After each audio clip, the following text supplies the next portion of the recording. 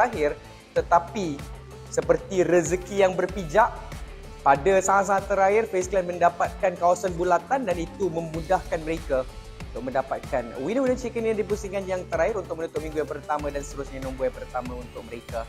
Winner-winner chicken dinner untuk FaZe Clan. Pandangan saya tentang tim Thailand, diorang punya liga memang keras-keras lah.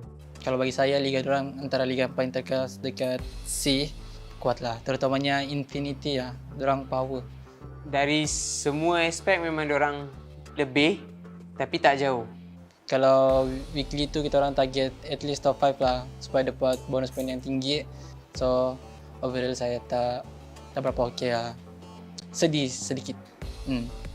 Tak kecewa pun sebab kita orang memang dah expect untuk week 1 punya SEA ni kita orang akan training. So upcoming week tu baru kita orang buat.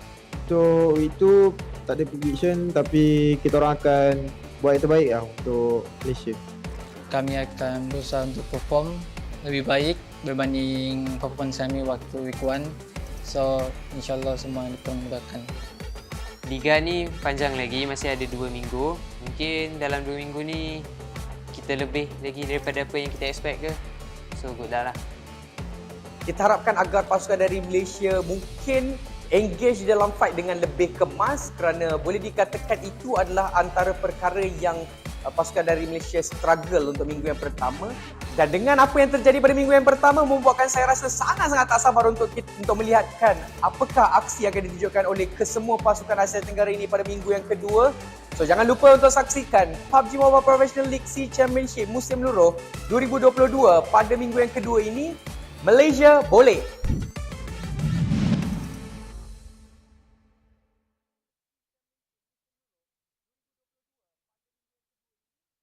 ต้นเกมที่กอตตันนี่ตายไปก่อนนี่ก็ไม่ใช่ต่อที่ทีมอื่นหรอกนะอ่อนเอครับก็เลยตาย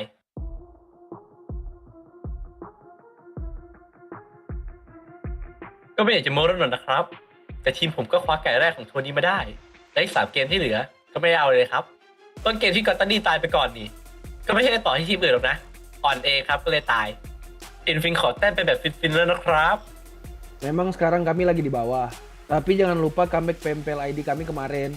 Buat tim-tim yang di atas, jangan senang dulu. Kami siap datang senggol posisi kalian.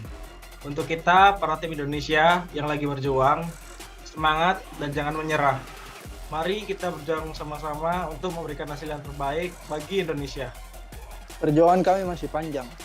Kami akan terus memberikan hasil yang terbaik. Support kalian semua masyarakat Indonesia akan terus bersama kami. Buat para fans, tetap tenang. Liga masih panjang. Perubahan gaya bermain pasti akan kami lakukan. Kami pastikan kalian tidak akan kecewa dengan performa kami ke depannya. Dukung terus kami. #IndoPride. Untuk tim yang main dekat week 2 nanti, korang hati-hati. Kita orang akan bantai semua. InsyaAllah kita akan buat yang terbaik untuk Malaysia. Có vẻ như là các đội tuyển cũng như các fan hâm mộ Thái Lan đang khá hài lòng với kết quả của họ ở tuần thi đấu vừa rồi. Nhưng mà đừng ngủ quên trên chiến thắng nhé. Bởi vì chắc chắn tuần thi đấu tiếp theo các team Việt Nam sẽ quay trở lại cực kỳ mạnh mẽ và sẽ đem đến chiến thuật cũng như lối chơi mà khiến các bạn bất ngờ ấy.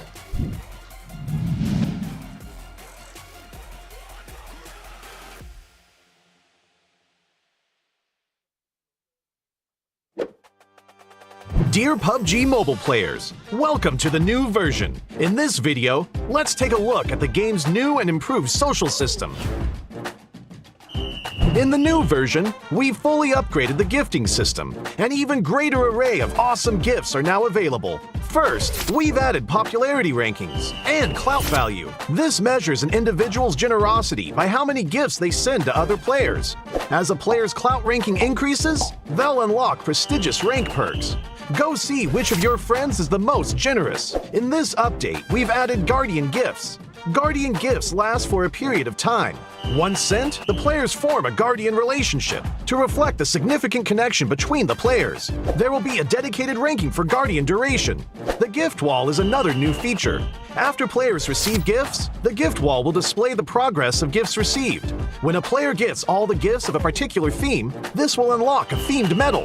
Furthermore, in the new version, the player who sends the most gifts becomes a gift sponsor. A ton of new gifts have been added to the shop, including those with special effects. Go and buy a gift for your best friend. In this update, we have revamped the Synergy system. We have created a new Synergy Anniversary gift. During special anniversaries, players that have built connections will receive rewards via in-game mail. What's more, players that have built connections can obtain Synergy ranking rewards. We have added a Synergy recruitment system to help players post recruitment information and add friends. Go and recruit some friends. In this update, the number of friends a player can add has increased from 200 to 300. Friends can now be pinned to the list. In order to make it easier for players to use team reservations, we have lowered the threshold for making a friend reservation. The Synergy requirement has dropped from 50 to 5 points. In the new version, reservation info will still be displayed in the chat window. Players can send more kinds of invite messages and view the real-time status of reservations. At the same time, the in-game display for reservation requests is now clearer. Don't miss a reservation invitation from a friend. For Team Up Reservation Chat, we have added a quick chat feature to send Team Up reservations. This will allow players teaming up in the lobby to quickly send common messages. Try it for yourself. These are all the major improvements to the social systems in this update.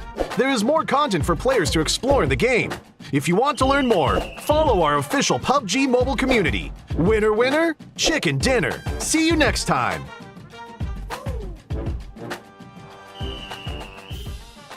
Have you gotten your hands on the new weapons in Noosa yet? Let's start with the tactical crossbow and firebolts. Firebolts are a new type of bolt that can only be used with the tactical crossbow. Ordinary crossbows can only be used to ambush one enemy at a time, while the tactical crossbow and firebolts can set certain buildings on fire for blazing tactics. This is especially useful against enemies who are hiding inside.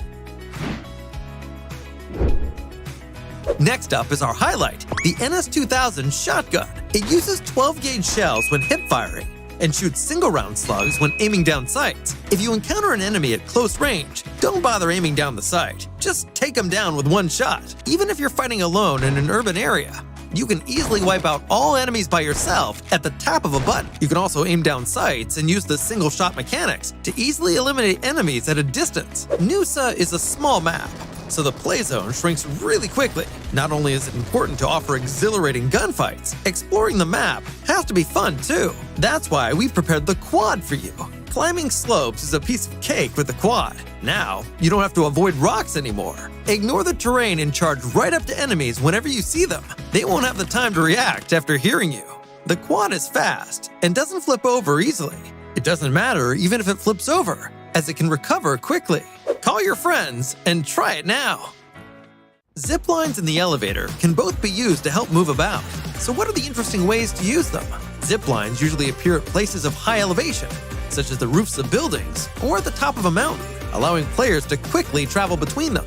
Players can quickly search for supplies and escape the blue zone. When being pursued by enemies, a zipline can be used to quickly get away. It's even possible to drop from a zipline halfway through to catch enemies by surprise. Furthermore, ziplines can be destroyed. Players can use the zipline to quickly reach the other side, then destroy it to prevent enemies from giving chase. Damaged ziplines also make good locations for ambush, as enemies may try and repair them. The elevator can be found in the tallest building of Telepack Town. The elevator can be used to quickly go between different floors. In actual battle, players can use the elevator to quickly get to the roof and to intercept enemies that come up from the lower levels. It's even possible to hide in the elevator and wait for unsuspecting enemies to enter to score a surprise elimination. Ziplines in the elevator are sure to help players out in battle and create all kinds of unexpected situations. So play PUBG Mobile and try it out.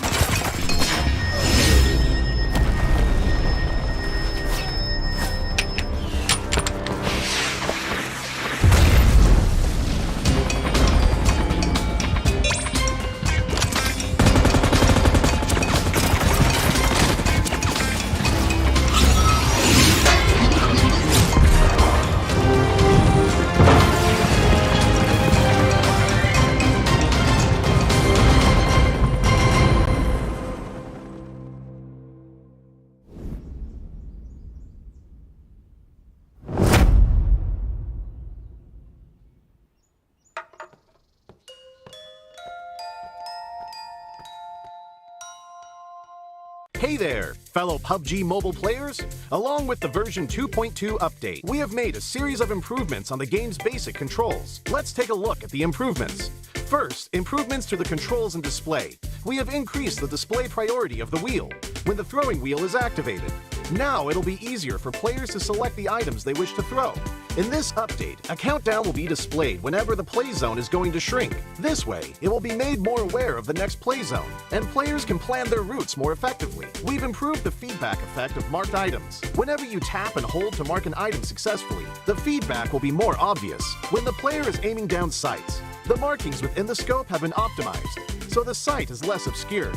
When a player jumps, after respawning or deploying an emergency pickup, it's now possible to mark the battleground with light columns. After a team wins, the buttons for MVP likes and summon statue will be combined. Now players can send a like automatically whenever they summon a statue.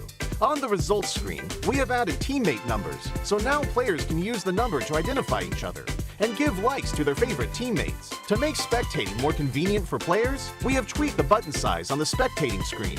This reduces the chance of tapping the button by mistake.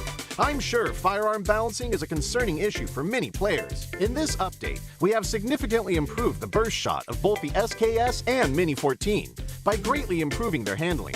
This will increase their stability fired consecutively and increase the damage dealt to enemies. Perhaps these two firearms will become your weapon of choice after the enhancements. For airdrop weapons, we have made some adjustments to the controls and damage dealt to better balance the airdrop weapons. In the new version, there are lots of new features worth checking out. When you acquire a firearm finish of your liking, you'll definitely want to admire it from time to time. In this update, we've added a firearm inspection feature. Players can now use this to admire their favorite firearm. During combat, players can tap the emote to enter first-person perspective to inspect the current active weapon.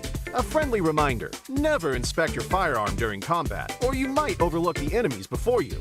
Do keep in mind that this feature is currently only available for certain firearms, but it will be gradually rolled out to other firearms in later versions. The recommended layout feature is one of the many new features. When players customize the controls, it's now easier to apply a custom layout recommended by the system with one tap. We've also added a trunk system. Players can now make exchanges while riding vehicles. Use this feature to exchange supplies with teammates.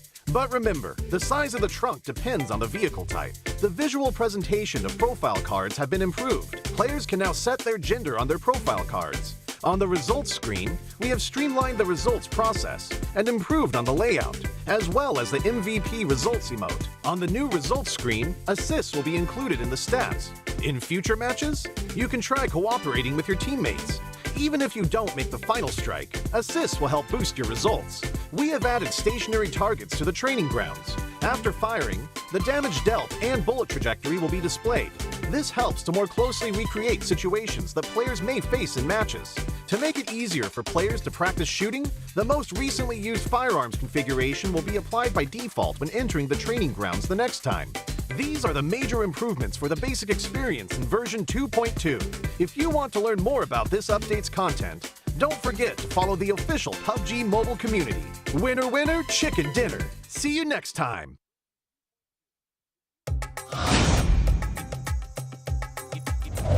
Hi everyone! In PUBG Mobile version 2.2, we'll officially release a new Battle Royale map, Nusa. Nusa is a 1 kilometer by 1 kilometer tropical island. The island is bright and sunny and has beautiful beaches, rolling hills, and dense vegetation. In addition to the natural scenery, it also has many areas that have a unique style and combat characteristics. Without further ado, let's take a closer look now. As a whole, being a 1 kilometer by 1 kilometer map, Nusa is the smallest map PUBG Mobile has released to date. It also has the most compact structure among all the Battle Royale maps. We can make some comparisons by looking at the data. Erangel is 8 kilometers by 8 kilometers in size, and 100 players participate in each match. This means there is an average of 1.56 players per square kilometer. In Nusa, an average of 32 players fight in a 1 square kilometer area. Conflicts are intense, and players will start shooting right after landing. In the southern part of the map is a heart-shaped island. Two paths connect this island with the gorgeous Pink Beach. The Ferris wheel and hot air balloon are both located on Pink Beach, which highlight the romantic atmosphere of the beach. But keep in mind that the terrain of Pink Beach is rather open and has little cover within a certain area. If players want to move around Pink Beach, they can do so with the help of smoke grenades to obscure enemies' vision, or push the beach balls on the beach and use them as moving cover. But if you do so, remember to keep an eye on their durability. In short, Pink Beach is beautiful and romantic, but you must take care if you plan to spend some time there. Bulan Bay is located in the northwest part of the island, and the coast is quite low there. The cliffs on both sides have a large height difference, and players can move between them with a zip line, utilizing the advantages of high ground. Players at the top can observe where enemies are moving in the bay. Meanwhile, players in the bay need to move around covertly. There is also a cavern connected to the sea in the northern part of Bulan Bay. Players can jump there directly. The cavern extends in all directions, and players can explore this area. In addition to the natural scenery, Nusa also has many urban areas, of which the largest is Telepak Town, which is located in the southeastern part of the map. Buildings are scattered everywhere in the urban area, and close-range street fights can break out at any time. There are premium apartment buildings in Telepak Town. These buildings have elevators that can be used, which adds another dynamic to searching, attacking, and defending in the building. For example, players can set up an ambush in the elevator. By getting in and not selecting a floor, they can then give enemies a surprise when they enter to use the elevator. The rooftops of buildings in Telepak Town are also connected by zip lines, which gives players more flexibility in urban battles. If the zip line is destroyed, it can be repaired with a tactical crossbow. I believe Telepak Town will give players a unique 3D alley combat experience. If you like fast-paced battles and enjoy thrilling shootouts right after landing, you can land at the Science Center at the heart of the map. The design of the modern orbital satellite roof feels really high-tech. The Science Center has 3 floors. Each floor is spacious and contains lots of supplies, which attracts many players to loot this area. As you can imagine, very intense battles will break out between these floors. At the top of the Science Center is a rooftop with a multi-layer structure. Players can look far into the distance from here for a great visual advantage. However, they'll also be exposed as there's nowhere to hide. If you want to land directly on the rooftop, you must check if there are enemies nearby to ensure your own safety. In short, if you're confident in your close-range shooting skills, you're welcome to land at the Science Center. Like the Science Center, Flame Village is also located at the center of the map. The terrain is quite low there, and the village is surrounded by mountain slopes. There are many huts in the village, and there are many places where you can stand on the beams of the huts. Players can climb or jump onto the beams to ambush other players. But there's one thing you mustn't forget. A tactical crossbow used with firebolts can set the huts on fire. This will expose the players hiding in them. Of course, firebolts will burn and deal damage to enemies when they are hit. In addition to huts, there are also brick buildings that cannot be set on fire in Flame Village. They occupy a large area, contain plenty of supplies, and are high conflict areas. If you're confident in your shooting skills, you can choose to land at Flame Village or Science Center at the heart of the map. It'll also be convenient for moving to areas along the edge. Other than the previously mentioned areas, this island also has winding and rugged mountain paths, a shipyard where the whistle roars, a regal resort with wide and open terrain, Sunset Street, which is planted with many banana trees, Crystal Bay, which has secret rooms, and more. These are all gorgeous locales that can bring players different gaming experiences. After hearing the above introduction, I'm sure players already understand what makes Nusa so uniquely fun. Lots of supplies for fast looting. The verticality of the terrain increases the strategic depth of battles. And the 1 kilometer by 1 kilometer size makes firefights inevitable. What are you waiting for? Gather your friends and enjoy a rowdy vacation on Nusa. For more details, don't forget to follow the official PUBG mobile community. See you next time!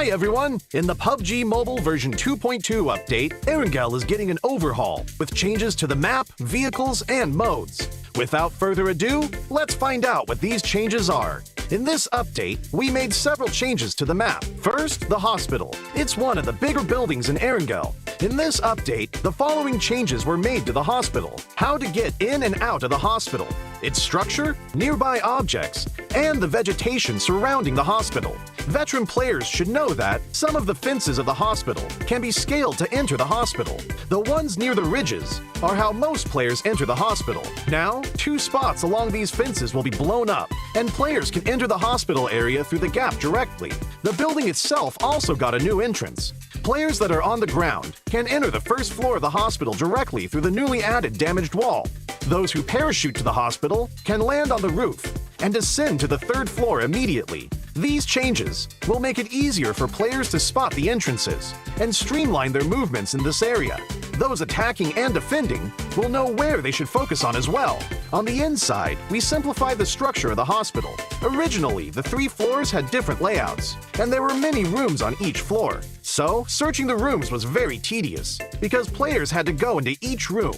After the update, the 3 floors are now more or less the same. Some rooms are now also connected, making it easier for players to remember and to search the rooms for supplies. As for the surroundings, we also made some improvements. We added abandoned ambulances and ruined medical crates to the areas surrounding the hospital, so now it feels more authentic. We placed some objects at the entrance of the hospital so that it wouldn't be too empty. This gives players heading toward the hospital a covered area to protect themselves, so they are not directly exposed to enemies inside the hospital. Outside the fences on the side of the hospital, we added a new climbable spot. Players can hide here, or they can scale the fence to enter the hospital. As for the fences by the ridge, since there are now 2 gaps to enter the hospital, we've reduced the number of objects in this area to make it more visible. So now, both attackers and defenders can see each other clearly. Further out from the hospital, we've added some new vegetation, so that players hanging around the hospital will have more places to hide.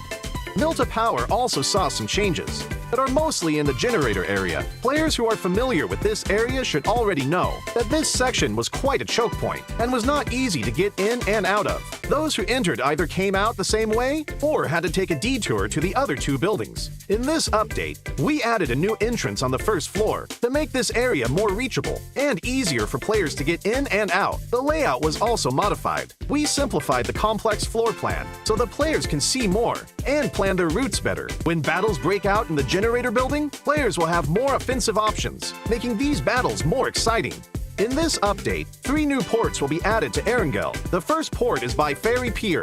We added a port here, as well as increased the amount of resources in the area. The Ferry Pier will soon be more abundant in supplies. The 2 desolate beaches to the southwest of Farm and to the south of Sosnovka military base will also get new ports. They will both contain a good amount of resources. Players will also find boats at these ports, so they can quickly travel to another location. So, keep these places in mind, because they'll make for a great landing spot. During the previous themed modes, players really enjoyed the special crates. In the new version, we'll add special supply kits to classic mode. Players will be able to find special supply kits in buildings. There are 3 types: medical, tokens, and military supplies. The resources in these supply kits are very good, so keep an eye out for them when searching.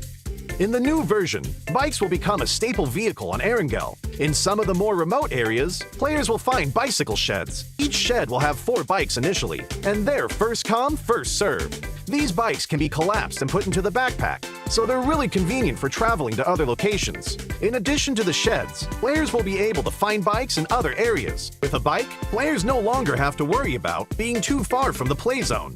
In the new Erangel, there will be flash shops. They will spawn randomly in outdoor areas. Those who find one are in for a treat, because there are tons of random discounted items. So, keep an eye out for flash shops during matches. Running out of fuel is one of the worst things that can happen while driving a vehicle. Erangel's gas stations will become functional for refueling vehicles. For the cost of just a few tokens, you'll get a full tank of gas. Find a gas station and try it out. These are the main changes in the version 2.2 update. For more details, don't forget to follow the official PUBG mobile community. Winner, winner, chicken dinner. See you next time.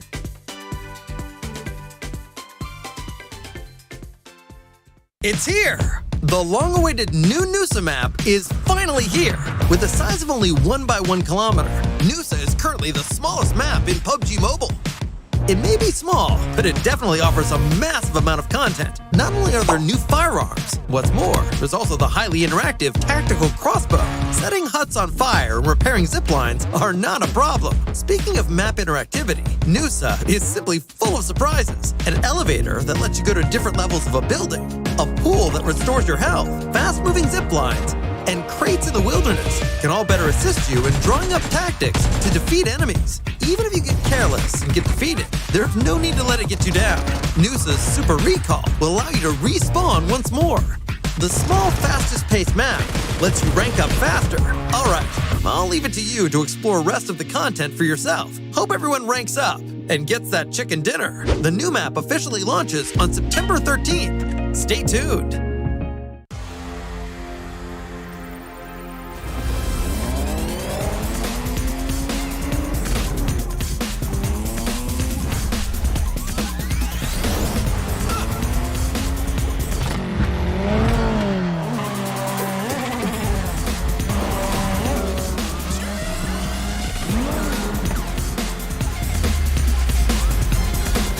GT Neo 3, Neo Speed Awakens.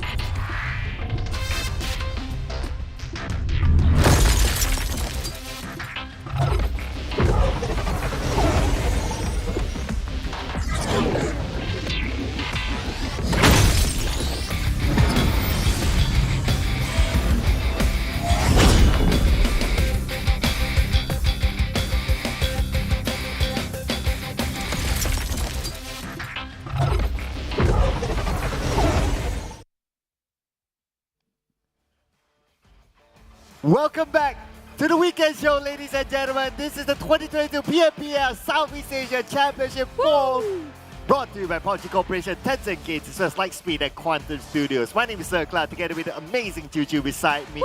And before we begin our show, looks like Choo Choo's really hyped up for it, but we're also hyped up for our official smartphone partner, Realme. And of course, this is the GT Neo 3 that comes together with a MediaTek Dimensity 8100 5G chipset and together with a dedicated display chipset.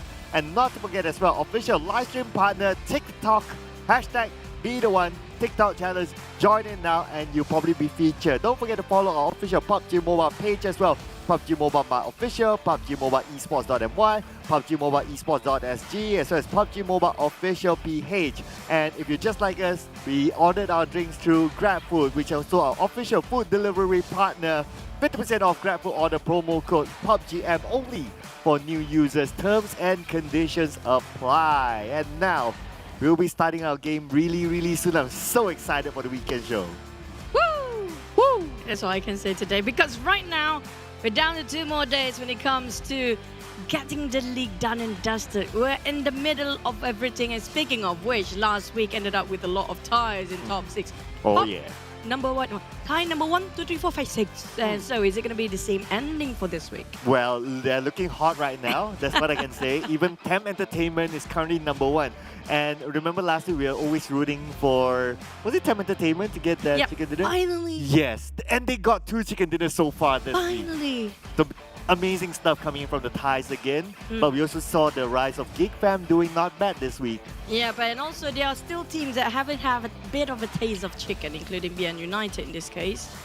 Oh, BN United. Just doing BN United stuff, I guess. Well, there will still be opportunity. There will still be opportunity. We still have 10 more games to go before we wrap up the week again, and then we will find out who will receive those bonus points. And what's going to be important is that coming into week 3, there are some teams will be fighting for their lives to get into the grand finals. Literally fighting for their spot here. We're talking about some teams that might actually being left behind. But before we get into the start of a weekend show here today, definitely you guys just join us. This is for you. For the Southeast Asia Championship Fall League, which is going on right now, will end on 16th of October. Which today is already the 8th of October, where we're going to play 5 matches per day. And only the top 16 will qualify to get themselves in the grand finals for 3 days straight from the 21st to the 23rd of October, where they're going to play 6 matches per day to just get themselves a 5 slot into the PMGC. And of course, it's not only about the slot, but it's also about the moolah.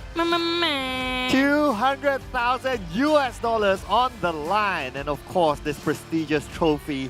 And the point system, nothing has changed. Winner chicken dinner will receive 15 points, second place 12 points, third place 10 points, fourth place 8 points, fifth place 6 points, sixth place 4 points, seventh place 2 points, 8 to 12 1 point, 13 to 16 will not take home any points, and as usual, 1 elimination per point. Now, how the system is going to work this time is going to be the same like last season and the recent ones. It's going to be the weekly bonus point where they will be awarded based on their placement, starting from the 20th place to the first place. But the points going to be contradict for a bit. Like the first place got the 20 points, the 20th place got 1 point. You get how it works. For the league points, the points are awarded for overall league stage ranking later on, where the total bonus point is going to be the accumulation of both weekly and also league bonus point. While the initial points means the bonus point they got and the total bonus previously will drag into the grand final Southeast Asia later. Well, we'll be dragging our teams into the game today. So Group A, we have the Xavier, 4 rivals, Buriram United, TEM Entertainment. In Group B, the Infinity, BN United, Alter Ego, Yoodo Alliance. Group C, Ego Esports, FaZe Clan, NFT Esports, SEM9. Group D, we have GIDS, DBD, Box Gaming, Vampire Esports. In Group E, we have Geek Fam, Boom Esports, Bacon Time, and SLD. But for the weekly rankings in week number 2, day number 3, yesterday's ended up wrapping things up really strong for this week for TEM Entertainment. But Infinity, you guys know the drill here. It's going to be all the ties to the first page. Except for Vampires, I'm not surprised if they pushed up into the first page as well by end of today or end of tomorrow. But the others, there are some teams that seems like having a bit of a same momentum. And in this case, it's going to be Box Gaming at the bottom instead of BN United. So BN United a bit late to the game if you compare to the first week. But right now they're doing okay in the middle bracket. But the Malaysian teams otherwise, then Geek Fam and Yoodo Alliance. Last week DBD was pretty okay. But this week, 4 rivals SEM9 still in the same spot. And especially 4 rivals though. 4 rivals seems like they swap places with Geek Fam here. Yeah, I know, right? Geek Fam currently on first page. We're already 3 digits. So that's good. So far, so okay for them. But definitely they'll be looking to go up a little bit more. But a comeback team, the Xavier, number 3 at this moment. And they're doing not too bad, I must say. The amount of rank points that they've gotten is just below TEM Entertainment. Second most out of everyone else. So they're doing not too shabby. So far, so good. Pretty nice comeback here for the Xavier so far. And at the same time, the one that we're looking over is going to be Ego Esports, since they are quite decreasing when it comes to performance in week number 2. But if you compare with SLD, this is the only Vietnam team with the most consistency if you look at as a region as a whole. But also, speaking of another region, we do have coming up from the Indonesian. Alter Ego has been really incredible, but Boom has it better for this week. I mean, like last week, Boom did actually secure a lot of chicken still, but like 1 or 2. I think it's more towards 1. And Alter Ego been performing more consistent, but they have a better overall rankings. But this time, Boom really show what they can deliver to our singers for TEM Entertainment. Even though last week the only Titan didn't land any chicken for them. Yeah, I know, right? It's like they got fueled by whatever happened last week. It's like, okay, we can't take this anymore. All our other same countrymen got their own chicken dinner. Nope, we're gonna come back in with a chicken dinner, and my oh my, 2 chicken dinners so far for TEM Entertainment. Not only 2 chicken dinners, but they are currently sitting at the #1 spot. But for Boom, my oh my, this is a clutch here by Yummy, a 1-4 that we just saw recently with a shotgun, and it is against GIDS. This is not a small team that got a clutch against. Yeah, but just remind yourself what really happened. Even the PMRC Yummy clutch a big one, and Okta clutch against Infinity, the entire team. So I guess when it comes to Boom, they are better when it comes to 1v4, 1v2 teams. I'm not surprised at this point. It's always Boom. Caught these flashy plays and flashy clutches. Yeah, the other day was another Boom player as well, clutching it against the Infinity, and this time it had to be Yummy stealing away the highlights. But let's focus in onto Sandhawk. So far, these are the teams to watch inside of it. GIDS, the Infinity, Geek Fam, and Yoodo Alliance. I'm not gonna lie here, the Infinity, they are still a solid team, whatever that happens inside of Sandhawk or in other maps. I mean, like last week we did, and like whenever Thai teams coming into our mind, it's like, what can we do to defeat these guys? Like, it's almost impossible to take them down. But I'm loving the fact that this time in Sandhawk we do have a mixture of especially Malaysian teams, 2 teams there. But we're talking about players to focus. Now, this is gonna be the teams or the players. They're actually running for full MVP, for the entire FMVP here, which is gonna be Tony K. We do know this name. I'm surprised there's no Mela in this, but definitely is going to be there somewhere. When it comes to damage, it's still going to be Tony K. But elimination is more to his side of Newsy, which won the highest right now, 78. But I'm surprised that assist is also Newsy, actually. Well, looks like he assists himself, he eliminates himself, being the perfect player. But what's going to be perfect is our schedule as well. You probably know this by now. Nothing has changed. So this is according to the +8 GMT. If you're in a different time zone, you might want to adjust it accordingly. We're going to start off in Sandhawk, play 2 Miramas back-to-back and 2 Irangos back-to-back. But as usual, it's going to be a rolling schedule for our groups. The groups are going to rotate. We're going to take a break after Mirama for the Maghrib break. And after that, a short break after the first Irango. So mark your moments during those timings, because those are the times where you can jump into Nusa and enjoy a game or 2. Now, you mentioned about if you happen to be in a different region entirely, their time zone different, right? What happens if they're from different planet? Ooh. What kind of time zone do you use? As far as I know, if you're further away from the sun or the moon or the sun, yeah, the calendar becomes longer. How sure are you? But I have right to now, fact check my science we're there. definitely sure about Nusa map. Now, definitely you guys have the exhibition only when it comes to the first week and the weekends. We had that show match before. It was really fast game. I mean, like that double when you play it with the players. It was like, a 10-minute chicken that time.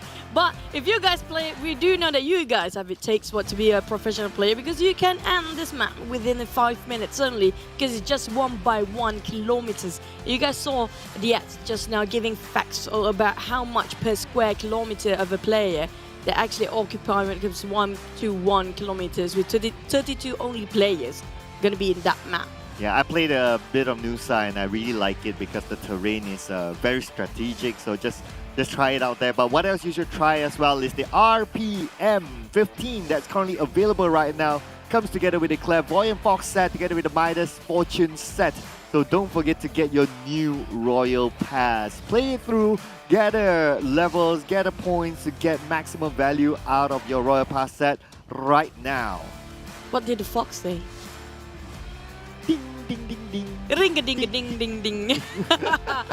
But what will the Swan set say? Because it's going to be a Spectral Swan set and Cosmic Inquisitor set. Come on, guys. You guys know how the drink goes. I mean, like, this is going to be every single day for the next couple of weeks. I don't know, but the whole 3 weeks is going to mention the same thing now. If you don't know what set is this, I have no clue where you're at or which planet you're on. And but this is definitely going to be yours to grab with the ultimate set. The first time ever with the double ultimate set. And also, Speaking of sats and also cash, there's going to be you guys to win over for once in a lifetime of your chance to get into the PMSC 2022 if you manage to squeeze yourself in the qualifiers of PMCC 2022. Just register right now. This is going to be the last call for you guys. And it's going to be a hashtag one squad, one goal. But I'm not sure about your goals, but definitely your goal want to get yourself in PMPL in the future. And this is one of the pathway to get into it. Yeah, make sure you're 16 years old and above. As long as you're still studying, you can join in and look at this new set. Someone was telling me about it yesterday. I haven't really had a chance to really look at it. But now, looking at the poster, True Speed, Real Attitude, and this is the new vehicle set that you can get inside the game. So before this, there was like collaboration with certain brands, but this time, this is original only inside of PUBG Mobile. You don't want to miss out on all these collections. You know what? At the left side, the second last of the golden car, I just drove through a car with the same golden wrap just now. Wow. That was like literally feels like a deja vu for me. Oh my god. If you want to ask my manager, you can actually ask him. That's exactly the yellow golden wrapping. It was a metallic yellow wrap as well, as I remember. It's not a matte. I do love the matte more when it comes to the wrap of a car. But hey, speaking of the cars and everything, we're going to talk about our prediction. Today, my prediction will be based on my manager. So I don't know why he put TEM Entertainment. Maybe he's rooting for TEM Entertainment since last week they didn't get any chicken. So maybe this week, every day, they're going to land themselves a chicken. I'm going to give a disclaimer again. Yes. My predictions throughout the day is by production. Okay, production. Yeah, so we do know how much you jinx the teams, and usually they will be eliminated early when they call the production. Yeah, that's why I don't want to take the responsibility. I pass the responsibility to production. And if anything happens to Geek Fam, it's their fault, guys. Yeah. To all you Geek Fam fans, it's their fault. Just say. So when you live a life, you have to make sure that you always not to be the one blamed. So always try to point. You know how you play games like it's never your fault? Yeah. You learn it the good way. You blame it on lag, you blame it on your teammates. It's always somebody else's. You're always right. You're the most righteous person in this universe because you matter to us. You guys watching at home. Especially right now, we're going to head into Sun Hawk for our first match of the day. We don't have Group B, if I'm not, I think, when we start off. Yep. Yeah? So Infinity, BN United, Alter Ego, Yoodo Alliance not going to play. Especially, it's a good news. We do know how Infinity can be a monster and how it's going to be a pain in the back when they just backstab you all the way. So we talked about Sunhawk before. We do know Cam Alpha are going to be crowded. Cam will be in the centralized circle again. You know how much some teams love to try the luck there. But also, speaking of circles, a lot of circles are really unexpected lately. Yeah, give us an even more unexpected one. I still remember back in PMPL Season 3, there was a circle in the areas of docks, and you know that opening just below cave, yeah, that area. And that's that small island that was the final circle. I hope we see some kind of wonky circle like that again. That would be super interesting. But hey, what kind of circles that you like? Tell us in the comment section. We'd like to know from you as well as we head on to Sunhawk.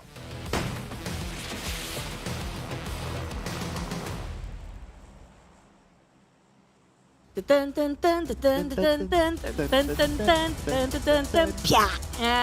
how you actually remember.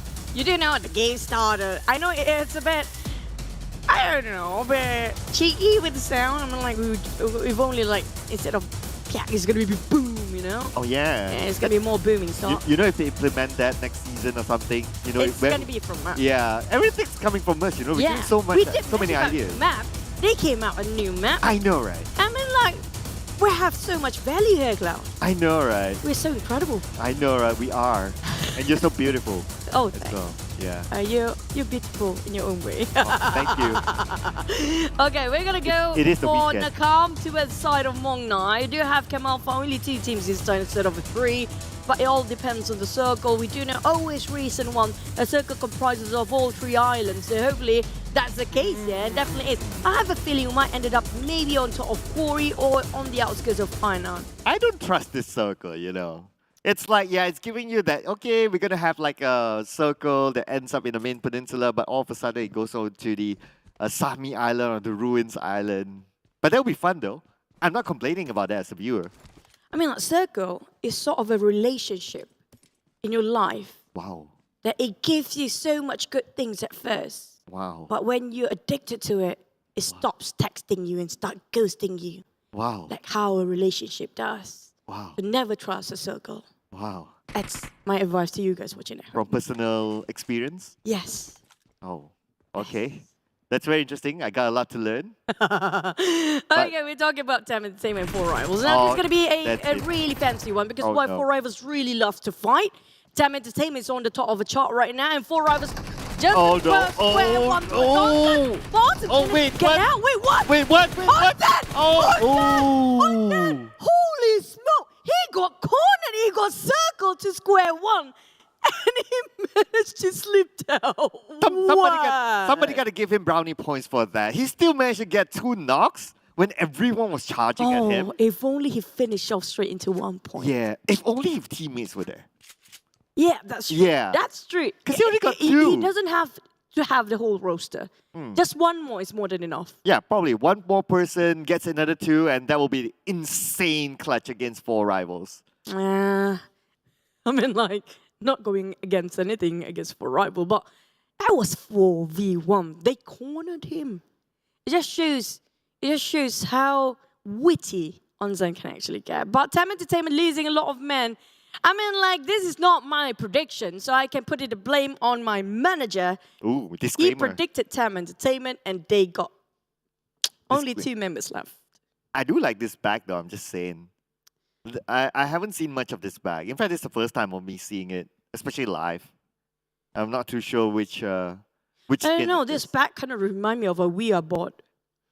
Oh, yeah! Now that you mentioned it. It feels like something evil that's going to come out from her. Spirit of the coin, spirit of the coin. I'm going to put it as like a fake name or like a Jumanji game. You know, we got a lot of topics about black magic nowadays. But, yeah. I don't want to even start. Nothing to do with that. But we can enjoy this. Onzens again! That was so good. Look at how he just came out like that. Yeah, like the confidence level of him trying to put them into the choking point and spraying with his AK. But anyway, that is definitely the most that he can get out of that situation. Like, by the time he finishes spraying, he needs to reload. There's nothing much he can do if it's 4v1 in that situation anyway. But he did a lot. If only there's one more person, just a bit, even if it's far, it's going to work the best in that case scenario. But, well, things happen already. It's no use crying over spill milk. But back to the side of DBD. Now, DBD, the team that used to reign quite okay, not so much. When it comes to last week, at least their performance better last week. They had some good moments, for sure. Some. But not a lot, some. They've been quiet the first half of the week, though. Just saying. Yeah. It took them a while for them to get into the game. But you guys don't take too long to get into the game. Of course, PMCC 2022 is happening. 40,800 ringgit on the line. Scan the QR code away. In case you miss it, it'll pop out again later. If not, if you're watching this on whichever live stream that you're watching, just, you can just, turn it back a little, rewind a little bit just to scan that. And do register. 16 years old above only. If you're below that, you still can enter, but maybe next year. Yeah, you can start by playing Nusa, get yourself Don't get used to Nusa, just saying. Maybe if you want to train to be a pro player, it's best to actually focus on the wrangle first. If you get used to Nusa, you feel like, why this map is so big, And like, why the game's not ending yet? Why took this so long? So, if you really want to be a pro player, just master the knowledge of the map itself. It will help you when you try to defend or when to get offensive. Every nook and cranny, have a structure. Even a single tree can save you in a dire moment. And that's a bit dramatic, isn't it? Back towards the side of box gaming. Now, box gaming. I don't know if they've lost their touch.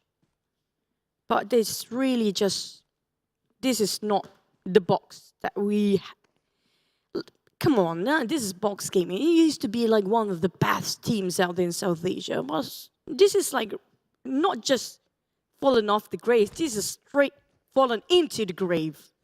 Are you going to say the same to teams like BTR?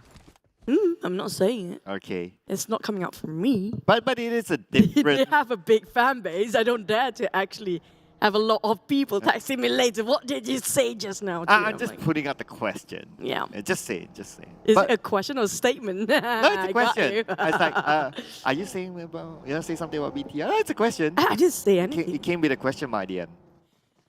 I'm not saying anything. You can't put words into my mouth. I'm not saying. Of course. Not yet. We have a lot of games to go. Don't worry. Okay, 4 rivals.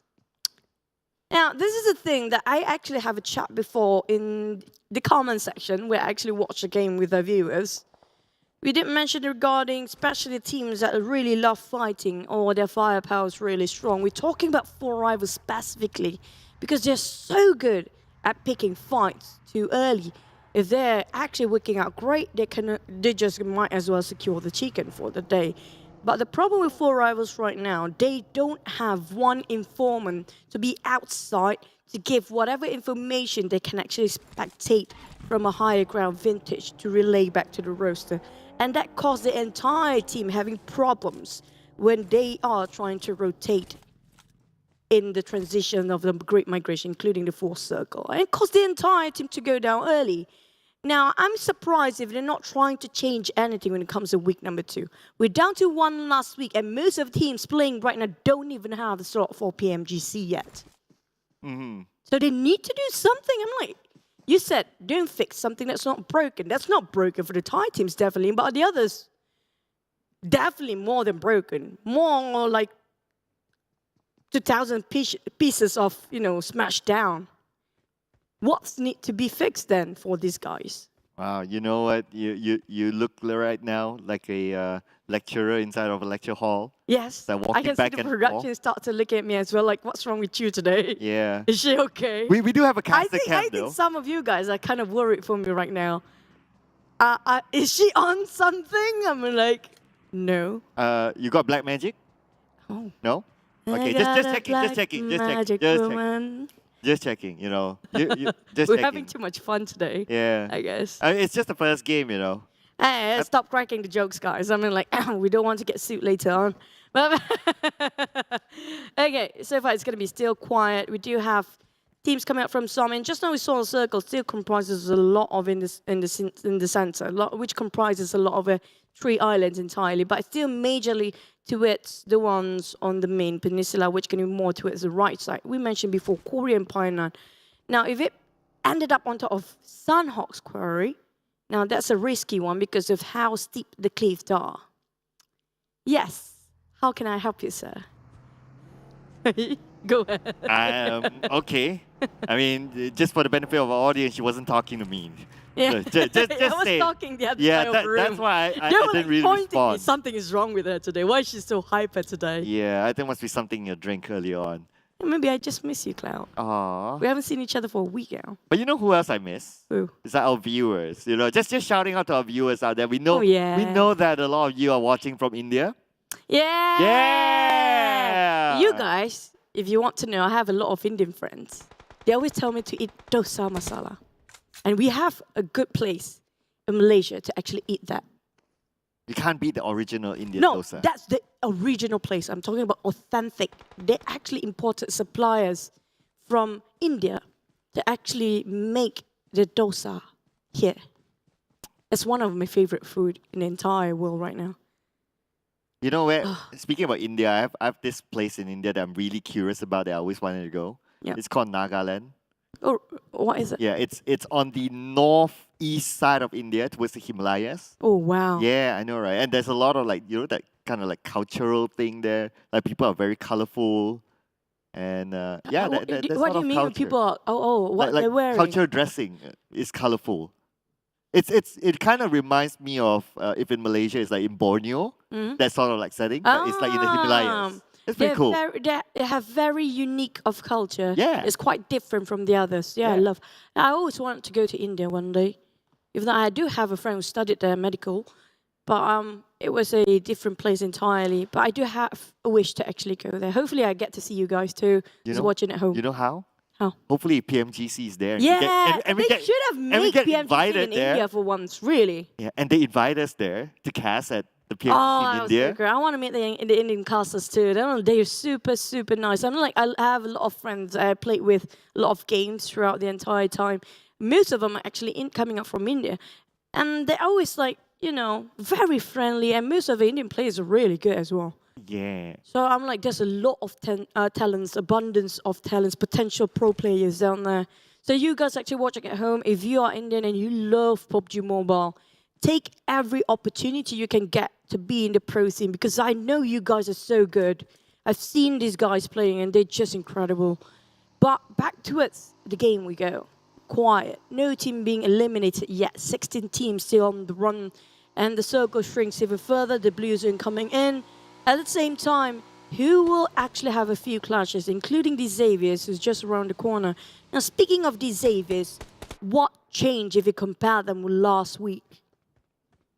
Well, they stopped making common mistakes. So common mistakes like they got themselves sandwiched, they're put in a position where they can be backstabbed. And basically, it really sounds like the basic stuff if you're a pro team. So, but at the end of the day, those are the basic stuff that really punish you. And PUBG Mobile is a very punishing game. And the fact that they managed to fix that, they stopped doing that kind of stuff, that's what puts them in a good position. Hey, don't laugh at me. I'm like, I haven't been to the gym recently. I'm doing squats only, okay? Okay, I think someone need to check your drink, you know. Like, what's in that bottle that you have? I'm too much curious coffee. now. I think I had too much coffee. I wish it was only coffee. I think my... I hope it's only coffee. I think my manager put something in my drink just now. He brewed me that coffee. So back to its Vampires, who's the only Thai team on the second page right now, taking the blue zone, Bacon Time and DBD as well, which right now TEM Entertainment fighting against DBD. Having a good start for side TEM Entertainment. But in the meantime, Jimmy, is this worth it? Like, he's quite a long distance shot there. Got down on the ass, so Mormon might actually be sprayed over. But the problem with DBD, they're far too apart from each other. Some of them actually in the blue zone, so they have to figure out how to rotate into the circle unharmed here. I'm starting to wonder, are we cursing TEM Entertainment? You know, when we cast... You mean we or I? Well, if you want to take it, I don't mind. But when we cast, you know, the entire last week, they didn't get the chicken dinner. Yeah, maybe and now we when should we cast start the games. You see, when we start casting again, like, they're in a tough position. Like, If only there are days that TEM Entertainment not playing a whole day, then we can cast that game. I'm a bit panting right now because I just did, like, what, 10 squats. Okay. Okay. Yeah, look at this circle. This is the circle that I like. It's tough. It's difficult. This is ridiculous. It's hard. Well, we ended up on the northern side or the southern part of land. It will be in Camp Charlie. It will be Cave. We have no clue. If we ended up in Cave now, that's going to be really intriguing to watch. But for the teams there, who's not right inside, the one that actually got themselves placement first is going to be GDG-IDS. They got even themselves a huge upgrade of loot with airdrop. SLD in the center, NFT squeezing from the top side, which gonna just have a clash with FaZe. Well, we do have a box waiting for Ego Esports. They'll be the gatekeepers here. Box gaming against 4 rivals again. 4 rivals been picking a lot of fights. They try to evade it, but they're just being sort of a magnet right now. All the teams just attracted to take them down. Ooh, Razy goes down. And My Name P goes down as well. Boom, as well as Buriram United fighting somewhere else. But earlier when we saw the map, I really like the movement from Geek Fam. I'll break that down a little bit later if we have the opportunity. But now focusing on to Box Gaming, they are still on the outside of the circle. 4 rivals need to move as well. But speaking about movement, Kengzo moves in, gets 1 knock, and it's going to be another loss for Boom. Kengzo got himself 1 point eliminations, but Boom, left, right, center, they've been cornered. Smoke's been popped up for Yummy. Definitely, they got themselves quite inconsistent when it comes to this week, but the problem is their transition not being that safe either. FaZe taking on 4 rivals while Boom, Yummy. Finally got our first team out, which is going to be TEM Entertainment, but back to us, Buriram versus Boom. What a nice nade just now, but Broly can knock down the entire team. Sky shredded his helmet with nothing else to work with. Nothing at all. We're talking about literally 0 on all utilities he had. This is going to be a huge problem if he actually whiffed at this. Ooh, Ironside, M4, can he connect them? No, he can't. He'll be taken out instead, and it's going to be Boom having the upper hand, but Boom is not in the circle at this moment. Tiger needs to fend them off, and Tiger only has 1 first aid to work with. 1v3, boom! It's gonna surround Tiger. Tiger with the DBS, 1 knockdown, 2 to go. Ring around, Tiger. So close yet so far. Ready? Trying to finish off wherever they're actually trying to prone down, but Buriram, they still have Kangzo and Minim around the corner. Now Razy doesn't have enough time. Blue Zone closing in. Name coming in with the vehicle. It's gonna just drive his bike right in the rail, and it's gonna be a reverse situation. Buriram closing, cleaving down. Boom, end up with a splat ending. That's gonna be the entire team eliminated here. We're down to only 13 teams left, while the teams that actually just won just now have a bit of a problem to actually get themselves inside of circle because they're still quite far to get into the safe zone. Now I'm questioning, are we cursing Boom as well? But now Echo with the long range, Echo only has like what? A couple of first hits, is that 2? Yeah, 2 first hits on the side of Echo, long range on the GIDS. At the same time, for Echo to get across, he needs to swim. Like if he follows the regular route, 2 first hits might be okay, but he exposes himself to danger at the same time. So it'll be interesting to see what will he decide to do. Now as the zone closes in, we put our focus onto Geek Fam, who's in the circle, but the circle shifts towards the right. Cave Circle. Let's go, everybody, as we have SLD approaching on the northern side. Ego Esports parked himself right on top of a cave. But the problem is, if it's going to be on top of cave, we do know how it's going to be a multi-terrain of levels. And GIDS coming up with only 2 players from the southern part. DBD taking some of them on the other end. They're just going to take a bit of a coastline moment, while Geek Fam tried to transition into the safe zone. But we saw how many teams coming out on the west side of the circle just now. It's going to be a bit of a problem to squeeze themselves in. I'm really liking the movement from Geek Fan. The moment the circle pops, they don't hesitate. They grab their vehicles, they go straight into the circle. And it's in Sandhawk. We don't often see vehicles, but they're like, hey, you know what? We just do it, YOLO in. And so far, they're doing quite good. But I can't say the same for Semna, unfortunately. Number 13, 4 elimination points for them. Yep. Back to a Geek Fam. Crossing a bridge. They're going to move forward. But FaZe, the one who got himself in a place where nobody can spot them out. Taking on Bensu. Box break. Is he the real MVP? Can he revive his teammate being knocked down by FaZe Clan? We do know Tony K is on the run for FMVP. Definitely, they will try to shoot him down, all the other players, and finish off by the side of Tony K. I'm not sure what happened to SLD. Happens to be ambushed by another team entirely when they try to transition themselves in the circle. But right now, Break don't have a break at all. He needs to move forward, try to find himself covers, and also making sure Ben's going to stay alive for the next couple of minutes, because that's going to be the only partner he has right now, and he doesn't want to be alone. Bacon time at the high ground. At least they have the high ground advantage, but as they move further forward, NFT will be waiting for them. DX is just far away, so that's not going to be an importance to Bacon time. But Bacon time... Okay, looks like Geek Fam seems to be in trouble though. Yuhai is at the bridge, about 20% of health. Not too sure why he ain't moving. Maybe he's been pinned down. And he seems to be all alone. For now, wait for a bit. Ice. Try to make sure everything clear before the rest of the team move forward. But they spot out a Lamborghini. Spraying, what a beautiful crispy spray just now by the Xaviers. And they're straight moving forward, try to go for the rush, but they're leaving Frankie behind. Frankie said, I'm not in the car. Why are you guys leaving me out? Lamborghini and Duke's like, we don't care. We just need to get this elimination. They start to close into Shirty with the DBS. Lamborghini going for the high ground, taking the structures of the rock. Ooh. But it's not going to be enough with the DBS or Shirty. They got you down. That's why you don't leave your man behind. And Frankie said, I told you so. Why didn't you go and take me into that fight? Well, to be fair, the car only can bring 2. So, to be fair, there's not enough seats in the car. Like, at least Frankie knows that, you know, if anything happens, he's the one going to be left out.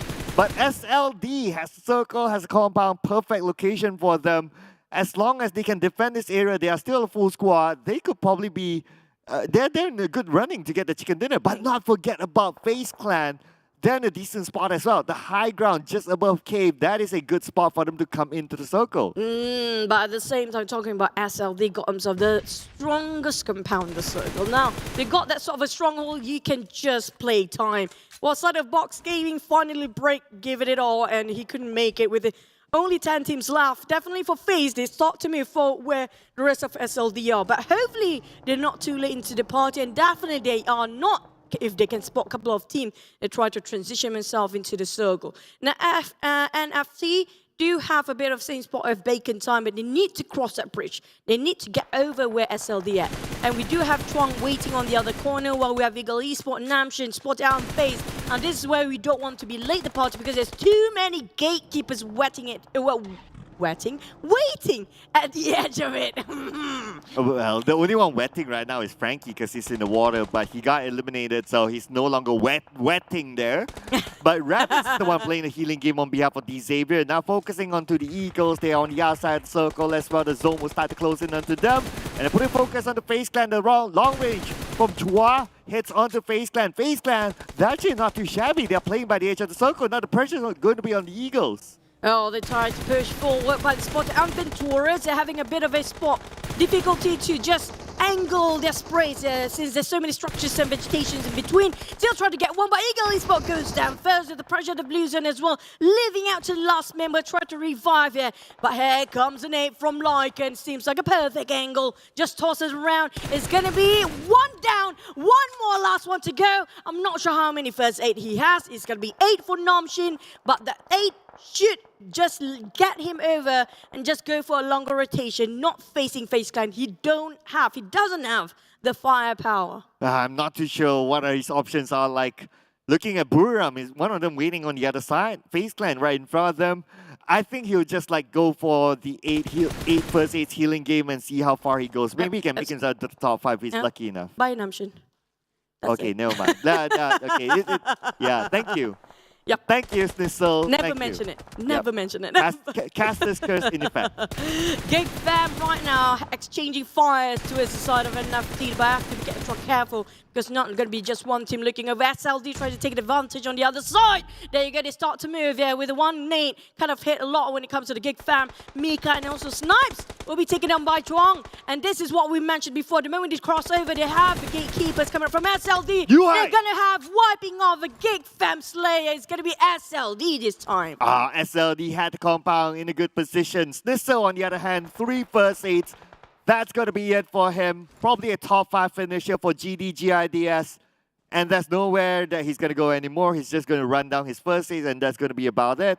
But at the same time, we can see that Xavier is still healing at this moment. I'm not too distracting, am I? I got to check your drink after this, but okay. NFT. Drone is proning. SLD Chuang spot him out. He can just whiff through. He can smell the fear. On the side of the Rabbits, I just have to hit one button and one button will survive till the end. That's all. We're down to 5 teams. He has to make sure he can survive when it comes to top 3 and top 2. There's going to be a huge difference when it comes to placement ranking points. But Amso's doing the same thing. He got more. He got 12 of them. And you know what? It's going to be healing game for anticlimactic ending. Yeah, but wait a second. FaZe Clan is still in this with a full squad going up against SLD, so it's still going to be a fight. I'm not too sure if they will be able to see Arabis heal up to at least a second place finish because I think this fight might take a while. But the circle seems to favor SLD a little bit more, but FaZe Clan has a little bit of the circle as well, playing by the rim of it. Tony K at the forefront trying to detect where his opponents are at. SLD spread out 2 and 2. Rabis moving in, but that's going to be it for Rabis. He's out of first stage. But the fight is happening now. FaZe Clan SLD. No! That's going to be the end. We're down to 3 teams only. Vacant time feels like going to share the same fate here. FaZe fighting SLD, who got treasured by the blue team, but they survived here. We're talking about Emerald 5 taking down on Ghosty. Lyca trying to push forward, but the retaliation on the other side. Smap now. He has to actually seal the deal. Oh, no. Blinded the team of SLD. But FaZe victorious. The man Myth, the Legend, and also Lycan try to help each other out, but Smap try to actually push with it. One more grenade, double down. There's so many GIDS, they're just tossing out. Lycan saving Taurus. Now, can they survive? They need to build this place because they're just being focused by SLD. You know exactly where they stand. It's still a 50-50 fight though between these two teams. If we look at it, it's going to be from Quad G on number 5. Spam is starting to move in now with the Vector. Spraying across, go to Lycan. Lycan goes down, one last man standing for FaZe Clan. FaZe Clan getting more of a clutcher, but no, it's going to be SLD with the first chicken dinner for today. It's Sandhawk. Winner, chicken dinner. I'm gonna finish with your rap, you know, it kind of be a... Okay, yeah, there you go. That's gonna be the chorus for the song. All right. Hey, there you go. SLD, shine like diamond. They're surely shining when it comes to their portraits and also their shots. They're definitely good looking, but also when it comes to good, it's greater when it comes to the performance. I mean, like last week, they have been really great. One of the best Vietnam team right now, as we speak, even though they are not under the radar before this. When it comes to the country finals, they are actually coming up from 5th place. But when it comes to South Asia, they're just so good. Yeah, if we talk about consistency, of course, comparing last week and this week, SLD is the most consistent Vietnamese teams. And they're doing very well. And in fact, this is pretty much their first time inside of the Southeast Asia Championship level. And consistency-wise, they are even above the Xavier.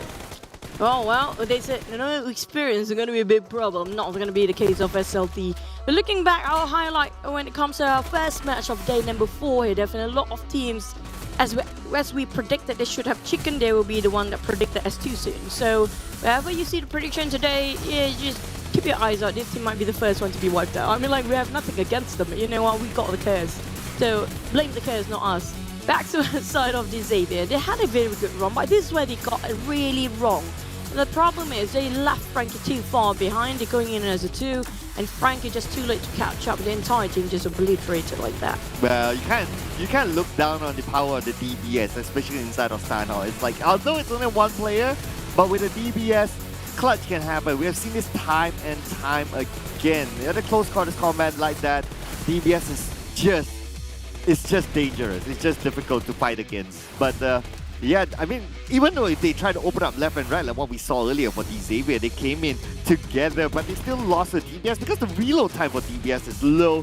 The damage is high. Like one hit just in front, you'll be down. Then yeah, that's why like even if there's like 2 or 3 people, a DBS can take them out. I'm not surprised we have another team called DBS after this, just for the sake of DBS.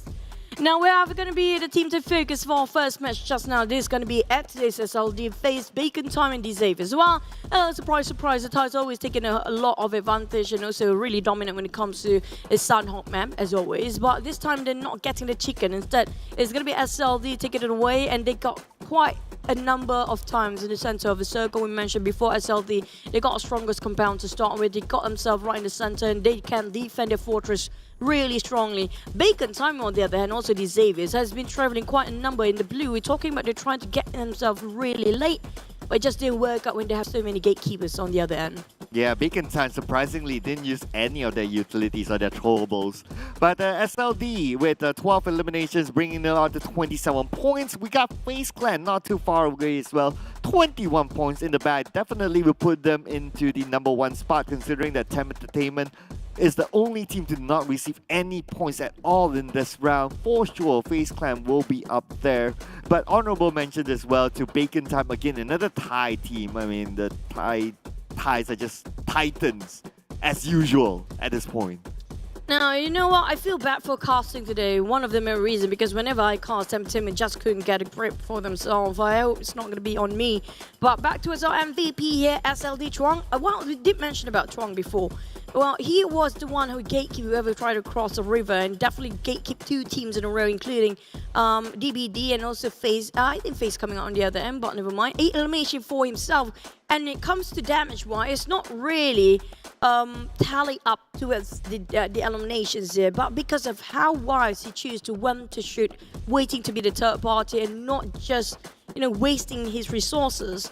It's just really witty. You can give it to him. Back towards the side of our weekly ranker. Still I just hope TEM still stays at #1 spot because I'm casting, but these Xaviers definitely have a go with a FaZe just 3 points shy between them in second and third place, pushing quite high up there. Infinity being pushed down. It's actually tied with FaZe as well. Alright, I thought FaZe Clan would have jumped up to #1, but it looks like the gap is significant enough for them to still be there. So TEM Entertainment is still at the top spot. Box Gaming is still down there. Unfortunately, 794 Rivals, they're the team that went out early. Even DBD as well went up fairly early, so they're still down there. Unfortunately, not changing for them at this moment. The Eagles went down a little bit, 2 points difference with NFT. That's also because NFT, they did better than the Eagles in the previous round in terms of placement points. But for the other teams, on page 1, Buriram United, still unchanged. The competition is that hot on page #1. It feels awkward for me to actually see Boom with a double chicken but getting himself on second page. Now, this is not a bad thing to actually have a double chicken, but definitely it's not reflecting quite right. It just shows that you don't have consistency. We have a lot of chicken, but you're still placing in the second page there. But back to a flight part, we did mention about Nakam straight up to the Paradise Resort. And definitely there's not of early skirmishes now. This is the second week we're talking about. Definitely a lot of teams already marked their territories and they're going to respect that for a bit. But when it comes to the circle, nobody can expect anything to happen there. We thought it was going to be Corey at first. Definitely ended up right on the bottom, right on the outskirts of Cam, Charlie and Cave, where it kind of splits. This is where a lot of teams take it down because they have no clue about whether to stay on the left side of the island or the right side. And that's where we can see here the Xavier, they kind of like follow the footsteps of Geek Fam. They were on the main peninsula, they moved towards the left where it's the Sami Island, and then they had to fight their way through to the right. But yeah, I can understand why they sort of like, okay, kind of like put focus onto the left at some point, because logically as well, there will be lesser teams on the left as compared to the main peninsula. So you like want to avoid some teams, and that's maybe their team strategy, and that's okay, that's not too bad. But of course, when the circle shifts, then you have to move to the other side. But the advantage is that because there are lesser teams on the left, that means there's lesser competition to fight their way through. And anyway, their strategy was to play the healing game. So the whole idea is just to avoid as many teams as possible in the early stages. And also the last circle we saw here just now, FaZe is just really not in the good position. They kind of clumped up and they got themselves quite a slow in between. Just so hard for them to actually spot out where the rest of SLD. But SLD, it's definitely a good judgment call when it comes to calling out rotations and where the exact spot they want to be in set of time. We saw how they just got themselves a compound before and they just know when to get out, not too late. Because the moment you get out of a certain compound too late, when it's not inside of a circle, it's quite an open field, and if you caught yourself in between of transition and so many teams, that's how a lot of teams being eliminated in that sort of a process. But next one we do have a wrangle, which is going to be one team definitely, one group definitely will not be playing. In this case, today is Saturday. We're going towards ABCE Rama, which gonna be only Group D not playing GIDS, DBD, Box Gaming, and Vampire. Now, Vampire definitely is gonna hurt a lot because they haven't been performing as they used to be in the last week, though. Yeah, maybe that's the break that they needed, right? Like, and whoever takes a break next, they will take an extended break because of the Maghrib break period. But speaking about teams' performance, these two teams, like what we talked about, SLD so far is the most consistent Vietnamese team compared with last week and this week. So they're being compared with the Titans, FaZe Clan. Last week, #1 champions, super duper hard. This week, although they're not #1 yet, but they're still really, really hard. What else can I say about FaZe Clan, right? Oh, FaZe. Well, FaZe is FaZe. Oh, when you talk about Thai teams are Thai teams. Yeah, there's nothing else to say about them other than being really brilliant, remarkable. But back to as a team to focus when it comes to jumping into Marama. Again, FSLD is one of the best team out there. Buriram as well, FaZe, where hello. A lot of domination coming up from the Thai teams again. But this time, I want to see if Indonesian teams really going to go out strong. Because we do know Boom have been performing really incredible, but they just blend a lot of chickens, but not too much when it comes to consistency. So it's going to be Alter Ego for the next one. Definitely we want to see how can they fare if when it comes to their more stronger map, which we mentioned before, ABCE Group D not playing, GIDS, DBD, Box Gaming, and Vampire. Now, where have NFT gone? Where are the NFT we know in week 1?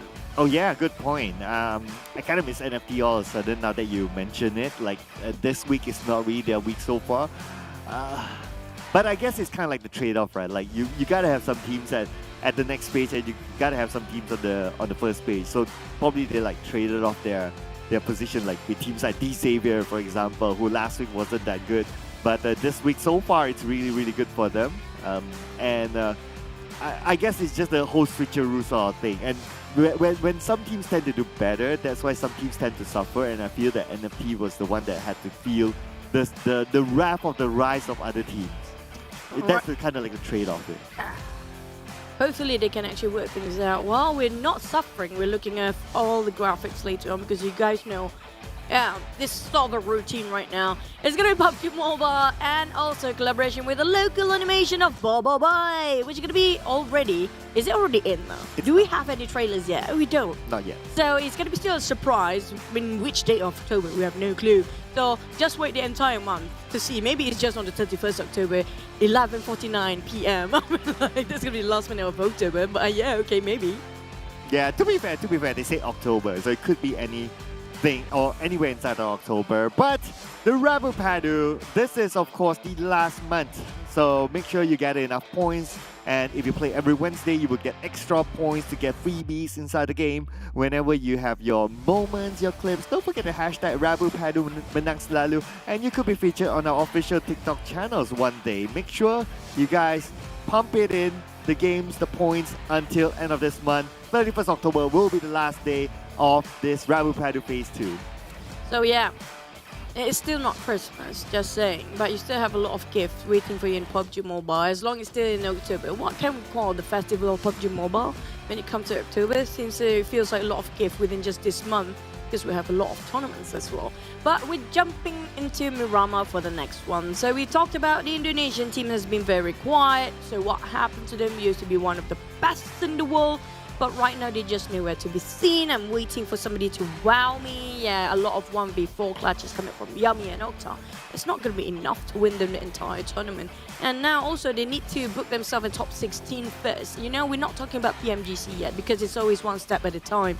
Top 16 who will be relegated. Feels like some teams almost have the same spot, just like how they were in the week 1. So if they want to push right now, this is not the perfect time. This is where they really need die in it. Like they have to, we in Malaysia call it die push now. Die push, eh? Yeah. Oh, okay. Die push. Oh, okay. Can. I accept that. I mean, that's the only Malaysian Manglish we call it terms that I'm really good at. Push. But totally agree. Like week 2 is super important, especially if the teams don't perform well in week 1, because we've seen this sort of format before. It is punishing if you are not consistent, especially week 1, week 2. If it's only week 3 that all of a sudden they rise up. Sometimes it's hard, and sometimes it's like it's not enough points for them to get into the top 16 onto the grand final. So whatever it is, especially for teams who didn't do well last week, like 4 Rivals, like 7-9, like even BN United, they need to like really push it through this week. And next week is also another push for them.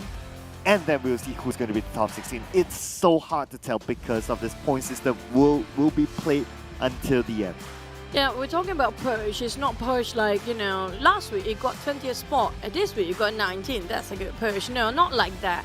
What we're talking about, if you got yourself in 20th place or below 16th place, we're talking about 17, 18, 19, 20.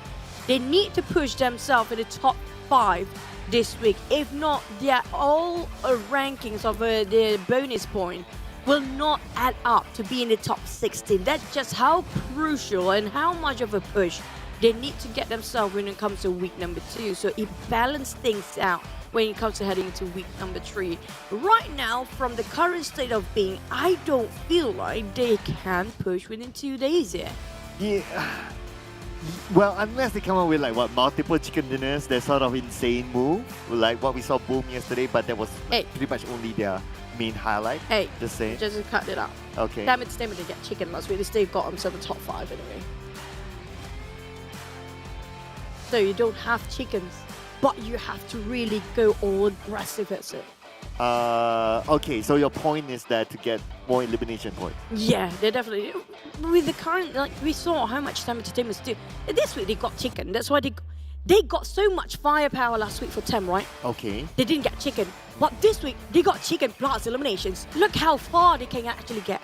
Okay. At least one step at a time. Chicken, it's so hard to secure with the transitions going on. Like, they really need to rack up their elimination points. That is more doable at this point. Okay. Yeah. Any other thoughts? I mean, like, that's it. I mean, like, it's really simple, PUBG Mobile. You just drop down, loot yourself, survive for a bit, see people, you shoot, you win. That's PUBG. The best in the world. There you go. Are we on to the break now? Are we having break early? I think we're gonna have a break after the second game. Right? Yeah, we are. Yeah, we know. Like, You're really worried about me. I am worried. I'm like, I'm okay, guys. I'm like, do we need to send it to the break or something? No, we're okay. No? Okay. We're Yeah. okay. I think Our producer notices what's happening. Just say it. Yeah? our production crew is like they're like really scared inside. But I'm okay. But speaking of which, you were talking just now. I forgot what I was supposed You to were say. talking about It how was- they can secure themselves a few chickens like today. But is that the case since you saw how Boom got themselves the only team in the second page with double chicken, but placement wise not so. Oh, okay. Was I talking about that? You were talking about having chickens more. I was mesmerized by your energy level. Because the fact that I feel like this season, right, with this sort of a format, chicken don't matter as much as points of eliminations because we saw how much the teams can get. The 14, like the average is like 12 to 14, right, these days. They're so close to getting themselves a chicken dinner. So why would you bother getting a chicken dinner, like, if you can get points more than that? Okay. Get me? All right. Yeah. I'm just making sure that she's flushing it out. Evan, really, manager Yoodo Alliance? Thanks. Why this team? Okay, I don't know why. I'm not complaining about mine. Yeah, you're gonna pick all the safe one, just like No, you did. I didn't pick.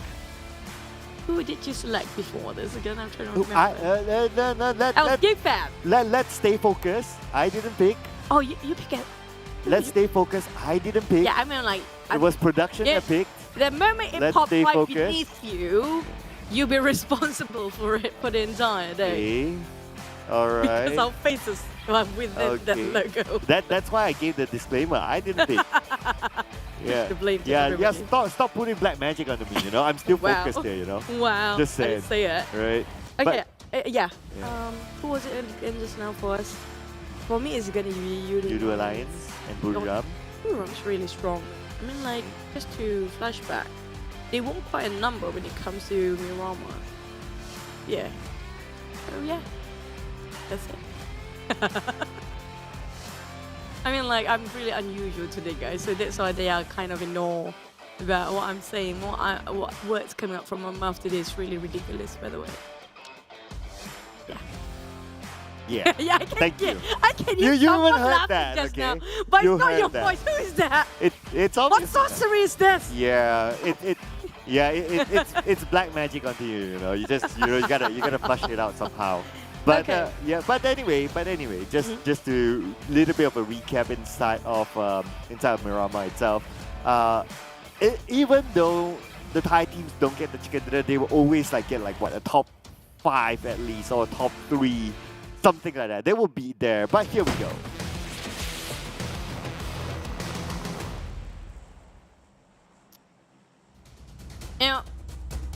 Feels like. I know this is gonna be a good question. Okay, try me. What's the secret recipe of the Thai team? Don't say it's black magic. You little shit. I know you're thinking about it. I saw your face. You little shit. You know I was going to say that, right? What's the secret recipe? Black magic. Are we not done with it? So, Okay, I don't know. If you want to compare black magic, fine, we're gonna play this game now. If we Okay. compare black magic, Alright. why is it the Thai's black magic so supreme? If we compare with the other regions then. Well, to be fair, I haven't seen it before.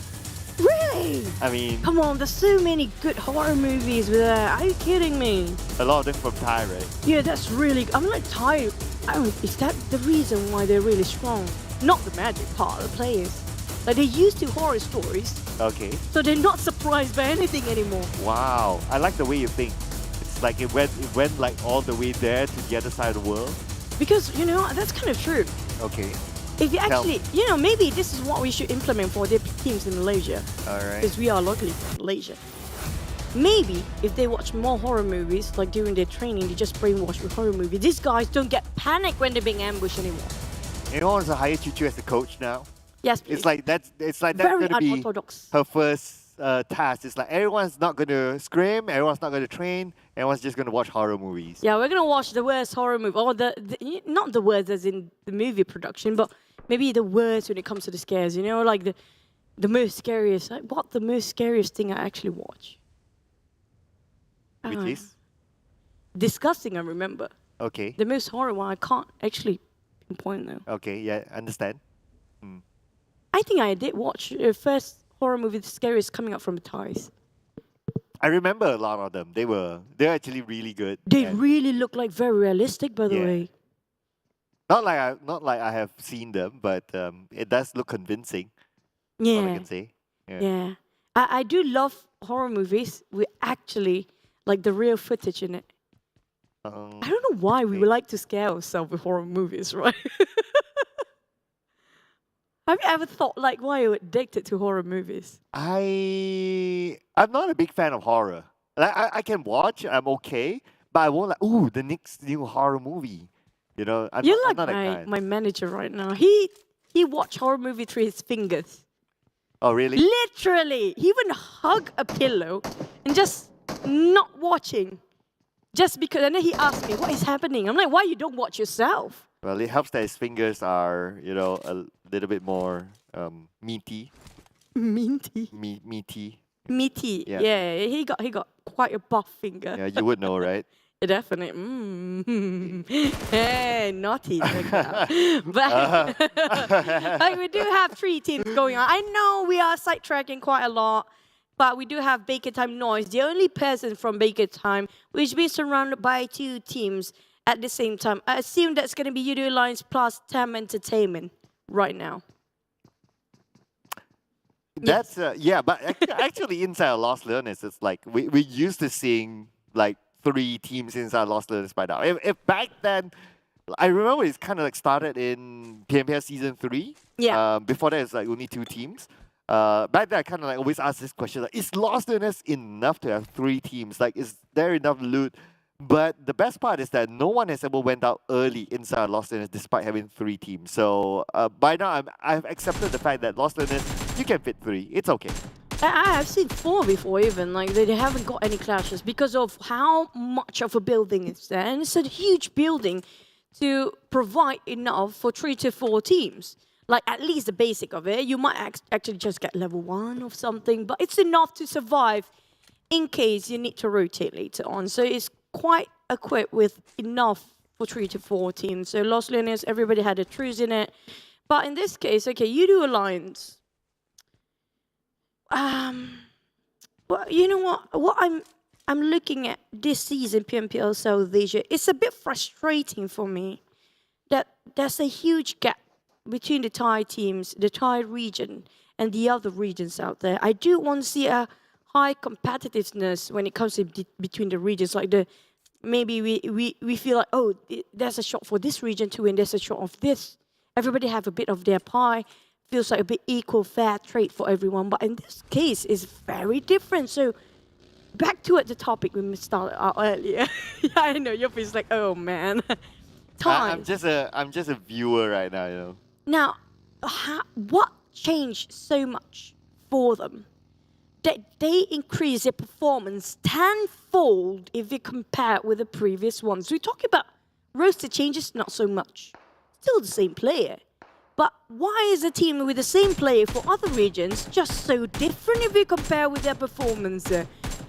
Including, like, Harm used to be anti-circle, right? Now I'm playing in Sam 9. They had so many roster changes for some of the teams here, but they just couldn't work things out. What went so wrong? There's such a huge gap between the Thais and the others. Oh, that's the question? Yeah. Okay, I thought you were going to follow up with that. But Because I can't okay. figure out the past 2 weeks here. I'm trying to think it through. All right. Okay. So, based on my observation, and that's not only from this PMPL SEA, but also I think the observation really started from PMRC onwards. Is that the gameplay is hyper aggressive. It's like if you notice, like first it's hyper aggressive. That's one, and second is that they are very, very confident. If you just observe, like the Infinity is the best example. Like yesterday, how they opened up in one of the Miramar maps where the circle was in Chumasera, in the Erangel map, I think it was the game number 4 yesterday. Like their opening during the third circle is 1-1-1-1, and because of that, they managed to cover majority of the circle. Now, okay, majority of like maybe 25, 30, 40% of the circle. Now, because of them doing that, that will push other teams to move on to the other parts of the circle. And when they do that, they will clash up with each other. And that's where the Infinity took advantage of, like, okay, whether they try to steal away from the long range or they go up in terms of placement points. So that's how they took advantage of everything else. It is because of their confidence level, it is just different that allows them to do that. And not many teams are able to emulate that kind of movement. So, since we watch with our 4 rivals losing one more here, fighting an FT, finish it off for Vafel. Boy spotted out quite a far range here against 4 rivals. Foki and April left here. Definitely not having a good start for them when it comes to Miramar. 4 rivals, they need to build this one. It's not worth fighting anymore. They don't have enough manpower. Well, unless they are Octa or Yummy or from Boom, definitely can actually have a shot. But we do have Infinity start to move again, this Savior as well. We're going to go back to the topic later on when things have been quiet. But right now, not so much. Tony got himself quite a high heal there.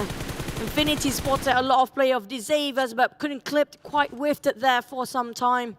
Here comes the first nade being tossed out towards the side of Lamborghini, hoping it just falls right on top of the person. But the moment Lamborghini knows it's quiet, there's no more spray, he knows it's cooking up nade. So he's definitely going to build this place and try to evade as much as possible. Now, Tony, yep, there's nobody there.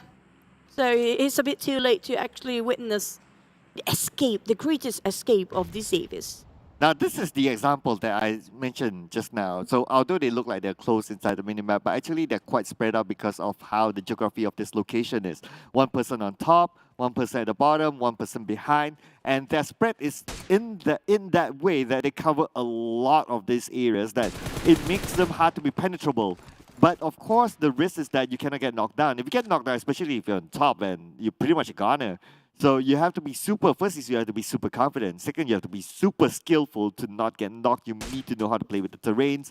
And that is where they're really, really good at. So this is just one example from the Infinity. If we have an opportunity to like see something significant from FaZe Clan, I'll point it out again. But that is also to answer why the Thai teams are just different. And this is just one of it. Well, hopefully things working out. Like how Jason mentioned before for some teams, but back towards the teams that's not really have a good start. We're talking about them way too far into the blue zone, try to find way in, try to find a warehouse, but the moment you step out of the warehouse, it's going to be open field, how to climb the big hike. And now it's going to be Kangzo spotted out from the rest of the Geek Fam with a mini 14, but at the same time he's losing health and burning into the blue zone, which is not going to be great. You do kind of realize that blue zone is not your friend right now, but these guys treating them as though they are soulmates. They're not willing to leave the blue zone even though they are burning them, just like her toxic relationship works. Back to the side of Buriram, Kangzo. Wow. Oh, well, he got himself first aid kit, at least one, so he's going to be okay. I think he tried to loot more when it comes to crossing his paths with these compounds, but well, I'm just going to take the high road anyway. Ooh, now back to the Infinity. Look at this, the Eagles, despite them wanting to get close, but they can't. And unfortunately for F1, he has to leave his vehicle behind.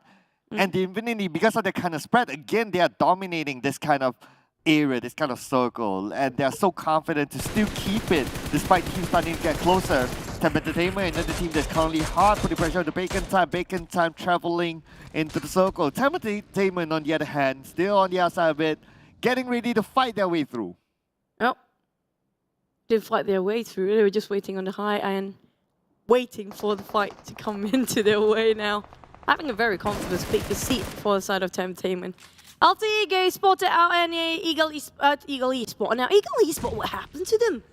They really lost their tempo now. We're talking about them being sort of in odd situations, like here, example, because usually Ego Esport, they know where exactly to stand when it comes to the last few circles, and things just didn't work out for them. It's just the second phase. They already got caught red-handed, got down. But Boom, on the other hand, because of how Alter Ego just spotted out Eagle Esport early on, giving away the position with the preemptive shot just now. But a lot of teams realize just the second phase, so they don't want to. Not a lot of them want to chase or too overcommitted. So it's a fight that might actually caught themselves in a war zone later. Yeah, it's gonna be interesting for some of these teams now.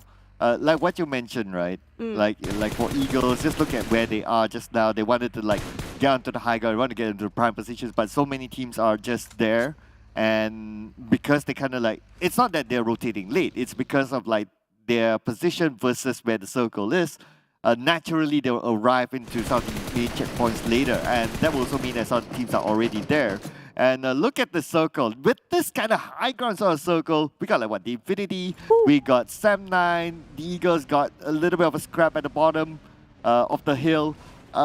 It just shows that, okay, the play area is going to be small at this point because of this kind of circle, because of this kind of high ground advantage that the other teams have. Because with this high ground, they can overlook a certain area and they can shoot immediately on whoever who's in a certain area. Hence, the playable area pretty much is only just like what, maybe like 30% of the circle. If you're not on the hilltop, that will also mean that teams will bump into each other earlier, and we will see a lot more fights as we approach the fourth phase of the circle.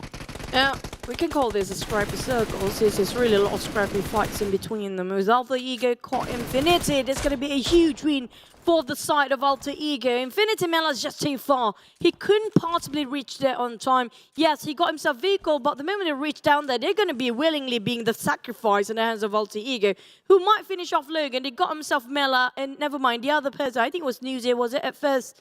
And it's left with Mela and Tony here. Logan bleeding out. Mela actually reached there. I'm surprised how Alter Ego didn't finish off Logan. Oh, never mind. It was a nice bait just now. They did finish off Logan. Renore making sure the job's well done there. And caught one more player, Tony. But never mind. We're back to it, the side of Craterfield and FT.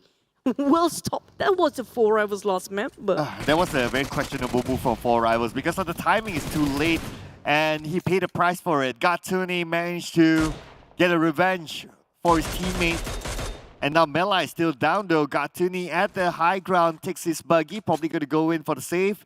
But that means that he'll leave this prime spot, that he can still farm elimination points. Is he going to do it? I don't think it's going to be worth it because the team is still active down there. But now we move on to Boom. Gets one. Can he get a second one? Razy. Nice knockdown for him. But Capone is still alive.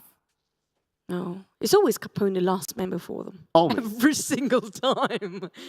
Got himself maybe some charms, lucky charms. Black magic? No, that's going to be white magic. Oh, okay. Because it's good. It's going to be very charming. Back to the side of Boom. Razy pushing forward with a lot of smoke. Octa finish off Silence straight away. Shunon still there.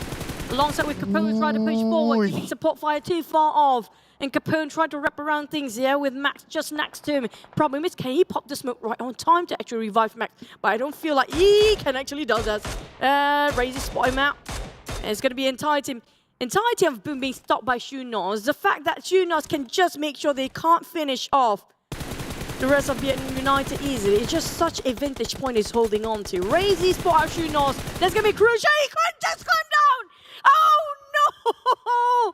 Being spotted out from that far with that scope. My God, Boom, your eyes are just incredible. We're not going to lie, that is an incredible shot. But look at the circle, it still has the high ground. Gatuni can still play within the circle, but he needs to be prepared that the circle might move away from him. Sam9 is in a good position, NFT as well with the high ground advantage. FaZe Clan, not forgetting about them. They don't have the super high ground, they have a mid ground, but that's still not too bad.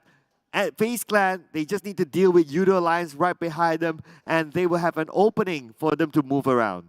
What kind of circle is that just now? It's a rare one, get it? Yeah, it feels like it doesn't have a name of place there, so we can't really name the circle. Oh, It's man. on the outside of Crater Field. That's the closest But it's landmark. really rare, that sort of a junction, right? Yeah, it is. You don't get that all the time. We don't get it at all.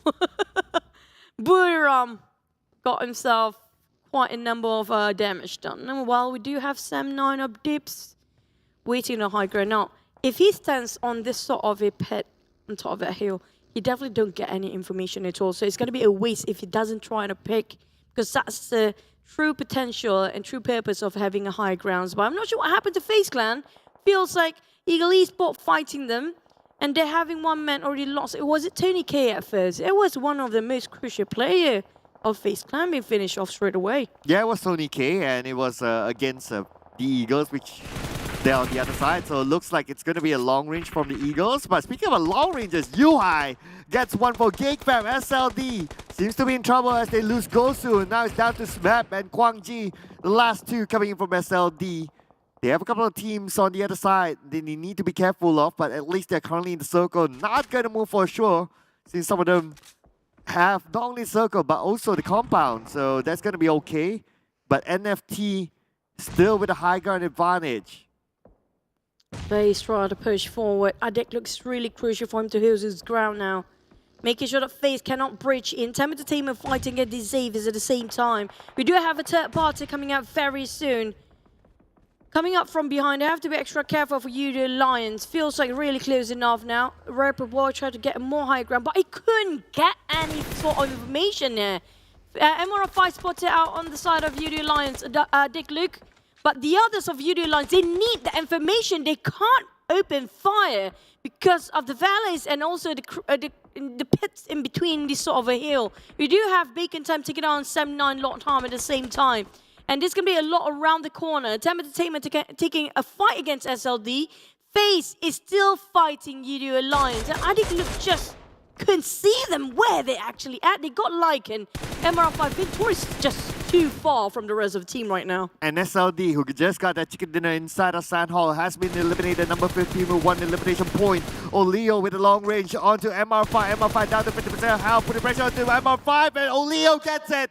Oleo gets a knockdown. That's an opening there for Yoodo Alliance to move in. They need to finish off the rest of FaZe Clan, but that one last member of FaZe Clan is away out of here, holding on for positioning points.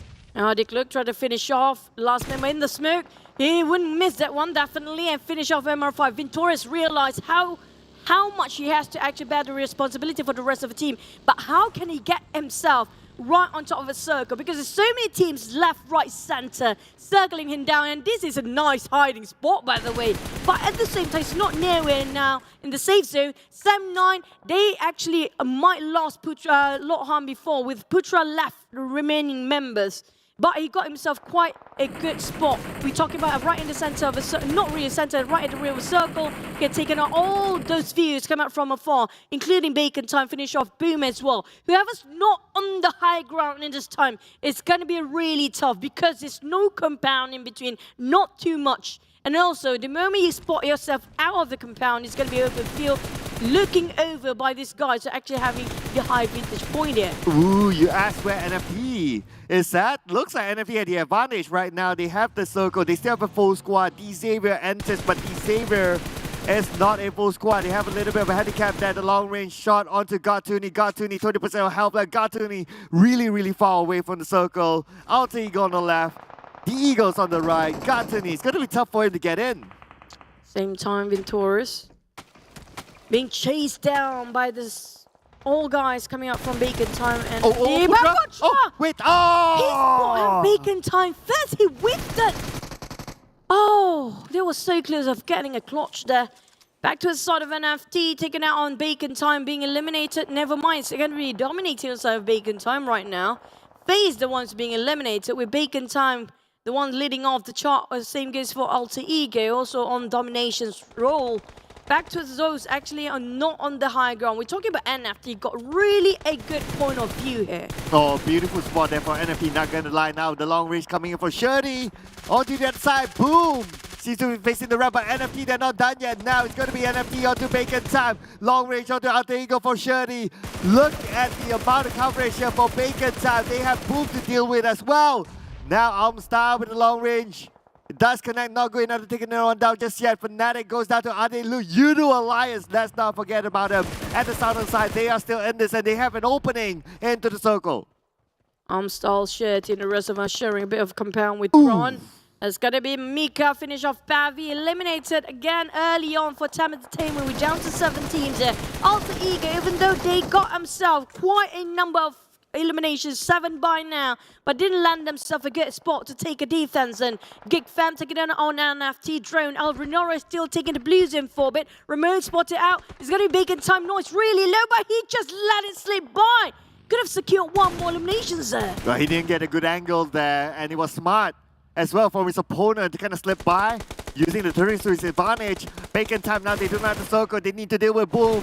Again, Alstar tries to get one, but Mika from Geek Fam knocked down Olio, but the counter fight coming in from Shamil from the other side. Both of these teams need to get to the circle, except for Geek Fam. Geek Fam is still currently in the circle, right smack in the middle of it, as Yoodo Alliance going up against Geek Fam. But before that, Adelu picks up Olio. And Yuhai finish off drone. That's really crucial for the rest of the team. If not, they might be just circle around left, right, center, being cornered by so many teams here. Geek Fam, they have a bit of time to reset, but not too long. Well, NFT remains, and also the rest of the other team of NFT try to climb the high hills. We talk about Renore trying to shut down outside of Yoodo Alliance, but they're going to come to fire being eliminated straight away as Yoodo Alliance decimated the entire team just now. Back to inside NFT. This is not their circle. They need to get out from here, but at the same time, they need to take out the players who are being their hindrance, being the wall for them to actually move forward. Now look at Bacon Time. They're still on the outside of the circle. Yoodo Alliance managed to slip their way in. Adelu tapping away onto Nine Noise. Nine Noise taste the bullets of Adelu, but surely Ruby got down from the other side. It's going to be D Xavier. Duke, the last man standing. His teammate has been gunned down. Olio now putting pressure onto Boom on the other side. Now Geek Fam, they have the power of the circle and they have a full squad. They have control of it right now. Yuhai being such a good flanker right now. Yoodo Alliance spotted out Boom, spot out Razy, but will be finish off for Bacon, maybe, never mind. He got not being stolen away, but it's going to be a Hexas finish off Bacon Time off the bat. They were down to only 5 team and with Geek with the most men right now. Yuhai being such a crucial player, taking out all the offside players of the enemies. But Mika, what a nice play with Olio! So close, yet not able to do so. There's going to be 1 more team out. Only 4 left. Mika and with the side of Yuhai combination. What a nice synchronization. Yuhai not done yet, but we have Boom on the high ground, but Yuhai with 10% of health, he still puts shots onto the other side. Yuhai, that's the confidence that he's showing, but now it's going to be Geek Fam versus NFT. NFT playing as a trio, but Sombel needs to be picked up. It's going to be Boy Sale together with Ramos, the duo that's going to do it. Sombel going to be picked up, it's going to be tough. Snipes goes onto the high ground, but the pressure from the blue is going to be onto him, but Snipes is still going through. He sees Ramos, he shoots Ramos, gun down. Down to Bochi only, and it's going to be a big problem. NFT losing, man. They got the vintage point before. They got the strongest fortress, but now they're slowly losing it. Bochi won't be ambushed, but the rest of Geek Fam falls to the He got 1. He got Danbred. It's going to be winner, Geek Fam dinner tonight. As we starting off with what a Miramar game just now. What a perfect game here for Geek Fam, as they didn't lose any of their players. They didn't contribute points to other teams, and they got themselves this chicken dinner. Geek Fam, this is the rise of Geek Fam in week number 2. Doing so far so good. Will definitely place themselves in page number 1. Oh man, what a week for Geek Fam. What a week for Geek Fam. They're really strong this time. I mean, like, a lot of people are being toxic around them. And that is especially chatting out, wow, Geek Fam, you know, when it comes to country league, they're so good. Right now, they're just being choked. But you know what? Maybe they're saving the best for the last. So never judging a person way too early, or a team in this case, because they will show you what they have and why they deserve to be here. Back towards what just now happened. I mean, like, the high girls really play a big part. NFT got the most prime spot. But the moment the circle shifted, that's when, like, oh, not so prime anymore, huh? Yeah, I mean, the circle definitely dictates a lot, no doubt. And I mean, that's just how it is, right? You just, as a team, you just need to find ways to deal with the circle, whatever it is. But I'm also curious to know, like, at the end of the day, like, how many points did NFT collect as part of elimination points? But speaking about, like, points and stuff, there's a fun fact here.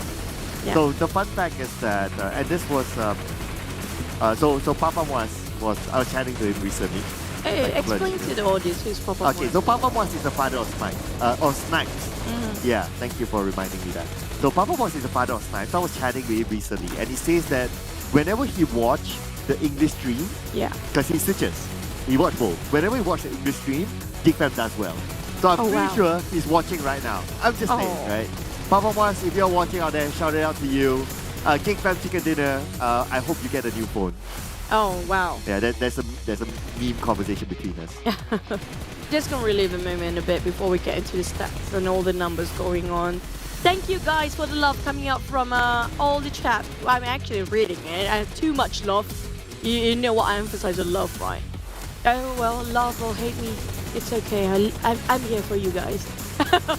But Geek Fam, what a nice play just now. I'm talking about how Yuhai try to get into the back line of their teams, making sure his teammate won't get backstabbed, won't get to their blind spot to get shot down over. He just knows where to stand in that very crucial moment. That caused them the entire team to win themselves chicken. And just how much one player decision making can affect the entirety of the team's performance. Yeah, Yuhai was at front, and let's not forget as well that Snipes also went for the flanks. Yeah. And they were well coordinated, not going to lie about Very that. Very good. Snipes went in for the flanks, and you had Damroot in his natural support position. He will take the long range from afar. And what I like about Geek Fam's play in this round is that it didn't really matter who secures that elimination. They just go in for it, and at the end of the day, it's a team effort. So I'm really liking what I see from Geek Fam here. It's not like, okay, Snipes gets the knock, you should allow him to get an elimination. No, if Damroot gets it, that's fine, because it contributes back to the team. And that allows them to get 16 eliminations, bringing them 31 points inside of Miramar. That's quite a number. Now, so far, the highest eliminations is still 19. Nobody cracked a 20 yet. No. Right. Okay. Still 19. Yeah. Okay. But Geek Fam is on the way to getting one of the highest eliminations. Still, we got 19 the highest, or 19 or 17. I can't recall. But there's going to be a huge leap of faith when it comes to overall ranking with that sort of a point contributed to the sort of Geek Fam.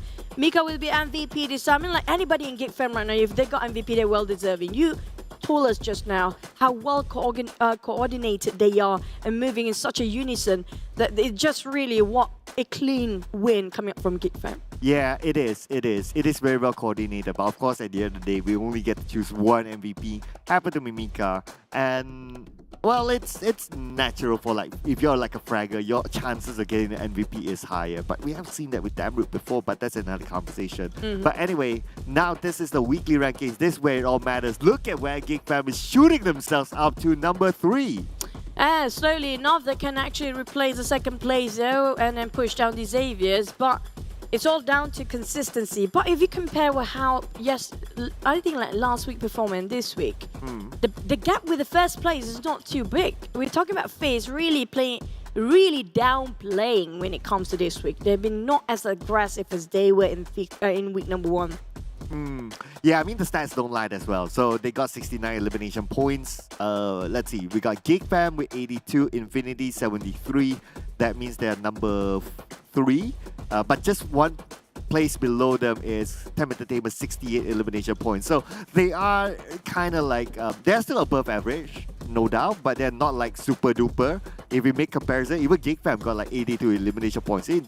So so it kind of like, they kind of like dropped on their level of eliminations. But at the end of the day, if they still end up somewhere out there, I mean, we will still see them. Yeah, we will still see them in the grand finals for sure. That's kind of true. Now, I'm going to talk a bit slower since you guys said you have no clue what I'm talking about for our audience. Now, we're going to see the flight path, like usual, just to recap what really happened. And I realized that most teams that we talked about, they're not really that aggressive when it comes to the first few circles. Usually they're taking their own sweet time, unless when it comes to the 4th phase, where that's going to be the great migration happens and the circle really shrinks towards the point that you can't share a compound with another player. That's where everything gets chaotic. Now, like we mentioned before, if you look at this, Geek Fam playing it very late. Same goes for the side of Boom. The one that been struggling and also been defending quite a number of times can be the Xaviers. And then after we mentioned about how they got themselves this vintage point. But it's just when the circle heart shift to climb down without vehicle at that point, it's almost impossible. Yeah, it is. So definitely you need. But they're ready for that, in fact. They're ready for the vehicles. It's just a matter of like, do they get knocked down on top? If they got knocked down on top, I think that is a bigger question mark. But so far from what we see, whoever who's like really like high on top, like for GOT2D, for example, they are very good at defending themselves or not getting knocked. So maybe that's why they've been assigned by their teams like, okay, you're the best at playing that kind of hill, you know how to take care of yourself. So that's why like you're the one guy up there. And it worked out for them. In fact, the Infinity, despite GOT2D not surviving that long, but he still managed to secure a couple of elimination points before he went down on the hill. So best person for the job, no doubt. Yeah, true. And speaking of Infinity, right? I mean, like, well, we're gonna get this conversation later on. But before that, we have to thank none other than our sponsors, which are going to be Realme. I'm talking this very slow. Realme GT Neo 3, where your Neo speed awakens with the latest chipset of Media Dimensity 8100 5G. Definitely your phone to upgrade playing PUBG Mobile.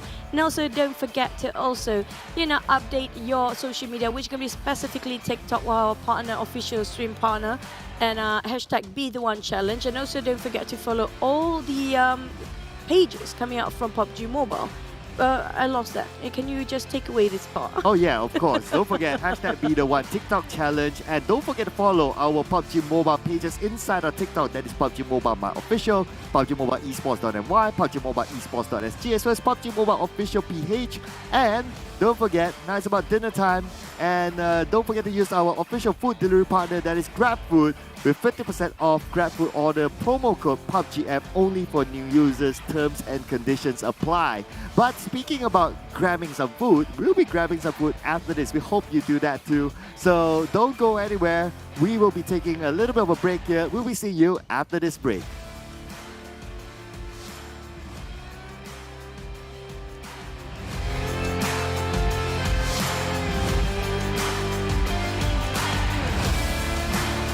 ต้นเกมที่กอตตันดี้ตายไปก่อนนี่ก็ไม่ใช่ต่อที่ทีมอื่นหรอกนะอ่อนเอครับก็เลยตาย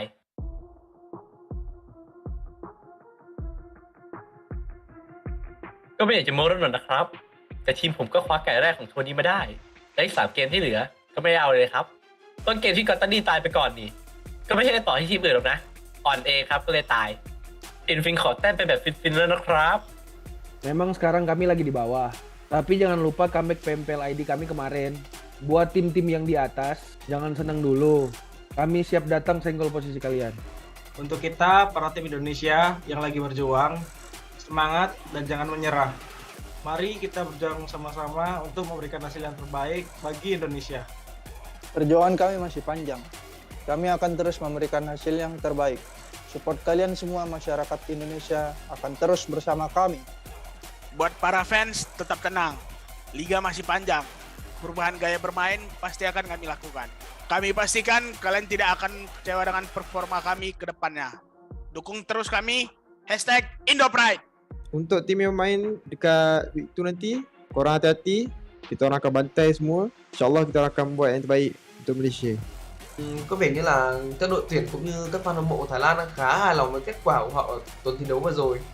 Nhưng mà đừng ngủ quên trên chiến thắng nhé. Bởi vì chắc chắn tuần thi đấu tiếp theo các team Việt Nam sẽ quay trở lại cực kỳ mạnh mẽ và sẽ đem đến chiến thuật cũng như lối chơi mà khiến các bạn bất ngờ ấy.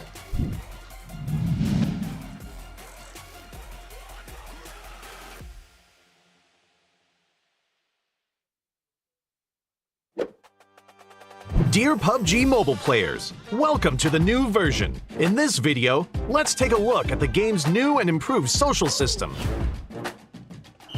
In the new version, we've fully upgraded the gifting system. An even greater array of awesome gifts are now available.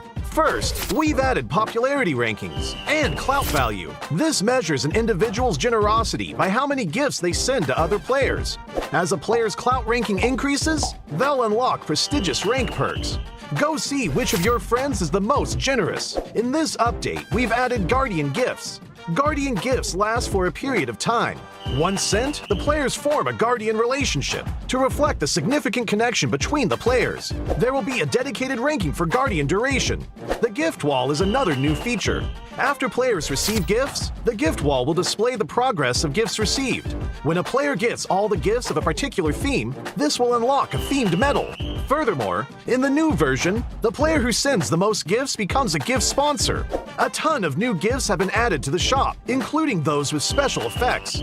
Go and buy a gift for your best friend.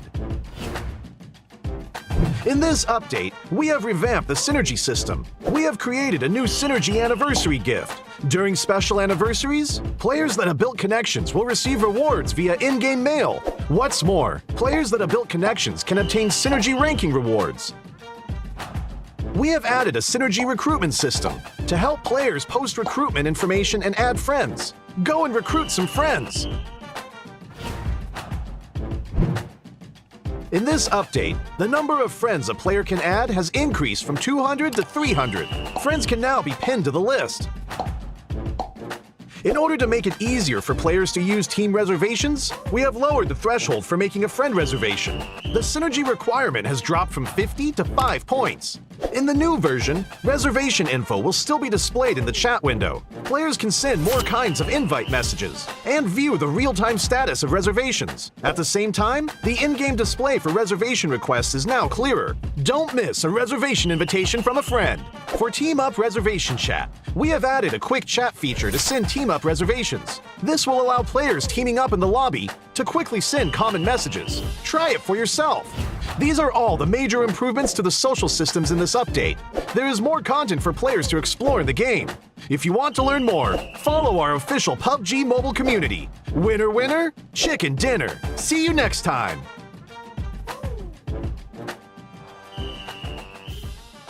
Have you gotten your hands on the new weapons in Nusa yet? Let's start with the tactical crossbow and firebolts. Firebolts are a new type of bolt that can only be used with the tactical crossbow. Ordinary crossbows can only be used to ambush one enemy at a time, while the tactical crossbow and firebolts can set certain buildings on fire for blazing tactics. This is especially useful against enemies who are hiding inside.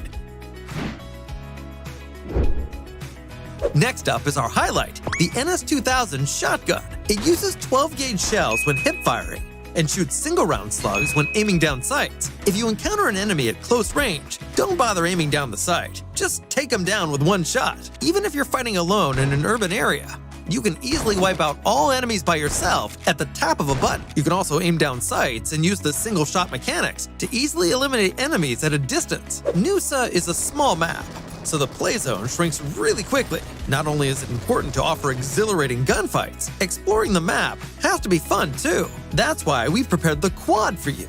Climbing slopes is a piece of cake with the quad. Now, you don't have to avoid rocks anymore. Ignore the terrain and charge right up to enemies whenever you see them. They won't have the time to react after hearing you.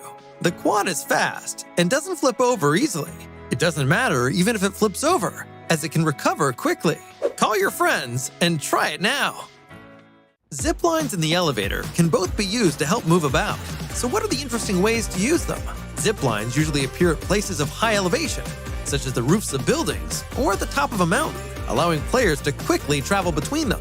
Players can quickly search for supplies and escape the blue zone. When being pursued by enemies, a zipline can be used to quickly get away. It's even possible to drop from a zipline halfway through to catch enemies by surprise.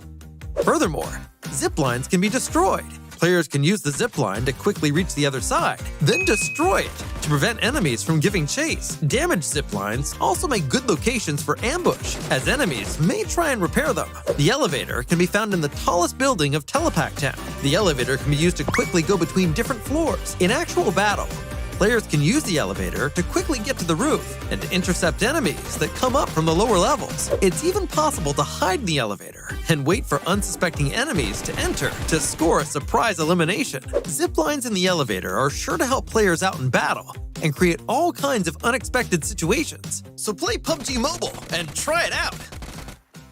Hi everyone! In the PUBG Mobile version 2.2 update, Erangel is getting an overhaul with changes to the map, vehicles, and modes. Without further ado, let's find out what these changes are. In this update, we made several changes to the map. First, the hospital. It's one of the bigger buildings in Erangel. In this update, the following changes were made to the hospital. How to get in and out of the hospital, its structure, nearby objects, and the vegetation surrounding the hospital. Veteran players should know that some of the fences of the hospital can be scaled to enter the hospital. The ones near the ridges are how most players enter the hospital. Now, 2 spots along these fences will be blown up, and players can enter the hospital area through the gap directly. The building itself also got a new entrance. Players that are on the ground can enter the first floor of the hospital directly through the newly added damaged wall. Those who parachute to the hospital can land on the roof and descend to the 3rd floor immediately. These changes will make it easier for players to spot the entrances and streamline their movements in this area. Those attacking and defending will know where they should focus on as well. On the inside, we simplified the structure of the hospital. Originally, the 3 floors had different layouts, and there were many rooms on each floor. So, searching the rooms was very tedious, because players had to go into each room. After the update, the 3 floors are now more or less the same. Some rooms are now also connected, making it easier for players to remember and to search the rooms for supplies. As for the surroundings, we also made some improvements. We added abandoned ambulances and ruined medical crates to the areas surrounding the hospital, so now it feels more authentic. We placed some objects at the entrance of the hospital so that it wouldn't be too empty. This gives players heading toward the hospital a covered area to protect themselves, so they are not directly exposed to enemies inside the hospital. Outside the fences on the side of the hospital, we added a new climbable spot. Players can hide here, or they can scale the fence to enter the hospital. As for the fences by the ridge, since there are now 2 gaps to enter the hospital, we've reduced the number of objects in this area to make it more visible. So now, both attackers and defenders can see each other clearly. Further out from the hospital, we've added some new vegetation, so that players hanging around the hospital will have more places to hide. Milta Power also saw some changes that are mostly in the generator area. Players who are familiar with this area should already know that this section was quite a choke point and was not easy to get in and out of. Those who entered either came out the same way or had to take a detour to the other 2 buildings. In this update, we added a new entrance on the 1st floor to make this area more reachable and easier for players to get in and out. The layout was also modified. We simplified the complex floor plan so that players can see more and plan their routes better. When battles break out in the generator building, players will have more offensive options, making these battles more exciting. In this update, 3 new ports will be added to Erangel. The first port is by Ferry Pier. We added a port here, as well as increased the amount of resources in the area. The Ferry Pier will soon be more abundant in supplies. The 2 desolate beaches to the southwest of Farm and to the south of Sosnovka military base will also get new ports. They will both contain a good amount of resources. Players will also find boats at these ports, so they can quickly travel to another location. So, keep these places in mind, because they'll make for a great landing spot. During the previous themed modes, players really enjoyed the special crates. In the new version, we'll add special supply kits to classic mode. Players will be able to find special supply kits in buildings. There are 3 types: medical, tokens, and military supplies. The resources in these supply kits are very good, so keep an eye out for them when searching. In the new version, bikes will become a staple vehicle on Erangel. In some of the more remote areas, players will find bicycle sheds. Each shed will have 4 bikes initially, and they're first come, first served. These bikes can be collapsed and put into the backpack, so they're really convenient for traveling to other locations. In addition to the sheds, players will be able to find bikes in other areas. With a bike, players no longer have to worry about being too far from the play zone. In the new Erangel, there will be flash shops. They will spawn randomly in outdoor areas. Those who find one are in for a treat because there are tons of random discounted items. So keep an eye out for flash shops during matches. Running out of fuel is one of the worst things that can happen while driving a vehicle. Erangel's gas stations will become functional for refueling vehicles. For the cost of just a few tokens, you'll get a full tank of gas. Find a gas station and try it out. These are the main changes in the version 2.2 update. For more details, don't forget to follow the official PUBG mobile community. Winner, winner, chicken dinner. See you next time.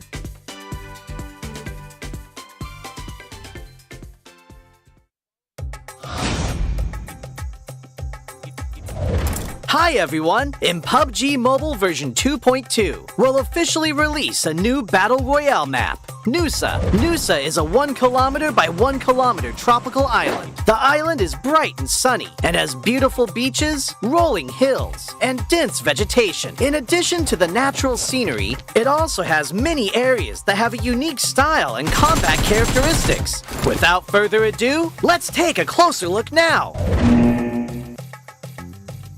As a whole, being a 1 kilometer by 1 kilometer map, Nusa is the smallest map PUBG Mobile has released to date. It also has the most compact structure among all the Battle Royale maps. We can make some comparisons by looking at the data. Erangel is 8 kilometers by 8 kilometers in size, and 100 players participate in each match. This means there is an average of 1.56 players per square kilometer. In Nusa, an average of 32 players fight in a 1 square kilometer area. Conflicts are intense, and players will start shooting right after landing. In the southern part of the map is a heart-shaped island. 2 paths connect this island with the gorgeous Pink Beach. The Ferris wheel and hot air balloon are both located on Pink Beach, which highlight the romantic atmosphere of the beach. But keep in mind that the terrain of Pink Beach is rather open and has little cover within a certain area. If players want to move around Pink Beach, they can do so with the help of smoke grenades to obscure enemies' vision, or push the beach balls on the beach and use them as moving cover. But if you do so, remember to keep an eye on their durability. In short, Pink Beach is beautiful and romantic, but you must take care if you plan to spend some time there. Bulan Bay is located in the northwest part of the island, and the coast is quite low there. The cliffs on both sides have a large height difference, and players can move between them with a zip line, utilizing the advantages of high ground. Players at the top can observe where enemies are moving in the bay. Meanwhile, players in the bay need to move around covertly. There is also a cavern connected to the sea in the northern part of Bulan Bay. Players can jump there directly. The cavern extends in all directions, and players can explore this area. In addition to the natural scenery, Nusa also has many urban areas, of which the largest is Telepak Town, which is located in the southeastern part of the map. Buildings are scattered everywhere in the urban area, and close-range street fights can break out at any time. There are premium apartment buildings in Telepak Town. These buildings have elevators that can be used, which adds another dynamic to searching, attacking, and defending in the building. For example, players can set up an ambush in the elevator. By getting in and not selecting a floor, they can then give enemies a surprise when they enter to use the elevator. The rooftops of buildings in Telepak Town are also connected by zip lines, which gives players more flexibility in urban battles. If the zip line is destroyed, it can be repaired with a tactical crossbow. I believe Telepak Town will give players a unique 3D alley combat experience. If you like fast-paced battles and enjoy thrilling shootouts right after landing, you can land at the Science Center at the heart of the map. The design of the modern orbital satellite roof feels really high-tech. The Science Center has 3 floors. Each floor is spacious and contains lots of supplies, which attracts many players to loot this area. As you can imagine, very intense battles will break out between these floors. At the top of the Science Center is a rooftop with a multi-layer structure. Players can look far into the distance from here for a great visual advantage. However, they'll also be exposed as there's nowhere to hide. If you want to land directly on the rooftop, you must check if there are enemies nearby to ensure your own safety. In short, if you're confident in your close-range shooting skills, you're welcome to land at the Science Center. Like the Science Center, Flame Village is also located at the center of the map. The terrain is quite low there, and the village is surrounded by mountain slopes. There are many huts in the village, and there are many places where you can stand on the beams of the huts. Players can climb or jump onto the beams to ambush other players. But there's one thing you mustn't forget. A tactical crossbow used with firebolts can set the huts on fire. This will expose the players hiding in them. Of course, firebolts will burn and deal damage to enemies when they are hit.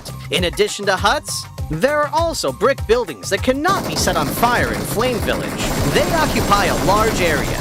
contain plenty of supplies, and are high conflict areas. If you're confident in your shooting skills, you can choose to land at Flame Village or Science Center at the heart of the map. It'll also be convenient for moving to areas along the edge. Other than the previously mentioned areas, this island also has winding and rugged mountain paths, a shipyard where the whistle roars, a regal resort with wide and open terrain, Sunset Street, which is planted with mini banana trees, Crystal Bay, which has secret rooms, and more. These are all gorgeous locales that can bring players different gaming experiences. After hearing the above introduction, I'm sure players already understand what makes Noosa so uniquely fun. Lots of supplies for fast looting. The verticality of the terrain increases the strategic depth of battles. And the 1 kilometer by 1 kilometer size makes firefights inevitable. What are you waiting for? Gather your friends and enjoy a rowdy vacation on Noosa. For more details, don't forget to follow the official PUBG mobile community. See you next time!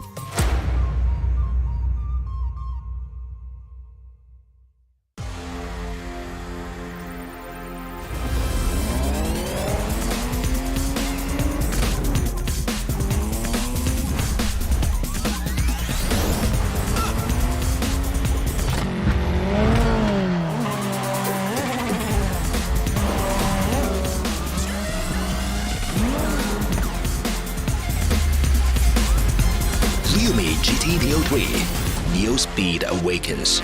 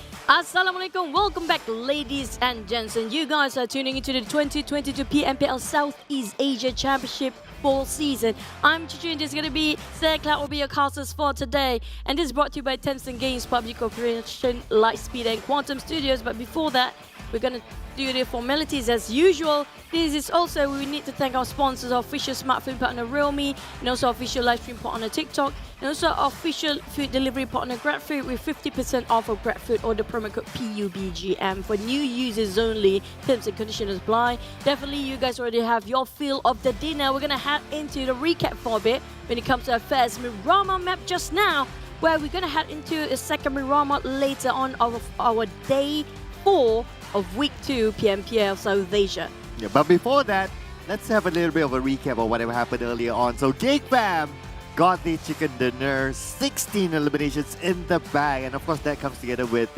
almost 3,000 amount of damage. Now the time in the blue was spent like 5 minutes 50 seconds is because they had to travel very, very far from the south into the circle, which is somewhere on the north. So that's how they that's how they kind of like tank out the blue that long. Instead of NFT, they were inside the circle most of the time. There's going to be the players of the most damage. Recent map just now is, well, definitely Geek Fam got themselves that chicken. Definitely that secures them in the top when it comes to damage. Output dished out by Mika, and also Boy Chill and FT survived to the last few minutes. Even though Infinity got Tunny, they got quite decimated early on, but definitely still they shot quite a number of eliminations. For the next one, we have A, B, C, D. So E's not playing, which is going to be Geek Fam, Boom, Bacon, Tom, and SLD. This is going to be the teams that actually got themselves quite a good performance in the previous match. So this definitely will change when it comes to dynamic as a whole, when it comes to our second Buriram for today. Yeah, extended break for Geek Fam. So, but I'm sure they would have wished that like, you got the chicken dinner. Hopefully we would have played the next round, but it is what it is. The rotation is as such. So Geek Fam is going to be chilling this round, and yeah, we're going to see the return of some of the other teams as well into this round. So it's going to be interesting. Group D is going to be playing again GIDS, DBD, Box Gaming, as well as Vampire Esports. Vampire Esports so far among the ties, they are in page number 2. Definitely looking to come back at least onto page number 1. Before the end of the day. And also, speaking of the usual, I mean, like, there's going to be the same old routine for you guys. New side is going to be still available to be played. It happens to be existed since September of 2022. It's already over a month right now for this map. Already existed in PUBG Mobile. You know, it's going to be the smallest map, 1 by 1 kilometers. We only maxed out 32 players to be played within a certain amount of one at a time. So we witnessed in the show match, we extended until 10 minutes. But for you guys, I think it's going to be 5 minutes, all right? Yeah, new side is fun. I vouch for that. It is actually, I enjoy it more than living, in fact. But what else do I enjoy, and you all should enjoy it as well, is this Clairvoyant Fox set together with the Midas Fortune set. And this comes together with the new Royal Pass that is currently available now inside of the game. So as usual, if you purchase a Royal Pass set, you will get the base whatever that is given to you, and then as you progress along the levels, you can get the other sets as well. That's going to be a Spectral Swan set. That's going to be a Black Swan, by the way, the song. But Cosmic Inquisitor set for you guys for the Ultimate set available right now as well. It's going to be double Ultimate set available for you guys. So don't forget to log in and try to get it as fast as you can, because this is a limited amount of time for you collectors out there. And of course, for you guys out there as well, that's all the cosmetics. This is the moment for you guys if you want to get into PMNC 2022. If you're 16 years above and you're still studying, do join in on the PMCC 2022. And this is the second qualifier. The first qualifier is already done, and this is your final chance to stand a chance to get into PMNC and also the PMCC later stages, of course. Besides the ticket onto PMNC, there's also the prize pool of 40,800 ringgit up for grabs. So scan the QR code away, register yourself right now, and do not miss out on this. Ooh, the original sports car is going to be true speed, real attitude. First original PUBG Mobile sports car. I don't know what we call the brand. Maybe you just call it PUBG Mobile brand. But definitely this is going to be one of the most amazing. I do love the futuristic feel of sort of a sports car that I've seen that kind of wrap also in Dubai. I think there's a lot of really good sports car there. I've seen the best one is going to be made by Diamonds for their wrappings. But also, back towards our prediction, we definitely cursed the team just now. It's going to be TEM Entertainment and Boom quite early on for our prediction previously. This time, it's going to be FaZe for me, which I didn't make, and Alter Ego for production, since he said he strongly discredit this, so I'm not going to give credit to Sir Cloud at all today. Yes, because so far all our predictions are very, very off, and it's almost like a curse. But then again, we're not going to say it's the caster's curse, it is whoever else curse. But yeah, but FaZe Clan, very, very interesting. If they, they rarely go out early. I think that yesterday I saw them go out early inside one of the Miramar maps, and probably that's about it. Other than that, they're pretty decent. But if they do go out early after this, which happened to be the final Miramar map for today, then we know where the curse comes from. Well, back towards the game we go. It's going to be Miramar next. Definitely one of team two we should be watched out. It's definitely going to be the ties. But we're talking about A, B, C, D groups. So definitely we have more tie teams this time, since A group have 2 tie teams on that group only, which is going to be Buriram, TEM Entertainment. So we expect it's going to be 5 tie teams. When it comes to Miramar, it's always one of the strongest map. But definitely when it comes to week number 1, a lot of team has rise up to the occasion, showing us that they are more than ready to take these giants down. Oh yeah, a lot of other teams starting to step up. Of course, Geek Fam is one of them, Xavier is one of them as well. Even Boom has its moments, so do keep your eye on these teams. NFT as well, they did fairly well in the previous Miramar, so another team that's kind of like taking over the spotlight as well. Now, of course, the question is like, okay, how far do the Thai teams go? Are we going to see like the 1, 2, 3, 4, 5, 6 again as of last week? Do keep an eye as you roll down the games. Jump into Miramar right now.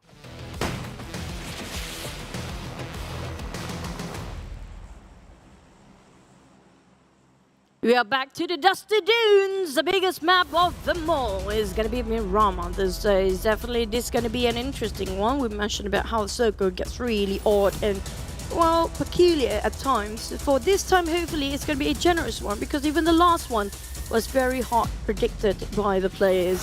For this one, we definitely have a very good flight path on towards the southern part. This is a really normal flight path. Always good towards one side, either north or south, but this time it's more towards south. So it's going to be high chance of the circle might end up on top, just like before Crater feels.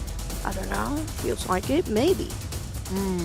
Yeah, earlier on was that. I do hope that we change up a little bit, or maybe the circle grasses something different.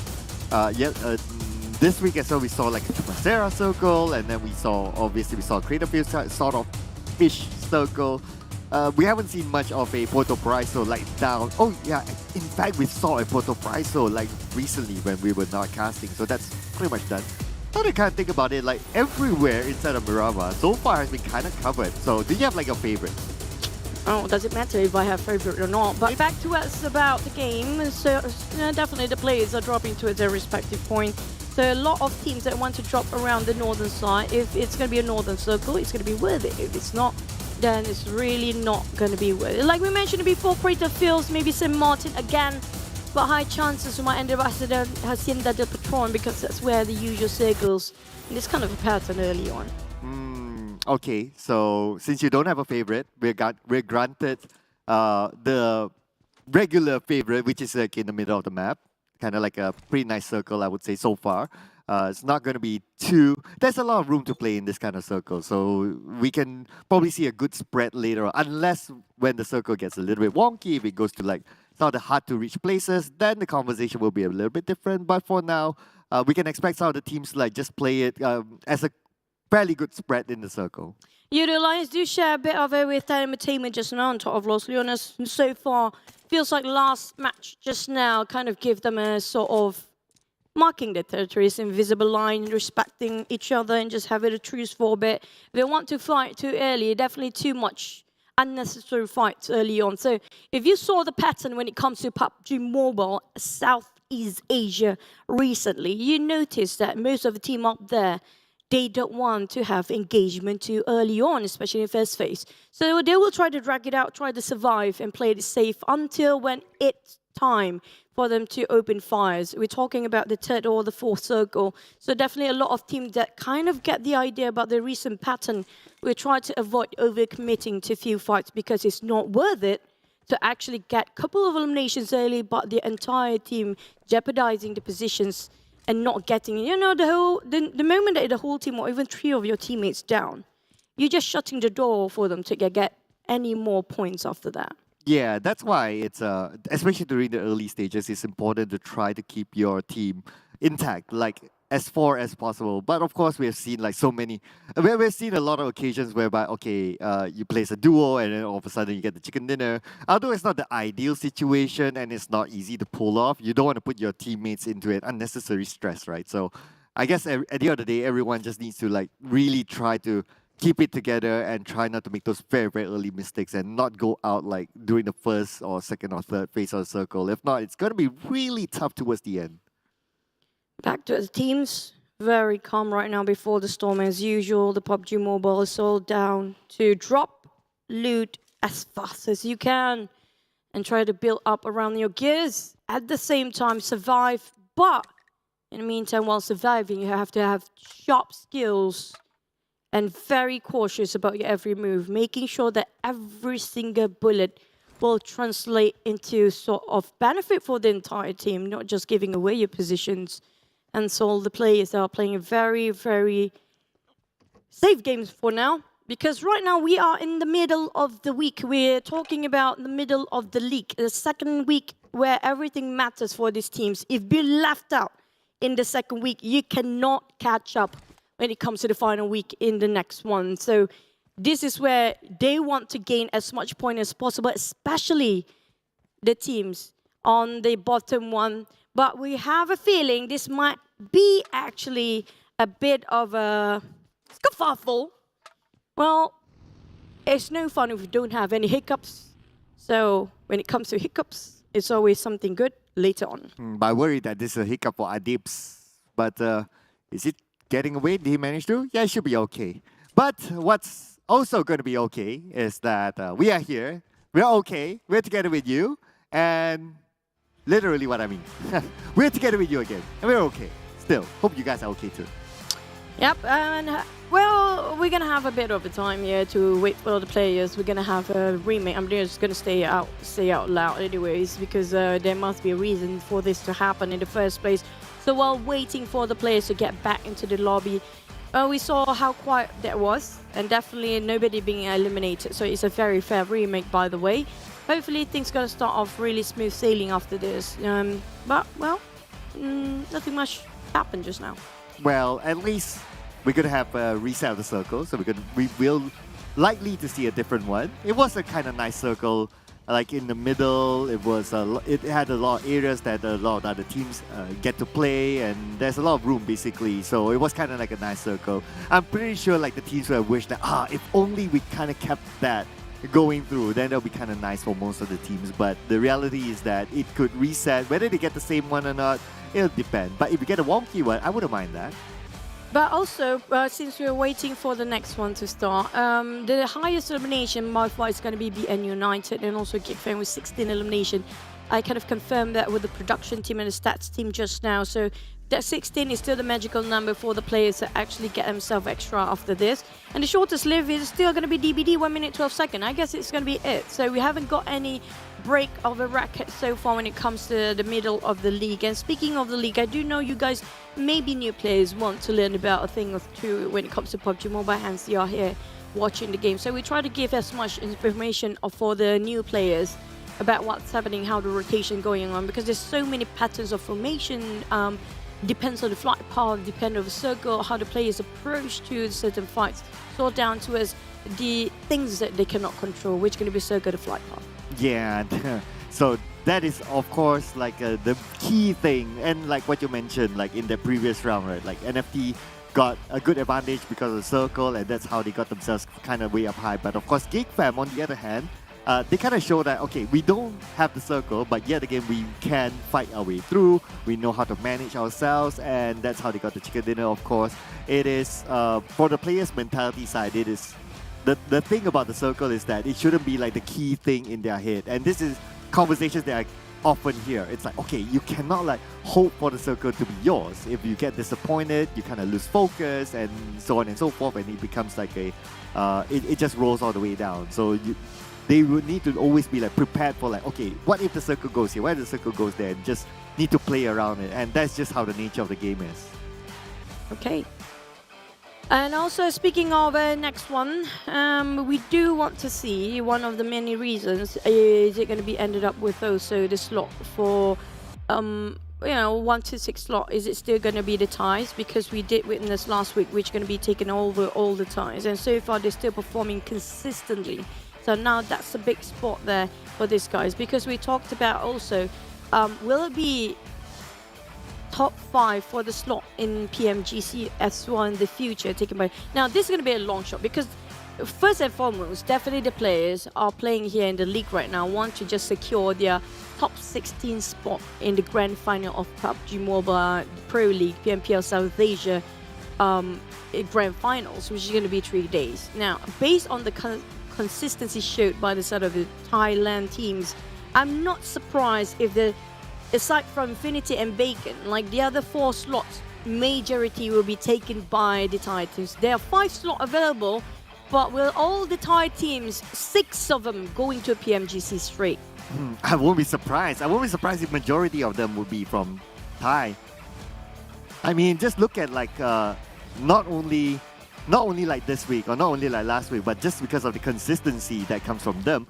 A majority of them are still on the page 1, and a lot of them are like top 3, top 4, top 5, somewhere around there, and they're just switching around there, but still maintaining at that top. So it does look scary in terms of they're consistent in terms of what they can deliver as well. So that's sort of like a hint of or an idea of what might happen in the grand finals. But here we go, Mirama.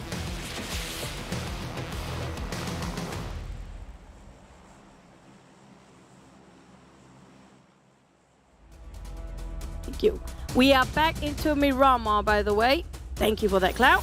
I forgot to unmute my mic. And we talked about how this is going to be a smooth sailing. Hopefully it does actually reflect that and nothing happens in between. We did saw a couple of flight paths just now. Now, this one is a very different one. We have the south part of it before this, and this is going to be all the way to up north. Even Campo Militar for this flight path. Definitely going to change a lot when it comes to certain drop spot of the players if they want to secure themselves in the circle. It depends on the circle that first pops later on. Yeah, so, well, we saw a nice one before this. Whether we'll see another nice one, it of course depends on the circle god. But if according to like your theory, you always theorize like, okay, if the flight path is like one side, and then the circle will be on the other side. So if the circle, it goes, as long as it's not Los Leones, I'm cool. I don't really like a Los Leones circle. But if it goes like Puerto Price or even like a Chumacera, those kind of high ground, that's pretty nice as well. But of course, that's at the end of the day, that is really, really random. I think at some point it's like, okay, probably that pattern doesn't really work anymore, but if we just want to like put it out a theory, like, okay, that could be the closest one. Well, at least right now, Los Leones will not be within that much of a reach for some teams. We do know that there's no vacant time, so nobody dropped more than a couple of more teams. But it's going to be Chumacera Circle. Ego Esports will rejoice for this. Ego Esports will love this, and this kind of circle, another team that does really, really well is the Infinity. Because they know that they're close to some of the key checkpoints on top of the high grounds, and that's always very nice to be at. And they happen to always drop into Monte Nuevo, which is not too far away. We'll see them looting fast. That's going to be their key thing. And then they'll go up to the checkpoints onto the high grounds of Chumacera. They'll pick one of the nice spots, and they'll park themselves there and defend it really, really well. But this is a rare sight. Oh, they use it to go down south where nobody is at for sure. So Alan has this whole place to loot. Very fast, very nice. Oh, we do know Alan, how he actually really good when it comes to his ability to survive and not just secure so many elimination points for the side of GIDS. So I'm not surprised he's trying to go solo. He's really confident and really high-skilled player, a formidable player as a whole. But back to as a circle just now. Well, GIDS, definitely one of the teams that love to nomad, and they have no certain drop spot. It depends They just play it along the flight path. I'm loving the fact that they're very adaptive. They're very flexible towards their surrounding, which they are. You have to be flexible with the things that you cannot control in the game. And in this case, they are doing it very well. Yeah, flexibility definitely is the key here. I mean, just look at some of the teams. Like sometimes they like to play from the outside, sometimes they play it in the middle, sometimes they play a little bit slow, sometimes they play a little bit faster, and that's also depending on the circle and the flight path and all these factors in between. And of course, another factor is that because this is a rolling schedule, so the groups change every round, so you kind of like need to adapt to like, oh, okay, in this kind of area, what kind of checkpoints will be, what kind of teams or who might be there at what timing. So there's just a lot of factors that these teams need to adapt. And that's always the hardest part, in fact, in playing in competitive PUBG Mobile, is that everyone is just so good and everyone is as adaptable. So it is just like who will be able to overcome what at what kind of situation. But speaking of TEM Entertainment, at least this time, they're working quite right. We talk about week number 2, they're performing, even got themselves a double chicken. Well, they went empty-handed without any chicken for our first week. But definitely that gave them so much experience and they learn it by fly. So I'm talking about these are the teams who get to learn fastest. That's why there's a reason we make it league in the first place. So the players, when they reach the grand final, they are very different when they started off the league. When it comes to the reaching out to a grand final, it's the result of how much they train towards the 3 weeks of league, and that's the final product of it. If you don't learn as much, then unfortunate for you, it's going to be a really tough one, because in this case, it's going to be Box Aim and BN United. You saw how much of a difference, of a failure, that actually being, that actually taught so much for BN United when it comes to second week. They perform way different if you compare with the last week. Oh yeah, very, very different for BN United. Last week they were like, what? At the bottom, and this week is like, okay, at least they're somewhere in the middle, so that's not too bad, not too shabby. And if they can end somewhere in the middle, even though last week they were at the bottom, at least next week, theoretically, if they're still like somewhere in the middle, they could book themselves a ticket into the next round. But of course, that's also because if, again, some of the usual suspects like Semnai, like four rivals, like DBD, if they still end up like at the bottom, then, you know, theoretically, those elimination slots would go to those teams, and that would give other teams better chance of going into the grand final. So there are two factors to look at here. Okay. Well, see, your chat is really happy about football. Oh, I wish I can actually watch it as well. Yep, I know. I'm not really in a cave. I know what's going on as well. But back to the side of FaZe. Now, this is a team that used to be one of the best. That's just how much they stretch a gap. Around 50 points, if I recall. The biggest gap between the first and second place. But this time, definitely, they play it, well, low profile this time. Maybe they're just trying to... This second week is really crucial for most of the team because they want to experiment things. And this is where, especially the top-tier teams, we're talking about FaZe, Infinity, we can call majority of top Thai teams. They want to experiment stuff so they can actually have a secret technique or even a trump card they can reveal during the grand final. Now, mark my words, the teams are not showing all they can do. Well, we did mention about Alan before. They're not showing everything that they can do right now until the grand final. And one of the real secret weapon we mentioned is going to be GIDS Alan. Alone or not, he doesn't care. He still can take one of the players come up from FaZe Clan. It's not any players, it's FaZe Clan. And it happened to be Tony K as well. So for the second time in a row, Tony K became the first FaZe Clan member to get eliminated. It didn't really fare well for them in the previous round. They could have done better, but it is what it is. And that's the bad thing about losing like someone like a Tony K, or similar to him will be someone like a Yuhai, for example. It's like if they work well, especially when it comes to the later stages, like 5th circle onwards. And if they got eliminated before, basically there's how should I put it? Like there is no impact from them at the early stages, and that's not really a bad thing, because if they survive towards the end or towards the 5th circle onwards, the game is all theirs. But for FaZe Clan to lose Tony K early on, I can't worry for them towards the fifth phase circle onwards.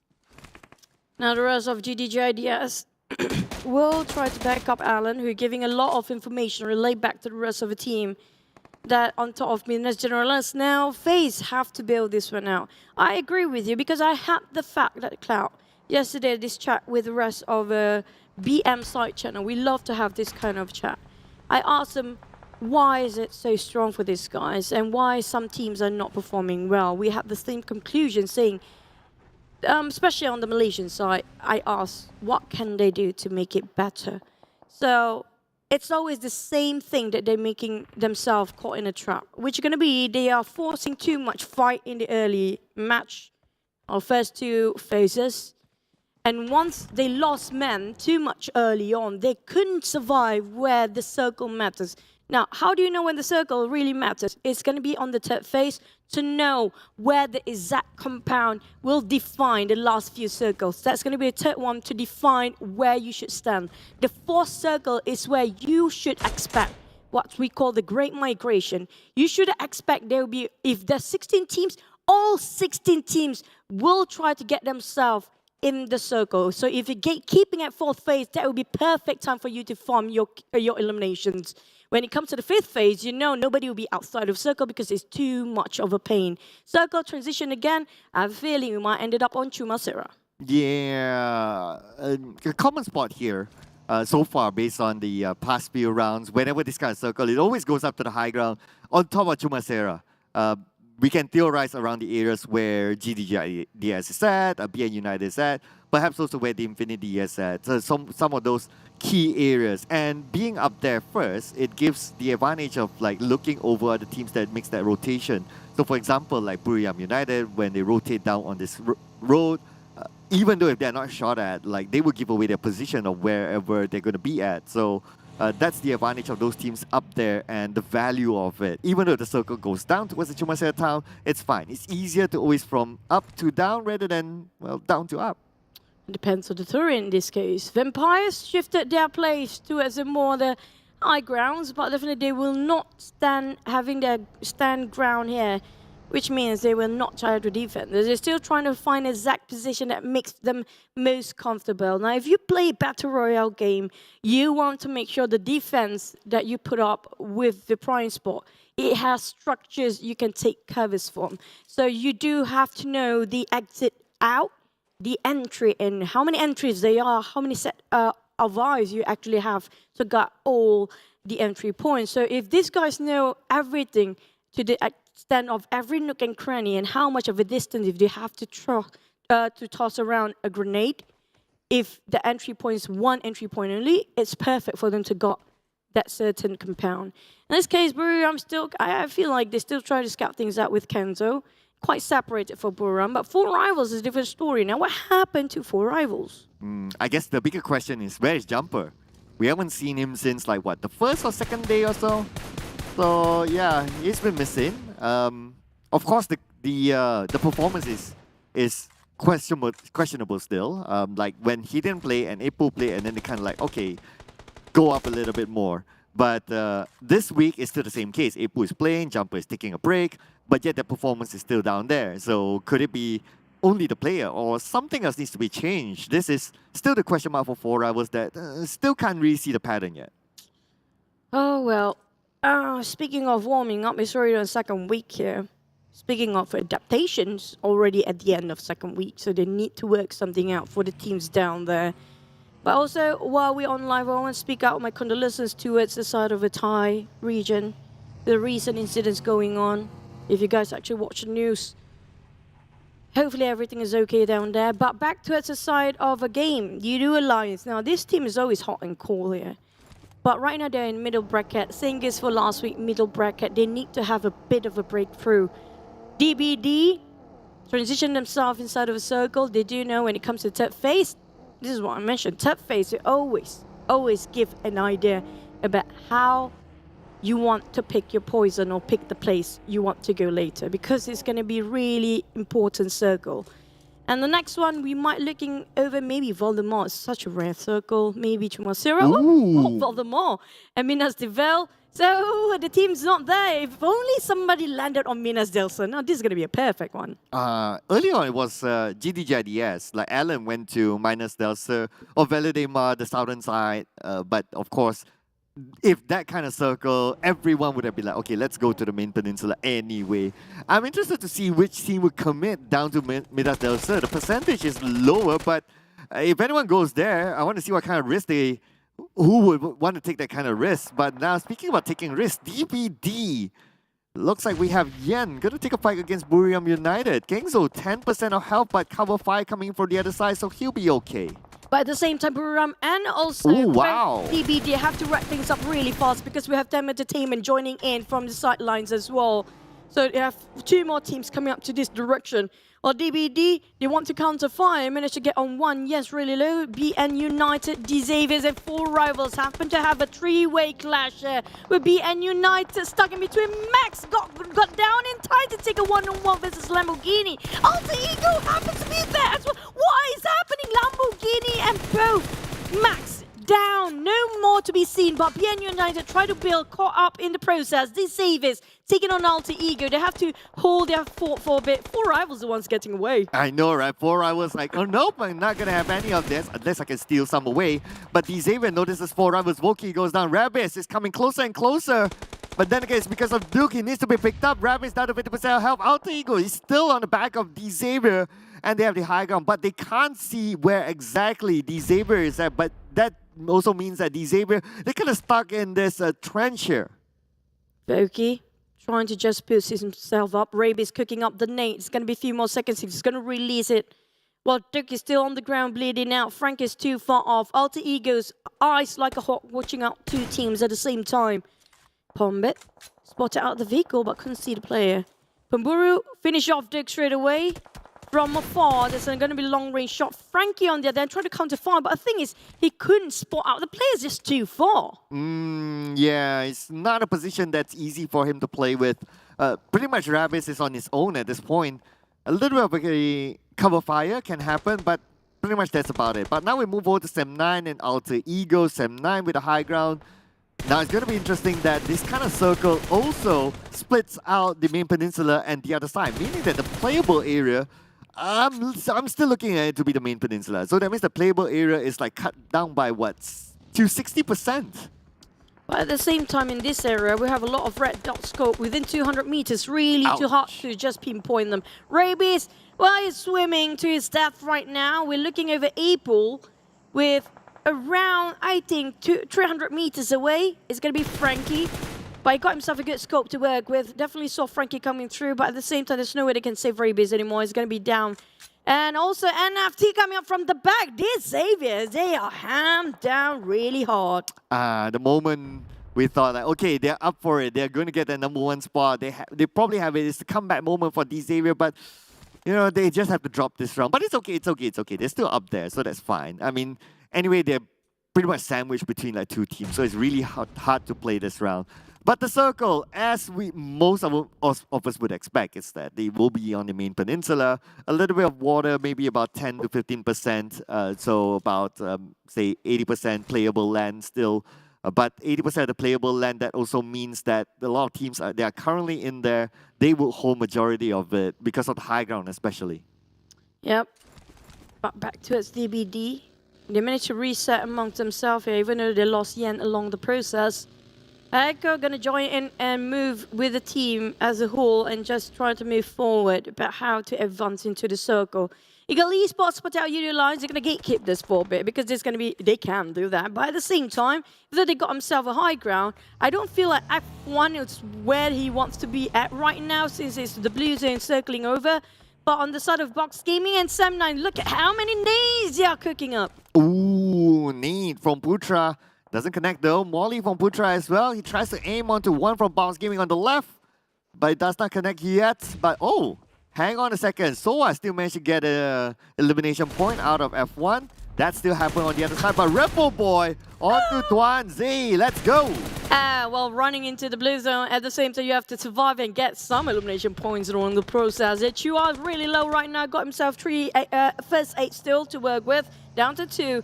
4 bayonets, 5 boosts, and 3 nades. But now twice fighting the entire wall of Yoodo Alliance against him. Being cornered left, right, center. Where to go? Try to zigzag away, but he almost got one. That's going to be the end of Ego Esports, one of the teams that's going out too soon. Yeah, it's going to be worrying for Ego Esports if they end up at the end of this week on that bottom, because that means that next week will be super crucial for them. But Buriram United Kingso almost blown the smithereens. Oh, but he got himself still utilities to work with. It's going to be fine.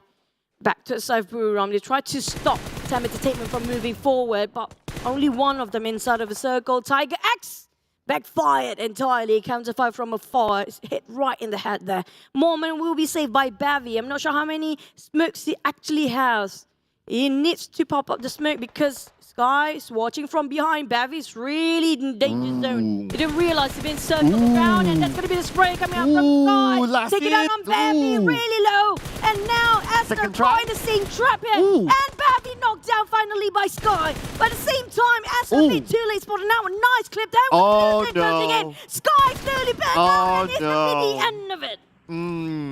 Unfortunately, he had to be on the outside of the zone. If not, he would have been. Oh, wait, Tiger, wait, what? Wait, what? What just happened to the vehicle? Wait a second. What's that? How did that just happen? And they're going to cost him. TEM Entertainment took advantage of it, but Buriram United down to Kingston, the last man. TEM Entertainment moves in. And what just happened now? Oh no, such a disaster for them. Oh, Buriram, they thought they circled them out, but they're being out-cornered by side of TEM Entertainment, who's ingeniously actually make it a trap towards the side of Buriram. Now back to the side of NFT, they try to flash out Alter Ego, but Pombit making sure he still stands from the outside. Oh, NFT, now they are fighting on the outside of the circle. 21 more seconds on the clock, they need to make this quick as Potato moves in. NFT, down to Fnatic as well as Potato and Pombit. Can he win this fight? One more to go, but he's somewhere else. But look at this. It's going to be somewhere else, like maybe the high ground. For rivals, gatekeeping them, taking as a third party. Spotter NFT fighting against another team. And Vampires come up from behind. Oh, you rip what you sow for rivals. They are taking as a third party. Now they get third party Vampires. Fluke has taken up Pambura. Naples down on the ground. BN United Silence is down somewhere. But Vampires, though, got shot down by the side of NFT from afar. Silence still going to keep it quiet. I'm not sure if it's going to put his nose into this business too. Yeah, I wonder if he can take advantage of that to steal away the elimination point out of Stone. But it seems to be a tight angle for Silence, and because he's the last man standing, he's probably not going to take that risk for now. He's just going to stay put. But what's not going to be able to stay put is going to be Stress because he needs to move into the circle. His teammate Stone is being picked up, but the counterfire comes in for the other side, Sem9 as well. They need to win this fight against Boss Gaming to get into the circle, but unfortunately, Depp will be eliminated by Soas. Deep and Harm trying to actually finish off and circle around square one. That's going to be it. Let's finish it off with a spray, and that was a brilliant move coming out from the side of SM9. What a nice eliminations there with dominations right now. Over 5 eliminations coming up from SM9, but they're not done yet for the other teams. 4 rivals still struggling up the cliff hill. Oh, that was a close one there for SM9. But now Volky, 50% health, Strap still behind him. Gotta be careful not to be able to reveal himself. But Mela moving in. FaZe Clan looks to be in trouble. Ventora's been naded down. FaZe Clan number 10. No elimination points. And that is it for FaZe Clan. Unfortunately, they go out without Tony K in this stage of the circle. At the same time, this gives the opportunity for Infinity to climb up to second place anytime soon.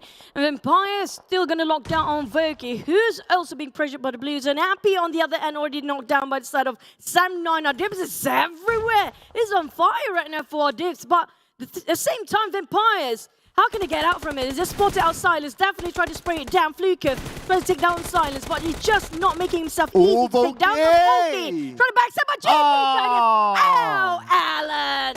Why you have to be there? It's the second time that Alan backstabbed someone. Earlier on, it was FaZe Clan, Tony K, and now it happened to be Volky. And because of that, 4 rivals have been eliminated. But now Vampire, they need to cross the road. The circle seems to go up. And it seems to be the Infinity getting the circle for themselves. Our circle is less than 200 meters, 2 by 200 meters. At the same time, there's only one team in the center, and the rest of them have to fight themselves through, including TEM Entertainment. Mormon and also his teammate Omtans trying to pick out from the strike, but at the same time, they are giving too much information. One nade can just obliterate them. GIDS, Daybot cooking up the nade, exchanging with Shamil, who's cooking up the same nade here. But definitely it's going to be the first one tossed over by Daybot. Snizzle tried to spot out from afar. But both teams right now, Yoodo Alliance, GIDS, not inside of a circle. Ooh, all of them on the outside, like what you mentioned. This is going to be tough. Time is not on their side. Time is ticking down, but Yoodo Alliance, they still need to win the fight. They have no other choice. They're trying to find a good angle. As Booms goes down to Olio, this could be their opening. Olio, 1v1 for Olio! Oh no, loses the fight to Snizzle. And so on the rest of GIDS, only 50 meters to get into the circle, but have to take down on Yoodo Alliance first. TEM Entertainment, or you realize they need to make it through. Daybot spraying around towards the side of Yoodo Alliance, but couldn't spot them out, and that's going to be the end for Yoodo Alliance. Last man standing is down. Oh, number 6, 3 elimination points for Yoodo Alliance. Now we're down to the top 5 teams with 15 players still alive. TEM Entertainment moving their way into the circle, but they need to be aware that the Infinity is still around. The Infinity, such a good spread so far, but the high ground goes to GIDS. With 4 men for both Team Infinity and GIDS, the others quite still have enough manpower to defend themselves a bit more. Now we saw the Molotov toss over the side of Newsy, but TEM Entertainment Mormon, they're not being guarded by the back line. But Logan have his eyes out there, but Mormon got down by Logan first. He got a clear sight there. They're going to finish off Empire slowly but surely. Down to 1 man, Flukov. Where to run, nowhere to hide, and that's going to be the end, down to 4. Oh, Step 9, still on the outside of the circle, need to find their way through. The Infinity is going to stop them, but Logan needs to be picked up. Mela, 1v1 against Adib, the closest team member from Step 9. Who's currently playing by the edge of the circle. The rest of them still on the outside. Mela tosses a nail to the side of Adib. It will not connect. Adib counters back with a molly. Still not connecting as well. Adib! Oh! Left, right, center, bullets everywhere, and there's nowhere for Dips to run. But at the same time, TEM Entertainment slowly closing in. 1 knockdown, down to only 1 person. I'm not sure is it going to be Mormon or not. But this time, Mela just could spray over. What a nice peek and hide. And coming up from Mela, he clutched it. For the side of Infinity, eliminated the entirety of Sen 9 by himself. Oh, the Infinity looking strong here, but their next challenge is going to be getting into the circle, whereby TEM Entertainment, they're currently in it together with GIDS. GIDS, they have the high ground advantage against the Infinity. Looks like they are controlling the situation at this moment. Booms with the long range shot to the Infinity, but it cannot connect those shots enough to take them down. Alan, what a guy. Every single time he sprays, something will go down. Definitely someone will struggle and someone will get hurt. Infinity on the other hand put out. This is going to be a perfect timing for Newsy. If he stands up, I couldn't, because he's the last member of Infinity. Not really, there's 4 of them still, but he's the only one there. But if he stands up, you can see straight where TEM Entertainment is. He did, he saw, he tried to conquer, but at the same time, will the backup reach them? Well, Logan's there, finish off moment. Down to only 2 teams here, 4 versus 4. And now this is the challenge for the Infinity. They need to fight against the high ground controlled by GIDS, but they have done it before in another round. Newsy coming for the flash, takes down Alan. This could be the opening. He tries to get the second one onto Daybot. Daybot down to 40% health, but Daybot is still alive. Alan, Daybot goes down as well. Newsy gets 2 back-to-back. This is Newsy's specialty when it comes to from down to high ground. He knows exactly how to shoot. He might clutch his tides if he's choking them down. But fully boost for down Newsy. Where are the rest of them? Mela coming from flank side. Finish up. 1 more player. It's going to be Boom of GIDS. Really close of getting it. Booms need to actually help the other team. Mela is pushing in. Pushing. They're Mela going in. Stop Infinity. What a strong coordination from the team. My God. That chicken dinner was well deserving. Again, this is an amazing round for the Infinity. Not gonna lie about that. They didn't have the circle. They were on the lower ground, but they still managed to beat the odds to take over that high ground where GIDS held so strongly. And the opening of that fight, it has to be given towards Newsy. 1 knockdown. You thought that the first knockdown was impressive. The second knockdown from Newsy, because of his flank, that opened up the gateway for his other team, for Mela to come in from the left side to finish off GIDS. What a coordination from the Infinity. It is just out of this world. Every single time in the last few circles, it's going to be a bit of a hike from low to high grounds. Newsy always make the first entry, and every single time he knows how exactly to pick from it. And because of him opening up the space and opening up the opportunity for the side of Infinity, Mela, we do know he's a housekeeper. Because why? He cleaned all the things that have been knocked down after that. Okay, so we're gonna call Mela as the housekeeper for now. But Nuzi definitely, he's the entry fragger. I mean, like, he did so much work just now. The rest of the team, Logan, give you so much support as well. But just to relieve the moment from the start here, GIDS has been very aggressive since the start. We're talking about, well, I did mention to you guys, the fourth phase of the circle is where everything gets real chaotic. Yeah, that's where, and plus this kind of circle, you kind of think about it, like 4th, 5th circle, it was like, there's some unplayable areas like the water that nobody will play. This is where the moment it gets wonky, I would say. Putting Tiger on an area that is like uncomfortable for him, but he still managed to get one knockdown. That was kind of like interesting there. But with this circle, it's really, really wonky. At some point, it was like, what, only 80% of playable land, and even that, there's a lot of high grounds to play with, and if you're not up there, disadvantage to you. So it is really, really challenging. But then again, of course, as viewers, we love this kind of circle. Give us a challenging one, and we got it.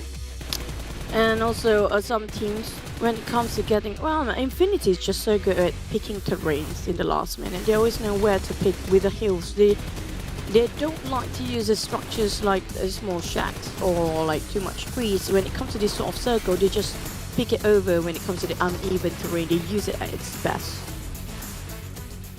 Oh my goodness, I just had to admire again the flank from Nuzi. That was superb, and he was at a disadvantage because how the terrain is. And the best part is that when he slipped through towards the side, GIDS didn't spot him. So he showed his ninja-ness, basically, in that round. That was, again, oh my goodness, this guy, if he's not the MVP for this season, I don't know, man. There's something really, really off. But yeah, I'm just impressed. There's nothing else to say.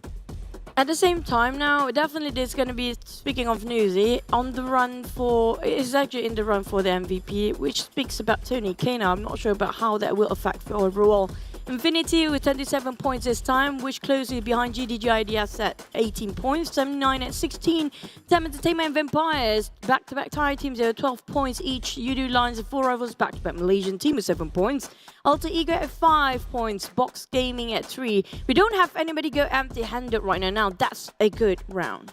Yeah, at least everyone got back something, even like the Eagles and FaZe Clan as well. But a little bit sad for FaZe Clan because they didn't have Tony K early. It was thanks to Alan, took out Tony K, and that gave them a big handicap towards the later stage of the game. But no surprises really. MVP, not only because of the stats he's an MVP in this round, but Nuzi, the quality of his move, opening up the flanks and getting 2 knocks back to back without himself getting knocked, that is just out of this world.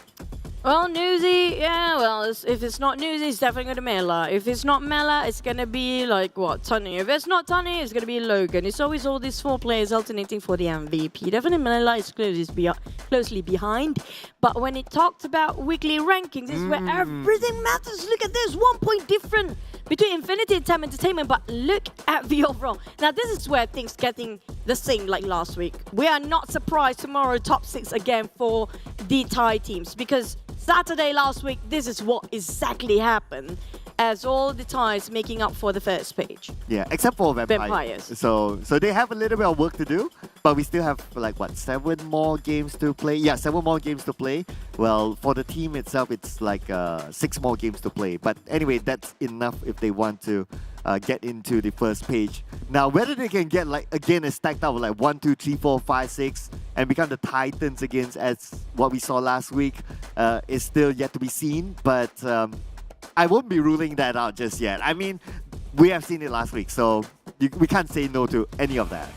But I do want to see the rise of the Indonesian teams, because we haven't seen them that too much. Like last week, we did see a lot of highlight and spotlight for the Vietnam team. Oh, well, we're going to put aside Thai first, because definitely Thais everywhere these days. They are dominating this. We're talking about if there's PMPL country finals Thais or not, because they're just too much of a monster.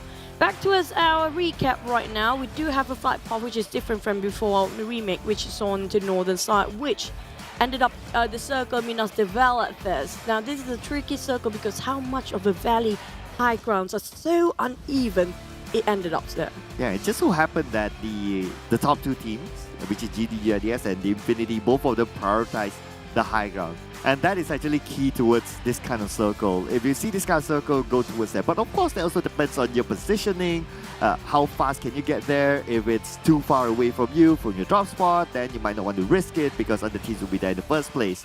And that's where we see that 7-9, they take a different route. They don't go straight up to those high grounds because they know that kind of theory it happens. And if you go there, you'll be facing up against the Infinity and GIDS. Not the fight that you want to take very early on. Yoodo Alliance, even though they got quite a number of high grounds there, but definitely it's not favoring them in the case of the circle. If you look at how Infinity, they're actually playing a bit of a slope of a hill, and it's also the foot of the hills there. It was risky at first if they lingered around, lurking too late and getting caught up by the blue. But how they position themselves here, it's just brilliant and white. They know the fact that Snizzle is the most important informant coming up from GIDS. They know exactly where the informants will stand for the team that's trying to take over the most prime spot. And that's the biggest decision making for the teams that are trying to win over the chicken dinner. You have to know who to shoot down first in the cases of who's actually giving the information away. The informant is so important for the team that's trying to, defend as long as they can. But still, congratulations for all the teams just now. Definitely, it's a really tough one winning, but they still make it. It's Infinity. This is really good when it comes to playing the tough terrain. And for the record, this is his second time, or I would say the Infinity's second time, winning a fight that when they were on the lower ground and they had to go to the high, they had to fight another team on the high ground and they still win. So it's not the first time for them doing that. Now, the Infinity, well, no surprises. They will be at the top of the most damage. Gatuni, Nuzi, but Voki slipping in. Wow, this is interesting. Voki, he lasted the longest for 4 rivals. He had to fight teams coming from left and right, and well-deserved most damage, I would say. This is what I mentioned before, specifically yesterday towards the comments. We had the discussion where Voki is really strong. 4 rivals really strong when it comes to power. It's just their rotation got caught up into a crossfire of 3 to 4 teams. Well, for the next one, we're going to go back to as a wrangle. For the teams to focus this time, it's going to be TEM Entertainment, Infinity, and FaZe. I'm gladly to see SLD there because there's a different flag entirely. Well, last week it was a lot of Sunhawk Flash Buriram for the ties. This week, they are aimed towards Erangel more. I'm impressed with the fact that TEM Entertainment got 100 rank points inside of Erangel. That means they really know how to survive Erangel. That is just something. I think it's the first time we saw a 3-digit for that stat. But here is going to be the groups they're going to be playing. After this, A, B, D, and E. That means Group C is going to take a break. That's going to be the Eagles. FaZe Clan is taking a break. NFT Esports as well as 7-9. And we would like to invite again Group E back into the game. Boom Esports, Bacon Time, Geek Fam, and SLD will be making their re-debut again in Erangel. Yep, and speaking of Group C, so it's going to be the teams that love around Joker Pool. One of them going to be FaZe, will not be there. But do keep your eyes out because Joker Pool, sometimes there's a lot of visitors. It depends on flight path, really. Right now, these days, like for me, initial drop spot is not as important about adapting to the flight path for the teams. Like I love how GIDS is playing because they just play around the flight path, playing around the constant of something that you can't control, which in this case flight path and circle. So whatever the situation is for this team, they know how to accommodate themselves in certain tight spots. So it's really important for them to play around that, because sometimes in the case where the flight path doesn't favor you and it's too far from your drop spot, yes, you can find vehicle, but you might actually get snatched for your vehicle along the process. But don't forget as well to snatch away this upcoming promotion. Well, we don't know when is it yet, so keep your eye in game. This is the Bobo Boy collaboration with PUBG Mobile that's coming somewhere this month. Now, to be fair, it's not mentioned what date exactly this month, so you got to keep your eye off whether it's the social medias of PUBG Mobile. Don't forget to follow as well. They're on Instagram, they're on TikTok, they're on Facebook, and so on and so forth. Don't forget to do that. And also in-game, check it out for time to time because this is coming really, really soon. And some teasers are already on social media, but I won't spoil that for you guys. And also, the second phase of Rabu Party is going to be every Wednesday. Today is already Saturday, so wait for next week because you can get yourself a double more points if you push your rank when it comes to trying to get rid of weekly prizes. Don't forget, if you have extraordinary plays that we might actually looking into. Hashtag Way Rabu Padu Menang Selalu. It's going to be in BM language, but everybody's invited, and we are opening up our arms towards all the other players who are playing outside of Malaysia too. Yeah, of course. This campaign is at the end of the month, so don't forget to just grind it out, because there's only 3 more weeks to go. Time is not that much. That also means that there's 3 more Wednesdays to get that double point. So keep your eye on the Wednesdays. Do play a little bit more that time. And when you play, you can also play together with your friends. And together, you guys collect points to get all the freebies that's available inside the Rabu Padu promotion. But those are the promotions that you'll be hearing from us throughout this league. We don't know if anything will change in the finals, but that will be for later. But after this, we will be seeing our first Erangel after this. So, what's your gut feel on the next round? Putting aside the prediction. Well, it's going to be Erangel. We do know Erangel is where everybody really fights for everything, because it's the OG map. We talk about OG map because this is where you played your first tutorial back in the days before we have the firing range, whatever. So this is going to be one of the most important maps to have a grasp on. We're talking about all international or local tournaments we focus on Erangel. So definitely the teams not performing last week will have to push this one really hard. If not, they have really a tough time to get themselves into the top 16. They will get relegated. Yeah, so you made a good point. It's because we are towards the end of week 2, and again, especially for teams at the bottom half, right, or at the really end, and especially for those teams that last week they were in the same situation. If they are still there by the end of the week, meaning that next week will be really hard for them to catch up to the number 1 spot. Even if number 1 spots team or the top teams want to chill out during the final week because they kind of confirmed their ticket into the final, it is still hard, because they will want to collect as many starting points as possible in the grand finals. But that is okay, so we have a similar prediction. Wow, okay. It's not mine. Well, okay, yeah. To be fair, it is not ours. It just so happened. So your manager and production happen to be thinking the same. I won't deny this though. Although they too soon last round, but I won't deny this. Or reason why I think I do know why he put up these Xaviers is because I mentioned this many times before. It's not just about the weekly ranking here. You have to remember about the bonus point. The teams that didn't make it, example, the Xaviers last week, they got in 15, 16, 17 sort of places. So how much they have for their bonus point is 3 to 4 points only maximum. So if they really want to grind it up, the teams that really want to push themselves, it's going to be the teams that didn't get themselves good placement last week by the end of the week, because they need to balance things out. If they got themselves a top 5 ending or even the first page, they got at least 10 points there. 10 points push up, add up to their first week performance. At least they still have a glimpse towards the grand final later. Yeah, and Xavier is actually one of them, because last week they weren't super duper on the top. They were somewhere at the second half of the page. So if they want to really secure themselves into the grand finals, they need to do well this week. And so far, it's not bad. And because of that kind of motivation as well, that kind of pushed them up to one of the top spots at the moment. And if according to that sort of prediction for Xavier, I would vouch for it, because they have all at their side. So far, they're doing well. They have the reasons to go for it, and all it's down to Erangel if it happens.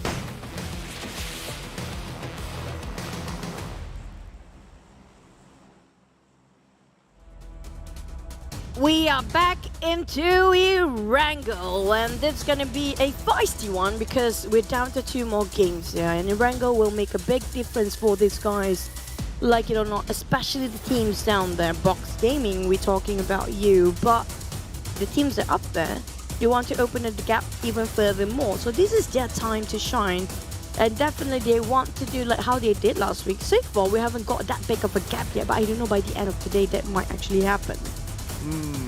Yeah, we need to wait and see, right? Because last week, Box Gaming, they were just okay, and if this week they end up really down there, next week will be super hard for them, I can say that. But that also depends on how other teams perform based on the average of week 1 and week 2. Yep. Especially the one that actually didn't perform on week 1. on the second page. Rhino Week 2, still second page. Most of them, sad to say, aside from SLD and Ego Esports, the others of Vietnam team and Malaysian team not doing too well here. These Avians land themselves quite early on. We have ferry towards the northern side, favoring northern side, shooting range down to Nova Noye, the circle. Can we get us a Nostar military base for once? Nope. Nope. Never mind. Yeah, I knew that was coming. Just like, okay, wait for it. Like, no, okay. But anyway, this kind of circle, if you kind of think about it, like, it's also tough because of the river, and if the circle happens to be like, somewhere around the areas of Jasnaya Poyana, where there's like this sort of like this lake-ish sort of place, the playable area is less, and that will be really challenging. Plus, the terrain is not friendly as well. But speaking about not friendly, Rabis is ready for it. Well, no helmet, no vest, who cares? As long as he can get himself a couple of eliminations, that's more than enough. Frank is flat, and Prong's in. Oh, not even a minute into the game, just 2 minutes, already down. Oh, okay, did they spawn out Gosu? I think they know. Oh no, they know. And Gosu has nothing. Rabis with a shotgun, he can try to punch it. If he managed to punch Rabis, wait, he could win. He could win. You got a shotgun? Are you kidding me? Splat. Oh, it missed. Are you guys kidding me? Outplayed by Gosu. Got nothing. Are you kidding? Rabis. And he stole the vehicle. He stole the vehicle. Gosu stole the vehicle. Wait, not done yet. Wait. What's happening here? Okay, Gosu stole the vehicle. Run. Gosu, run. And he ran away. And straight driving into the sunset. That's going to be Gosu's ending. I mean, like, that's going to be really frustrating for Rabis. He got the shotgun, and he got punched by Gosu. And they got the vehicle, and Gosu stole it away. Well, we're like, what kind of smooth criminal Gosu? Wow. I am. It would have been cooler if you managed to knock down Rabis, but yeah. But you know what? If Rabis just like, okay, I allow you to knock me down through your punch, it's fine. But all his teammates are around, so he can kind of be the bait to secure the elimination point. But, you know, things just happen really fast, and I can totally understand that. But then again, there's a free vehicle to go to at the end of the day. So good job. That's really cool. That's nice. You don't see that every day. Rabis, are you okay? Are you okay, Rabis? You got hit by a smooth criminal. Gosu, my God, Gosu. I know, right? My goodness. Oh my God, that was not supposed to end up that way for Rabis and these Xaviers. They definitely didn't see that one coming. That must be one of the highlights today. You definitely don't see that all the time. You never see that before. Yeah. There's no way you can lose in shotgun versus Fest. That was Fest. At that range, and you lose your vehicle, it's like Gosu. It's like, I don't know, man. We're going to talk about that for the next 10 minutes. But Geek Fam, Yoodo Alliance. Okay, Repo Boy, gun down. Hang on a second. So, who's on the other side? Oh, okay, so it's going to be Snipes all alone here. Spots out Repo Boy probably trying to make that rotation because they came in from ruins. And what a nice knockdown there for Snipes. Going to be 1 point for Geek Fam. I don't see Yoodo Alliance able to pick up their IGL. Too far, too clear for Snipes. There you go. Couple of shots down with the Scar L. Not even, he doesn't even break in any sweat for side of Snipes to finish things off. But he just couldn't do it yet. It's too far. Now, waiting for him to bleed out. Hopefully the rest of teammates coming up from Yoodo Alliance can actually revive him there. I'm not sure if they got himself vehicles, enough smokes to actually just cover himself to revive. But I have a feeling Rebel Boy will die in vain there. That's going to be one of the first players out, except for SLD player. And I'm feeling that Rebel Boy, even though the IGL, will be one of the sacrifice in the early of the match. Yeah, and that's a confirmation there. So his teammates didn't come to pick him up. A little bit too bad for Repo Boy. But 1 point in the back for Geek Fam, and that's going to be, well, it's not the first blood because it's splat, but it's going to be the second blood. So at least the Geek Fam, we can see that they're still having that sort of momentum coming into this game. Very, very confident to secure that elimination point.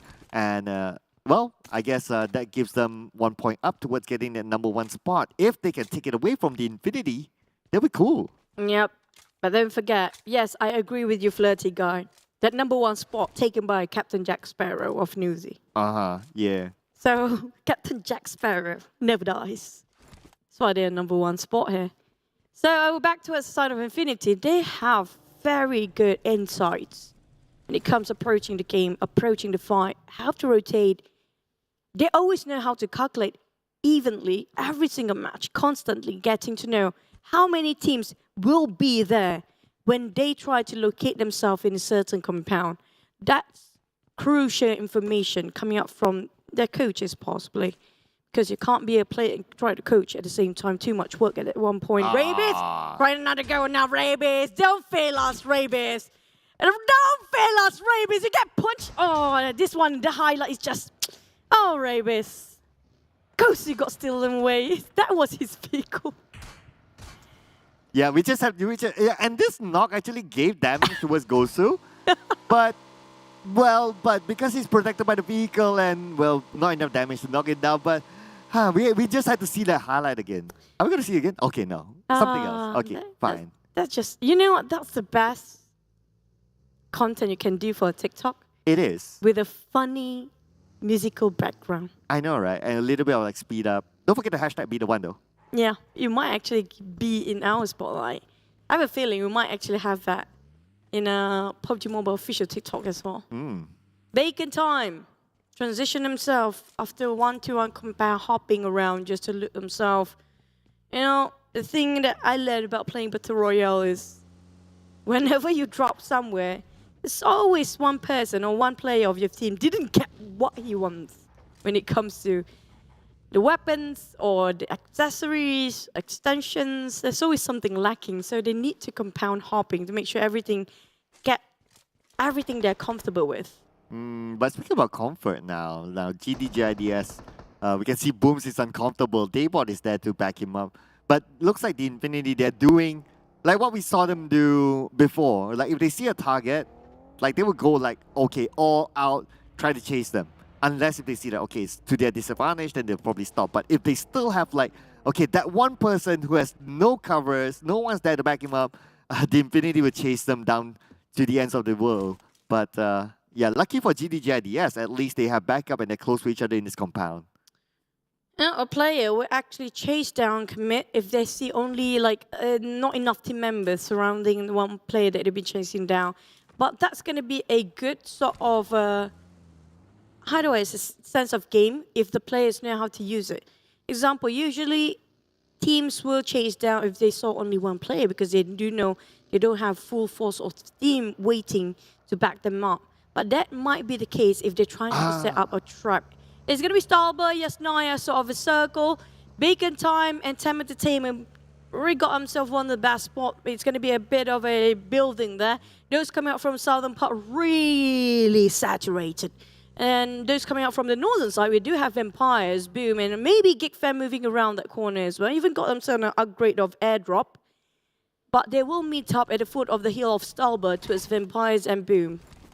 For some reason, whenever this kind of circle pops, right, it's rare to see someone like on top of Stalber. Like it's either they will be like at the middle of Stalber, or they will be somewhere down, or they will just like inside of Yasnaya. But not many people will play inside of Stalber. So perhaps that is what Boom is thinking. It's like, hey, theoretically, that's always the case.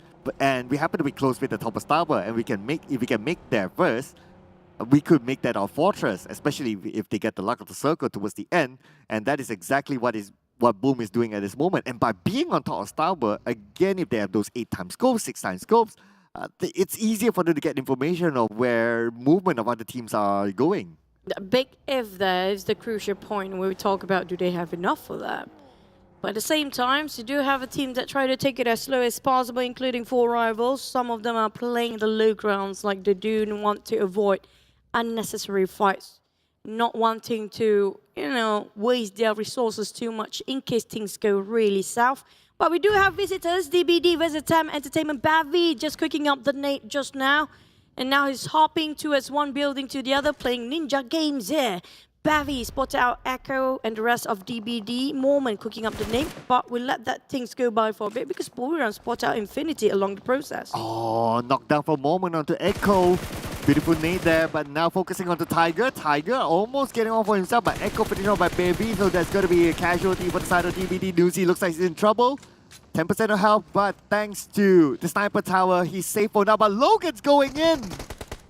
Kangzo taking covers from the Dacia for bit. Now looking over Logan. Logan. Ooh. Couldn't handle two of them at the same time. Nuzi trying to wrap things around. Infinity Mela on the ground as well. Things not going great for Infinity. But Buriram is really strong with the CQC here. Trying to finish off straight away. But Nuzi just randomly tossing out Nate. Mela will finish off by the side of Name. And it's going to be bleeding out on the side of Logan. Still hoping to be savior. But it's just no space for Nuzi to take him back up his feet. Oh, Buriram United, they know they have the advantage. They're going in. Nuzi is pretty much all alone. His other teammate is behind. Gatun is too far. Nuzi, hopefully with the smoke, buys time for him to be able to pick up Logan. Okay, Buriram, they're not advancing despite having the high ground because of the smoke. But now Logan has been saved and he needs to reset. It was a pity. Kingzo just might have the perfect pick just now. But Logan managed to reset himself. Moody got shot from afar. Nuzi still trying to do plays here. Oh, Tiger really low. They let it pass by. Buriram still be chased by Nuzi. He's definitely not happy about this. He will commit to this. He's definitely want to go back for revenge. But BN United want to take part of this as well. It's not done and dusted for Infinity because they have one more war to go. Oh, and indirectly, BN United kind of helped the Infinity by stopping from afar. And that kind of stopped Buriram United as well from moving forward towards Nuzi. So they kind of like, BN United won for this. But that was a good pickup there by Nuzi to pick up his teammate. And now at least they still maintain as a trio. Still not too bad as we go towards the next phase of the circle. Now, lucky enough that part ways in a different sort of direction entirely for all the three teams. But the circle shifted again. It's going to be on top of Salva.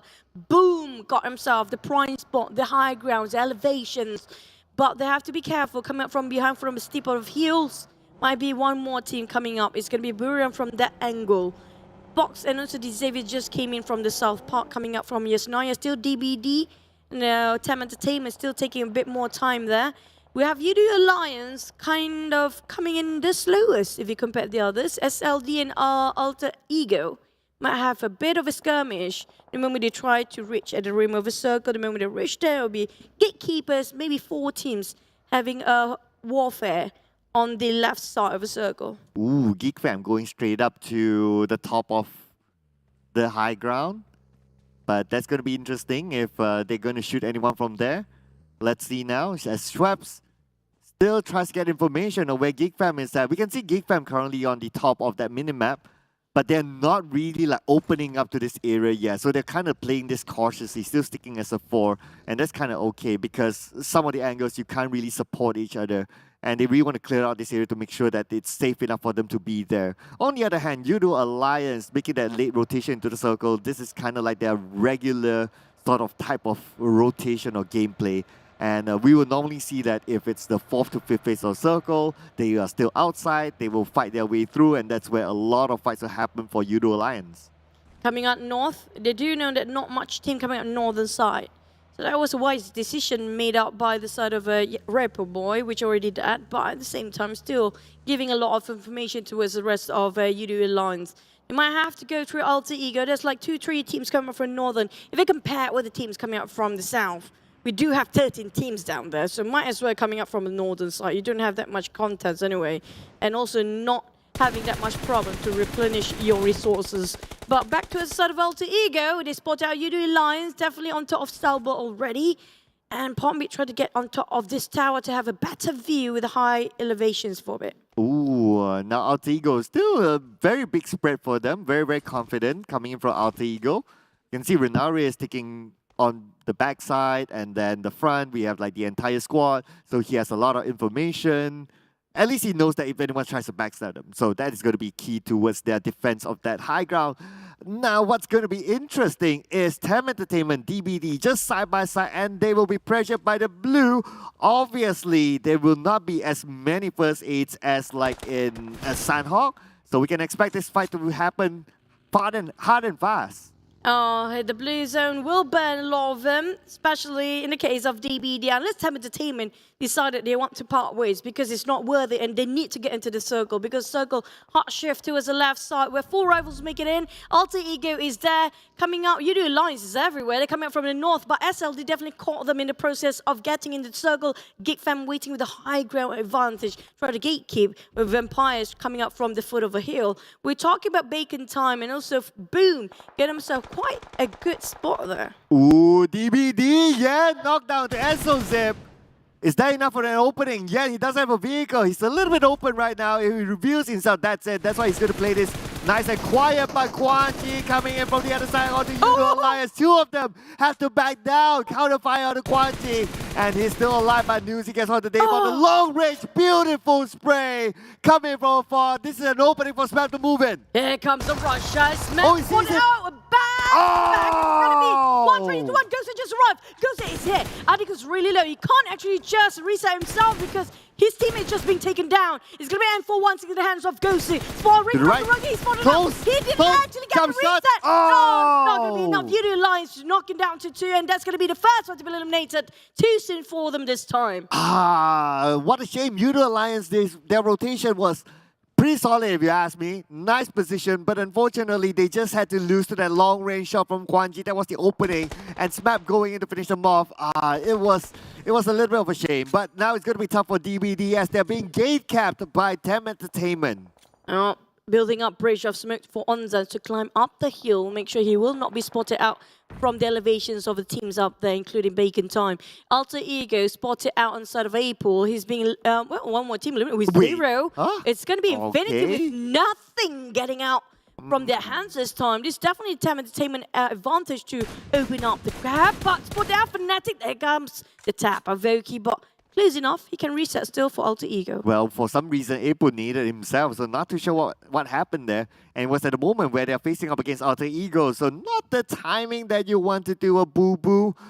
Alter Ego, good thing is that they didn't take advantage of that, so they're kind of okay still. Now, Box Gaming playing by the edge of the circle, managed to get knocked down to Armstaff from Bacon Time. Box Gaming, they have the high ground advantage. It's just that there's another team on top of them. That's where they need to be careful. SOAS, gun down, just mentioned about it, and it happened. Lucky they got distance quite a long one between them, so they couldn't finish off straight away. They want to push in, but the problem is not going to be just one team they have to face against. TEM Entertainment, they want to go for the advancement towards the circle, make it an entry, but the problem is Box Gaming is stopping them quite hard. Geek Fam, Mika just cooking up the nade with Yuhai coming up from the side Alliance as well, trying to help his mate here. Maybe fetching Mika and just going towards the other side. Yep, it's time Mika to move.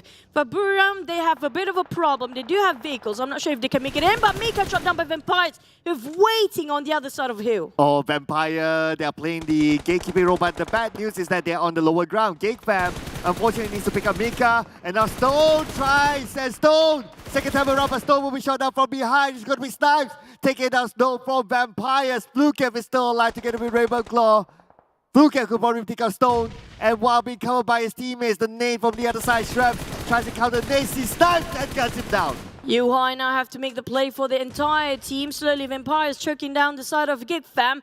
Cooking up the nade. It's going to be less than 10 meters between them. Straps tossing out one. Tried to go for the flank start. Reposition himself in a different angle. Yuhai got clipped quite a bit. Left with only 30% HP. Here comes another one pushing up for Straps. Tried to almost his helmet, but alongside with Ravenclaw, they can easily clean things up. Ooh, there finally, you go. Geek Fam coming up from the flank side. But he took a bit too late there. Off angle here. Damn, finally here. But the moment he tried to reach in, bleeding out Snipes. Yuhai as well. They might get finished off straight away. Oh, Damroot is still alive because he's playing the support role, playing behind. But Mika is still alive as well. But only 2 left on the side of Geek Fam. Mika is going in for it. Damroot shoots from afar, takes down Schwabs, and he's not done yet. But Damroot now will be got down, fired upon. Mika taken out, and it's going to be the end for Geek Fam in this round. Vampires winning this over, being the housekeeping team. Back to the side of SLD, they want to just disengage with a side of Alter Ego, but being forced to fight again as Alter Ego fire upon them. These Xavier's finished off quite early as well, even though we have quite a scuffle early on against Rabies with Gosu just now. Back to the side of Empire Fluke, finished off by the side of Playzone, where the circle ended up in no man's land. Only Bacon Times there. 4 rivals hugging a lot side of a circle, so they are taking a lot of dominance on the left side. Bacon time on just a tiny bit of the right side.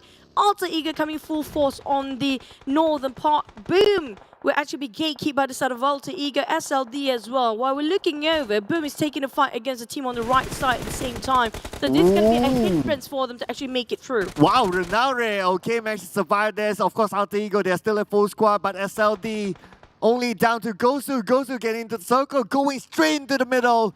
Where is he going to play? Looks like he's going to play somewhere in the middle. He has a vehicle to make a barricade, but now back onto GIDS and booms, almost shot down, 10% of health left, but it's going to be the Vampires out of 10 play 6 elimination points. Alan wants to make a play, but you didn't have enough first eights right now. You have to be extra careful for Alan, but Alan's just so good at playing a third party. 4 rivals taking on Alter Ego, Palm it down, Haxus as well. So it's going to be Alter Ego fighting against Boom, but the ones trying to butt into this business is going to be 4 rivals, stopping Alter Ego's movement. Appy, you're playing a very risky game. They're playing with fire. It's going to be Appy stopping down straight in the hands of Alter Ego. Potato spoil on Appy. This is what I mentioned. It's not worth it for the side of Appy or 4 rivals. A little bit of a tunnel vision there for Appy, unfortunately, but TEM Entertainment is out as well. Number 9, 2 elimination points. Looks like our top 4 teams in this round is already out. SLD still in this, but the last man standing still. Yumi gets one on the potato. Looks like Indonesia versus Indonesia. Yumi now shooting on the April. Can't connect those shots, but it's going to be 5 elimination points for Boom. With that elimination, they're currently dominating this round. With 8 teams to go, 3 teams with 1 player left. April here, still have 4 men for 4 rivals, but Bacon time breathing down their neck. Alter Ego spotted out booming within the smoke. It's just so hard for them to actually have the exact location of the players, but this could be surrounded by a set of Boom. Alter Ego, left, right, center. They can't go anywhere. It's going to be ended up with a splat. Alter Ego bowing out. We're down to 7 with 2 eliminations in their hands. That's still okay for them. Oh, check out the other side. Boss Gaming putting pressure on the 4 rivals with Break. Almost getting one for himself. Goes to still manage to secure 2 elimination points while he was alone in the circle. He's playing by the edge of it at this moment. Racy still has a high ground advantage. Boom, and they are still in this with a full squad. Bansu playing around the slopes of hill. Quite slippery. Got 1 SLD for SOAS. Now this is where Box Gaming really desperate enough to get this one. They need to push their ranks there the last few days. Break taken down by the side of Pimburu. 4 rivals. 1 man only for Pimburu. No problem. He can try to do his best there, but there's going to be a bit of problem. It's Boom taking the advantage. He got the circles. He got the high grounds. Everything is in the condition of Boom right now. Oh, but yet again, their challenge might be Boss Gaming, might be Bacon time. Let's see how it goes as GIDS only has 1 man standing. Trismay with the long range out to the other side. They do not have the circle. And I do agree, Boom right now, they are in a good position to secure this chicken dinner. They just need to stop Bacon time from coming in. Oh, they definitely got the elevations there with a clear view coming up from GIDS who left with Alan as usual. But Bacon time, they can actually make the play if they want to. They're taking a Boom on the other side. We are split into 2 for Boom side. It's going to be 2-2 formation to deal with 2 teams coming up on the southern part or even trying to climb up here in the northern, Back to us at GIDS. Alan will be the backstabbers for all the teams down there.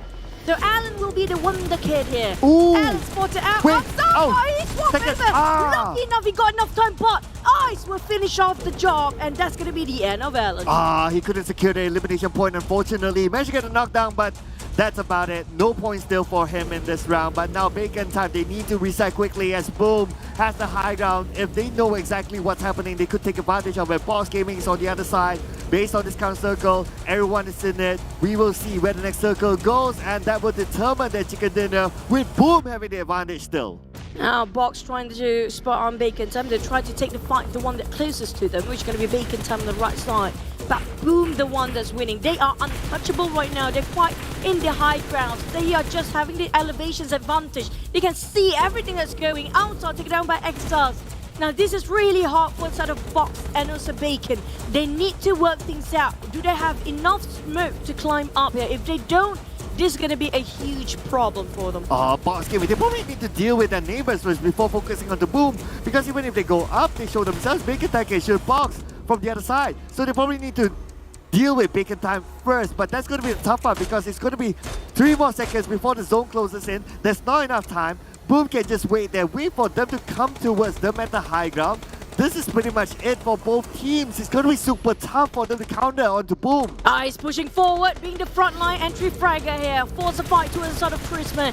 Trisme will exploit that body, but Boom, the one actually taking the advantage. They got himself a third party, greatest view that is. But lucky they got himself a bit of a smoke in between. Trisme quite struggling to just fighting against the side of... Whoa, TBS! Getting one, almost getting two. A bit of a trade, 1-2-1 there. That's Nakamoto getting on three. Not due to trading to two. Now this is the moment where Boom pops in. Finish off Noise. That's the last member of Bacon Time. Slither of health. And that's one nade to finish off everything. Oh, look at this at the same time. Boom is not going to sit still. They are starting to move, and Bensu is still alive in the middle. Bensu shoots that one. It's going to be Okta going down to Bensu. Bit of a help left. Boom starts to go in, but Okta gets two. Looks like Bensu gets two, and it's going to be Boom still. Nothing can stop their reign in this round. It's going to be super hard. But because Boom, they actively moved towards the end as well. They took advantage of the fight between the two teams, and that's how they secured the chicken dinner for themselves. Oh, what a nice game just now. Definitely, it was really tough for the other two teams. You're talking about Bacon Time and also one more team. And then definitely, Boom, they got themselves in the conditions where everything's on their side. Because they got a circle, they got elevation, they got enough resources to work around. So there's nothing else can go wrong for the side of Boom in that point line. But we got quite interesting few highlights way early on. So I'm loving this match so far. Yeah, Boom, I mean, they got a circle, they had a high ground, they got a full squad. Like, everything is like on their side. Even like that final circle, it was still on their side. Like, it's hard for them to drop the ball unless even if we want to think about it, like, what if like a newsy happened, right? Even like, looking at the position of the other two teams, it's like no one's like going in for the flanks. Not that they can because of how the terrain is. It's super duper hard. You'll be super exposed if you try to go in for the flanks. But the point is that no one went in for the flank. Hence, Boom had a lot of room to play with. And for them to drop that chicken dinner, it is hard because there's no one to counter them. Yep. But so many teams are fighting way into the blue zone just now. Hence, they're being forced to do so because they will not give away the other team to escape themselves. But still, nevertheless, it was really a tough time for most of the teams that's not on top of this hill. Definitely Box Gaming actually one of the teams that actually have a bit of a good vintage point, but it's just the timing to rotate is a bit too late there. They got themselves quite in the pressure of the blue zone. It's definitely one of the teams that got himself in the last few circles an advantage. I mean, like, Alan really plays a good part in this. Yeah. It's just the moment he swapped over to that towards that weapon as the magazines ran out of the spray. Just really unfortunate timing. Yeah, if not, he would have gotten at least one extra elimination. But yeah, it is what it is at the end of the day. But Bensu managed to survive to a second place finish. I thought that was brilliant as well. He stood calmly inside the smoke in the middle, let everything happen, and then he stands up to shoot and tries to secure those elimination points for himself. But that's besides the point. The main point is that he managed to survive up to a second place finish when everything is happening around him, including his teammates being eliminated. So yeah, gotta give it to Bensu as well for Box Gaming. True. And congratulations for the teams that really make it a huge of a leap when it comes to overall rankings. So we're talking especially when it comes to Box. So they're really in the dire need of the points. Since they are at the bottom of every bottom, they got nothing else to lose, and this is going to be the final match later on. And second last one definitely gives them a bit of a leap here. 9 eliminations with 24 total points coming from Boom. Nobody getting themselves a double digit, but definitely the only team going empty-handed is going to be Infinity this time. A couple of hot rounds, and then this round, it had to be the boo-boo. It had to be like the 0 elimination. And they went up against Buriram United that time. I was kind of surprised as well. I thought that, yes, their aggressive gameplay is normally how they do it, and that's totally fine. They're very confident. But somehow when they opened left and right, they tried to get that elimination. I believe it was over Kingzo, but they failed despite opening left and right. I mean, it was just really, really unfortunate for them. I guess that moment was like Kingzo was like just superb at some point. But this is a good sign, having, even though they are at the bottom for Box Gaming, they still have enough spirit and also very passionate to get themselves still in the MVP this round. 4 eliminations, 600 over damage is quite high when it comes to damage dished out this time. Doesn't tally up for the 4 eliminations. Should have like around 6 or 7, but still good enough. The longest elimination, 73 points. I think that's the one that he got himself with the grenade. But when it comes to the points this week, it's really close. Like everybody within the reach. We're talking about up to maybe 10th place. Can still try to run for number 1 spot in the last minute tomorrow, especially. 165, 2 points shy away from Infinity, who didn't gain any points just now. Definitely, I'm surprised how TEM didn't try to stretch up the gap as well, because it's just 2 points different. Yeah, I know, right? Only 2 points. If it was last week, right? Like today, like right now, like we would have seen like FaZe Clan is like what, 30, 40 points ahead. Like they have like 2 games at least in hand for other teams to catch up. But now it's like only 2 points difference. When it comes to number 3, even like let's say the difference is like what, 16 points. It's also not too bad, right? Like one game could still change it all. And then we go down to Geek Fam, go down to GIDS. Like everyone still has a shot at that number 1 spot. This week is way more tighter than last week. That's true. And you guys watching at home, since I'm also reading out the chat at the same time to see your inputs, do you have any predictions of all the four teams that might get relegated, didn't make it for the grand finals? Because I want to know from your thoughts. So who do you think the 4 teams that might be not able to join us in the grand finals? But coming up for the recap here, we do know that the circle was really unusual. As always, I'm loving the new patch here because it's just so hard to read things out. But for the side of Bacon Time, well, it's not really that far from them, but the one is actually quite furthest away is going to be Box. But Box, I'm loving how they rotate this time. They're playing a bit more safe here, but still secure quite a number of elimination this time. Yeah, just look at their positioning here. I just want to highlight that Boom went up to Stauber very, very early on, and they parked themselves. Before the circle, they were like at the foothill of Stauber, and then they're like, okay, the theory is that on top of Stauber, not many teams, we happen to be close by, let's just go straight all the way up. And that's how they played from the top of Stauber, and the moment the circle just moves down, they just need to like follow through, and it's easier to like from the top going down. You have the advantage of high ground against other enemies, and that's how they got themselves into that final circle, and the rest is history with the chicken dinner.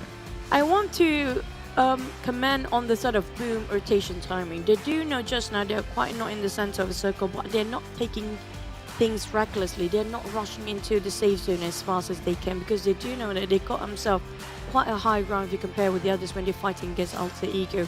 They're still not inside of it, so they do know who to take down first and try to just slowly get into the center of the circle, not rushing things too much. They're really calm in taking the fights there. But the side of Box Gaming, well, they survive really long. I mean, like, that's quite a number of journey they have to go through just to get there in the first place. They were the furthest away from the circle, but still managed to survive. But before that, we also have to thank our sponsors here, none other than our official smartphone partner, Realme, with the world's fastest growing smartphone brand. This introduces its latest chipset, which is going to be the MediaTek Dimensity 8100 5G chipset and dedicated display chipset, promising you seamless gaming experience, especially playing PUBG Mobile. And also thank you so much to our official livestream partner TikTok. Don't forget to hashtag be the one, because we still have the challenge going on. Don't forget to follow all the contents of PUBG Mobile for its pages: PUBG Mobile MY official, PUBG Mobile Esports.my, PUBG Mobile Esports.sg, PUBG Mobile official page for the Philippines as well.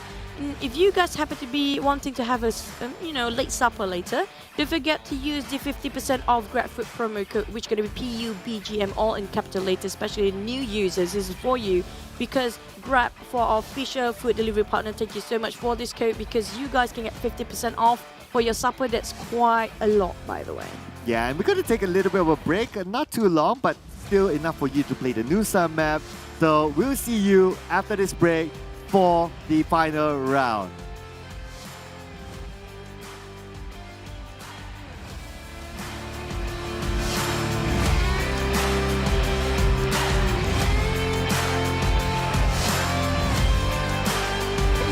Fellow PUBG mobile players, along with the version 2.2 update, we have made a series of improvements on the game's basic controls. Let's take a look at the improvements. First, improvements to the controls and display. We have increased the display priority of the wheel when the throwing wheel is activated. Now it'll be easier for players to select the items they wish to throw. In this update, a countdown will be displayed whenever the play zone is going to shrink. This way, it will be made more aware of the next play zone, and players can plan their routes more effectively. We've improved the feedback effect of marked items. Whenever you tap and hold to mark an item successfully, the feedback will be more obvious. When the player is aiming down sights, the markings within the scope have been optimized, so the sight is less obscured. When a player jumps, after respawning or deploying an emergency pickup, it's now possible to mark the battleground with light columns. After a team wins, the buttons for MVP likes and summon statue will be combined. Now players can send a like automatically whenever they summon a statue.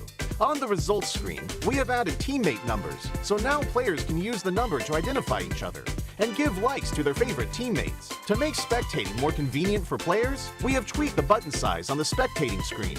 This reduces the chance of tapping the button by mistake. I'm sure firearm balancing is a concerning issue for many players. In this update, we have significantly improved the burst shot of both the SKS and Mini 14 by greatly improving their handling. This will increase their stability fired consecutively and increase the damage dealt to enemies. Perhaps these two firearms will become your weapon of choice after the enhancements. For airdrop weapons, we have made some adjustments to the controls and damage dealt to better balance the airdrop weapons. In the new version, there are lots of new features worth checking out. When you acquire a firearm finish of your liking, you'll definitely want to admire it from time to time. In this update, we've added a firearm inspection feature. Players can now use this to admire their favorite firearm. During combat, players can tap the emote to enter first-person perspective to inspect the current active weapon. A friendly reminder, never inspect your firearm during combat, or you might overlook the enemies before you. Do keep in mind that this feature is currently only available for certain firearms, but it will be gradually rolled out to other firearms in later versions. The recommended layout feature is one of the many new features. When players customize the controls, it's now easier to apply a custom layout recommended by the system with one tap.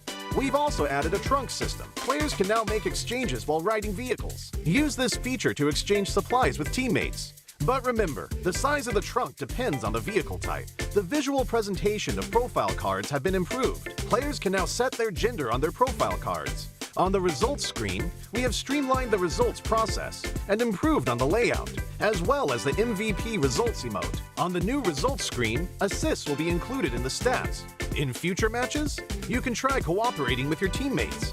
Even if you don't make the final strike, assists will help boost your results. We have added stationary targets to the training grounds. After firing, the damage dealt and bullet trajectory will be displayed. This helps to more closely recreate situations that players may face in matches. To make it easier for players to practice shooting, the most recently used firearms configuration will be applied by default when entering the training grounds the next time. These are the major improvements for the basic experience in version 2.2. If you want to learn more about this update's content, don't forget to follow the official PUBG mobile community. Winner, winner, chicken dinner. See you next time.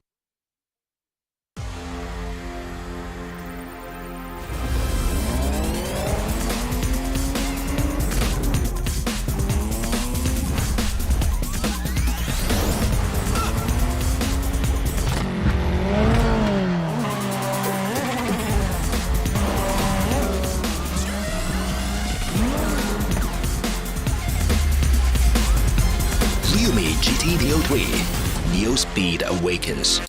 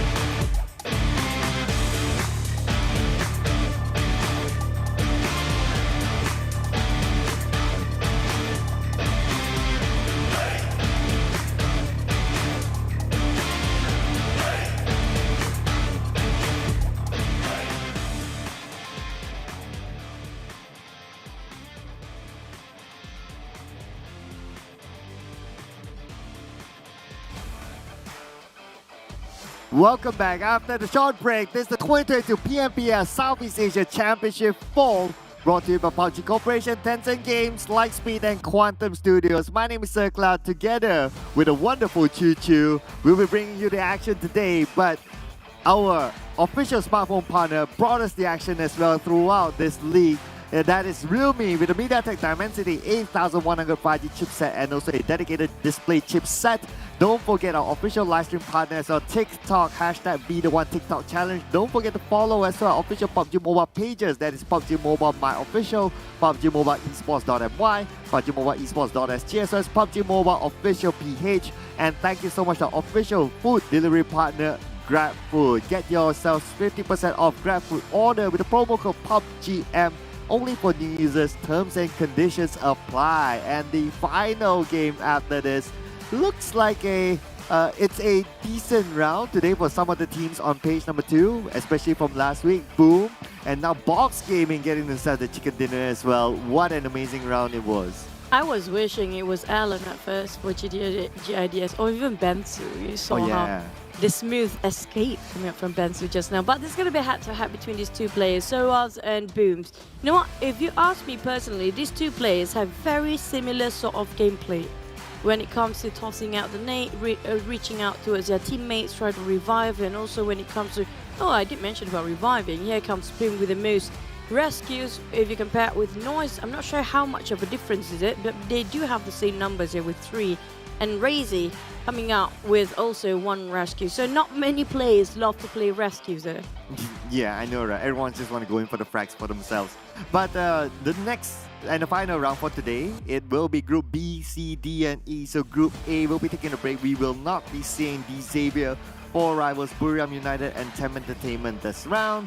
But we'll be seeing B, C, D, and E as we approach the final round. So because majority or 2 of the Thai teams are inside Group A, so that means this time we'll have the minimal amount, which is 4 in this matchup. Yep, it's going to be, well, 4 of Thai, still quite a number of it. But I'm loving how every single group is, except for Group A, have all different flags flying. But you know what, I'm just going to update you guys since you guys asked about who will get into PMGC, okay? I do read the chat. Thank you guys, so I can get you the information that you need. For those that actually already qualify for PMGC League, it's going to be Bigatron and Evolves, and then Infinity and Bacon from Ties, Geek Fam, and also 4 rivals from Malaysia, Xaviers and Box Gaming coming out from the side of Vietnam. But before we talk more about this, we're gonna head over the usual, which is gonna be Nusa. I mean, like, it's not gonna be an official tournament Nusa, but it's gonna be a fun one for you to just, you know, having a 5-minute breaks, or if you have extra time during your lunch, you just want to finish off 1 map of game, it's gonna be Nusa map.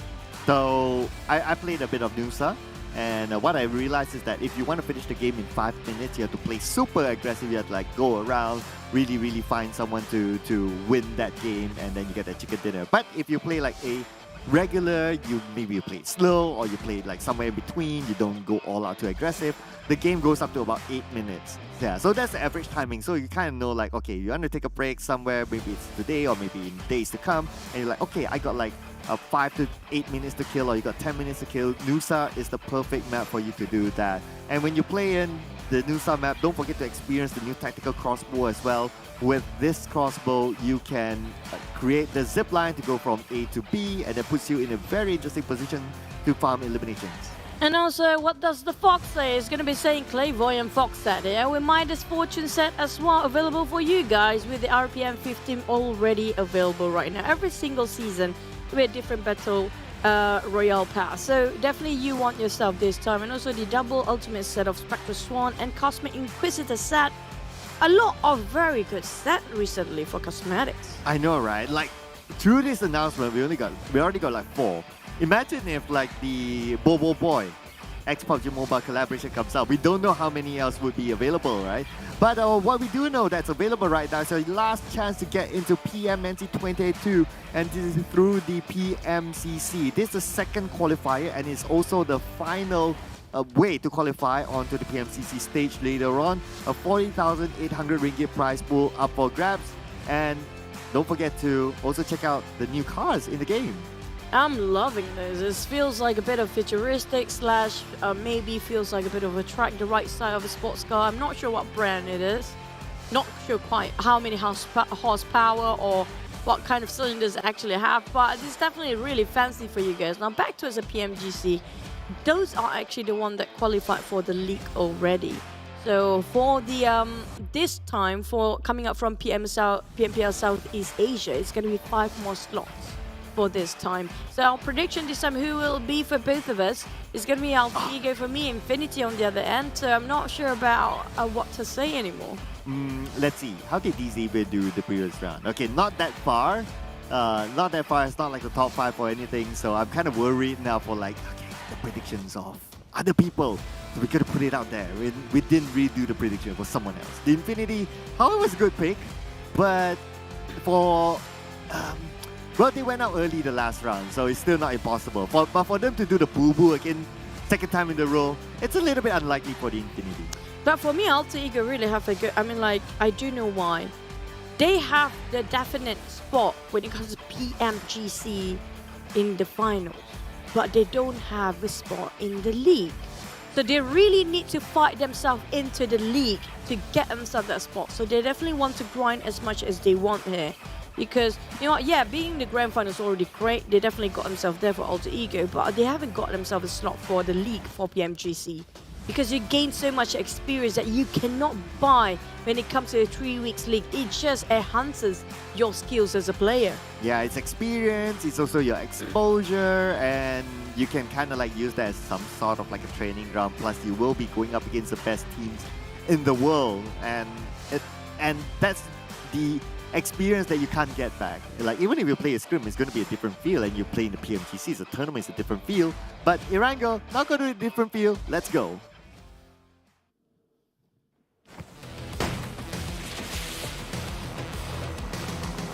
Are you guys ready for our last map of the day of Saturday, day number 4, week number 2? Things are getting really spicy right now, as a lot of teams really desperate to get themselves in the last final push of week 2 for their bonus point.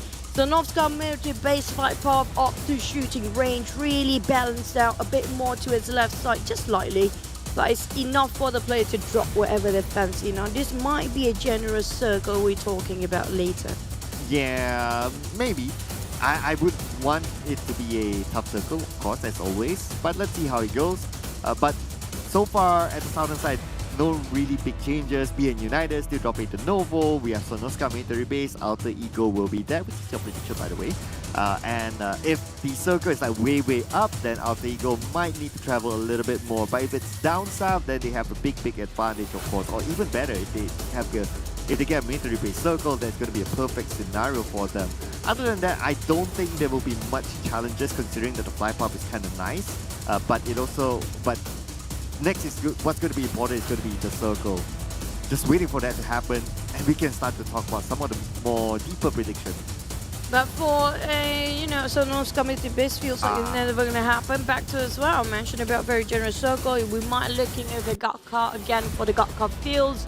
We're looking over maybe Bacon Time will be one of the teams that actually move downwards later, and even they want to get themselves in the high grounds.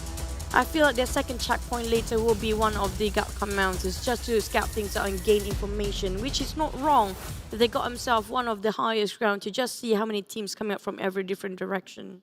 Okay, so this kind of circle on the left. So far, there's like it also includes like the Gatka mountain. So we might expect that FaZe Clan might be there as one of their checkpoints. That's not too bad as well. But what's bad is for Octa to go down and out to harm from Sem9. First blood, 2 minutes 16 seconds. Still not the fastest.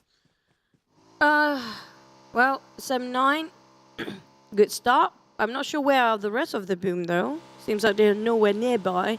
Some teams still play a 1-1-1-1 formation. If you want to know what's a 1-1-1-1 formation, it's going to be separating of each of the player, getting a different angle entirely, and then try to gain as much information as possible just to know how many teams coming up from certain directions and so on, and then just trying to get and navigate themselves in a better position where they can see all the entry points of all the other teams coming up from that direction. They know by their informants earlier. But back towards the Sem9 side here. They have a really, really rough start week 1. Same goes for week 2. We did actually drop the prediction for the players, all the teams, they won't make it. Some of you actually mentioned Sem9 might actually be relegated. Now we got a bit of a glimpse of what really happened here. Okay, it almost became 2 or 3, but Octa became the victim, and looks like Boom will need to play the entire round as a trio. It's a little bit unfortunate that they just got the chicken dinner. You would expect that, okay, you have a little bit of a momentum, but they had to start this round as a trio. And the unfortunate thing is that he didn't really had a chance to fight back. Like they got a vehicle, they were chased out by Sem9. Sem9 happened to have a weapon, and that's where they can shoot from afar. And with that knock, the rest was history for Octa. Yep, one of the best players from Yummy who really can clutch 1v4, 1v3 at certain situation. But you guys watching at home, I do know some of you said some regions have so much potential, but they don't have sponsor. This is where you start to getting yourself sponsor. Join in the PMCC, you might be in the PMNC. From the PMNC, your pathway is going to be to PMPL. That's one of the way that you can get yourself in the pro scene and might just get a sponsor along the way. And also, that's going to be the PMPL 2023 if you qualify yourself into it. And also, don't forget, you have to be 16 years old. That's going to be the legal age, a minimum legal age to join in PUBG Mobile Tournament. And as long as you're in any school, any institution, you can team up from different institution with your friends, or even the same one if you want to get into the PMCC. Yeah, so it's flexible there. So don't really need to think that, oh, they have to come from the same school or the same university or the same college. You guys can, as long as you fit the criteria, 16 years old and above, and you're still studying, so that's absolutely fine for you to sign up for that. And it's going to be the last chance, in fact. The first qualifier is done. This is going to be the second qualifier, so don't miss out. It's funny, though, if they say, you're not in the same class with us, so you can't be in our team. Now, that's funny. We don't want to be friends with you. We don't want to sit with you. You're not cool enough. Yeah, especially like if you're in a school that has like classes that are rivals. Yeah. Yeah, I'm sure that happens. I would love that one if they can make it into sports day for different classes to actually have their own PUBG team. Oh yeah, that would be super fun. That would be really fun. Yeah. Yeah, you will see like people like, because they're in the same school, you get to like really interact like an offline. Pretty sure you can set that up. You can see all the emotions happening. That's the best part about having players together in one place. Yep. And also, it builds such a bond. We gamers, we have a bond that nobody else have. A bond with players that share the common language of game. Even though we speak different languages, but we play the same language of game. And that's how you learn a lot of different languages anyways, right? You don't really learn English or Thai or Vietnamese in your textbook. It's always game is the best teacher when it comes to languages, even the cussing. But back to us the game we go. We do have GIDS separated between themselves just to gain information. And as always, Alan is the one that just always survived the last. Same goes for BN United Capone, but then they're playing right now. But I'm loving how BNU is just really better than last week. Yeah, BN United, very, very different from last week. Although it's still not their best, they can do better. Somewhere in the, just after the half. But it's okay, it's okay. As long as they have improvement, they show a hockey stick sort of theory of improvement, so that's kind of okay.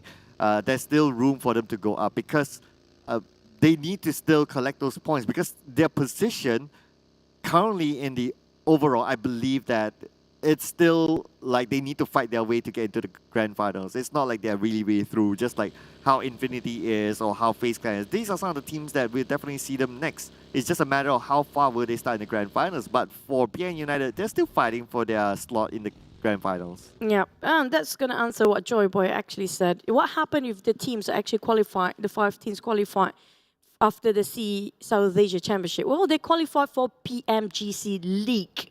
There's a league, there's also the grand final. This format is going to be almost similar to this right now.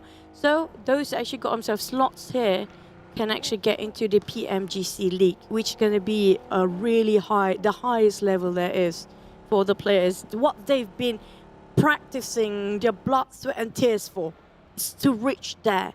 And right now, are they willing to give everything up because of how hot South Champions already is? Or are they willing to push themselves even further? We're talking about the team that have a spot to be relegated when it comes to getting into the finals later for South Asia. Only top 16 will qualify there. So how much they want, how desperate these teams want to push, it depends on their willpower, honestly. Infinity, well, they already got themselves a slot, so they're not too worried about that. And that's also reflect that they're not having too much pressure, but you know what? They still perform at #1 spot, regardless. And speaking about people who watch our cast, right? So I got a shout out to Zilcast. I believe he's watching right now because you know why? Because he has been clipping our cast. Thank you, brother. You probably saw it, right? So Yeah. Zilcast, I saw your new clip today. We talk about Nagaland and you shared about the Hornbill Festival. I heard about that. Hopefully be able to see it for ourselves this one day. And shout out to you, Zilcast. Great job. Thank you so much. We won't be here without the support of you guys. So thank you so much. And also thank you, Cloud. You're always making a lot of reels for your contents. And if you guys don't know, you want to see a funny part, you can just hop over to Cloud's Instagram. Or you do have it on TikTok too? Oh, yeah. Oh, yeah, there you go. Official streaming partner, which can be TikTok. Just follow Cloud MY, if I'm not mistaken. And Is you it get to see the latest one. Do you like that one? better than the banana part. We won't spoil it for you guys. If you want to find out, you can head over to Choo Choo Socials as well. It's also there in your Instagram. Oh, but wait, you do a line so they look caught in the middle of everything else. Trying to look over. Is it going to be Adik look? We finish off better than before this. You do Alliance lost the Ripple Boy early. Is it the same sort of a scenario here again? Is it going to be deja vu for side of Yoodo Alliance, losing one man and then they just have to rotate? Try to challenge him. It's going to be Sem9. But I'm not sure if they want to commit here. It's quite an open field, by the way. Oh, Harm is on the other side. So Sem9 without their fourth player, they're not going to be like, okay, we're not going to go because, yeah, numbers not on their side, naturally. So they might focus on to the rotation, plus it's still the second phase of the circle. You still have a lot of plays to play. Hence, you can go to prime positions that you feel that you want to play in. You might as well do that now rather than trying to take out teams who are in the position that you don't really want anyway. Okay, Joe Boy, really have a lot of questions. What if the top 5 teams right now already qualified? So, example, 1, 2, 3, 4, 5 are already teams that qualify. They will take down onto its 6, 7, 8, 9, 10 placement then. Whoever's not getting themselves the qualified spot, they will be taking next to it. So, I hope that answer your question for Joy Boy. And hopefully you can actually now understand how important it is for the teams right now. Geek Fam Infinity got themselves all ready for this lot, and GIDS, they don't. And the teams that actually not playing in this one, Alter Ego is they actually play. The one that actually really dying to get this slot is going to be Alter Ego. I'm not even kidding. Infinity, on the other hand, don't have that much when it comes to utilities, when it comes to grenades, but still enough to survive. Newsy with Mini 14 spotted Alter Ego is quite spread out right now. Oh, Renori, he doesn't have a clue. Yeah, interestingly, Newsy is alone at the lighthouse by the edge of the circle. And again, this is the thing that the Infinity does, right? They find themselves a good spot. They spread out real wide, especially if you still have a lot of space to play with. Second phase, third phase, maybe in the fourth phase circle. And that's how they show dominance around the area. Just look at their shots. Like, they're shooting as if like their entire squad. And even Mela is going in for the flanks. That's how confident they are. And with that flank match getting knocked down to Renaure. Almost got Tony just now for the side of Alter Ego, but definitely one knockdown, making themselves try to push straight away for Infinity. They're not letting Alter Ego go away, and they're clawing them out really strong enough and tightly, not going to leave them by. But I'm loving how Mela and Logan just going to alternate and reorganize themselves in a better position. Fnatic in a dire need of help, but Fnatic knocked down on Mela. Really close enough. Logan couldn't spot him. He just got it right away. But Newsy still spot him out from afar. Oh, this is going to be just a perfect one for Infinity to flush in here. But at the same time, we do have Ego Esport fighting Sem9, which was eyeing out towards Yoodo Alliance just now. But Infinity, well, they can get a bit of a reset here. Oh, I really like the positioning there for the Infinity. Like the backup, it's like next level. The moment they shoot, okay, the guy slow, goes up to the second floor, Newsy shoots through the window and gets a knockdown. Perfect perfect combination or perfect tactical movement there by the Infinity. Now they need to deal with Palmbase who's on the other side. The circle happened to move away from them. It could probably go on to Gatka this time. And the fight needs to end quickly. 30 more seconds on the clock. And then whoa, we saw that Palmbase. We saw that. A bit off angle. Oh, wait. A bit off angle. And that didn't expect to go that way. For got shot down straight on the side of Newsy. While we're looking over Infinity, we do have a visitor across the bridge here, which is going to be BN United. If they try to be the third party right now, it will be the perfect timing for them. But Silence will be sprayed by the side of Infinity. There goes, what a nice tracking coming up from Logan. Will shot down on Silence. Ooh, close. Oh, Logan. Perfect coming from Logan, and now Max is down as well. Capone together with Zunos tries to get away. GOD2D tries onto Capone, and Capone gets away. But there's Zunos, Zunos has to abandon shit, and Zunos 50% health still stuck on the outside of the zone. Infinity at the same time have to build this plays with Alter Ego still breathing behind their backs. We talk about BN United knows for the fact they couldn't go through that way, as Infinity still might shut them down along the process. They lost 2 members, heavy casualty on the side of Junos and Capone. But BN United, they need to get into the circle. Now, how far they are at? Quite far as we speak. They're still on the guard car field, but those actually got themselves inside here. Quite saturated. FaZe Clan try to get in the center with Vampires and also SLD in between. Geek Fam again got themselves airdrop if they want to go and take it. Potato is still stuck on the outside. Not too sure if he has a vehicle. I have a hunch that even if there are vehicles that they are either punctured or being blown up by the Infinity, that will leave Potato kind of stranded. And if he doesn't get a vehicle, with this kind of circle, he could go down to the zone. Unless he got, like, what, 31st eights? I'm not surprised at all. Here comes Miller, another spray. What a nice dragon from this, guys. Before this, it was Newsy, and now it's Miller. It's just how well they can control their barrel and finish off Zunos with a splat. And it's going to be Infinity just working so well as a team. They're just playing tag team all the way. I know, right? Just look at how they're coordinating themselves. But for the Eagles, on the other hand, they have Yoodo Alliance to deal with. Olio is going in for the flanks. Chua needs to be careful as Olio, luckily he has the smoked up, but then again Olio still managed to flank onto Chua. Chua goes down. Namshin is going to be the last one standing in this area. Oh, 7-9 taking a fight against Ego Esports, where Yoodo Alliance. Olio is so crucial. You can see the backline of Ego Esports. He needs to take down the one at the backline there. But Olio will actually try to cook up Nate. Toss over to Namshin right in the middle of a smoke there. It's quite too far off. Adik Luke is trying to just toss another one. He got one down. Chua on the ground. Namshin tried to save whatever they can salvage, but they can't anymore. As Adik Luke spraying over, he's just going to build this one. He couldn't save his mate. There's going to be one loss for Eagle Esports. Oh, Namshin managed to get away. Lucky enough for him. But the bad news is that FaZe Clan now has the high ground against Namshin. Namshin can still reset, that's okay.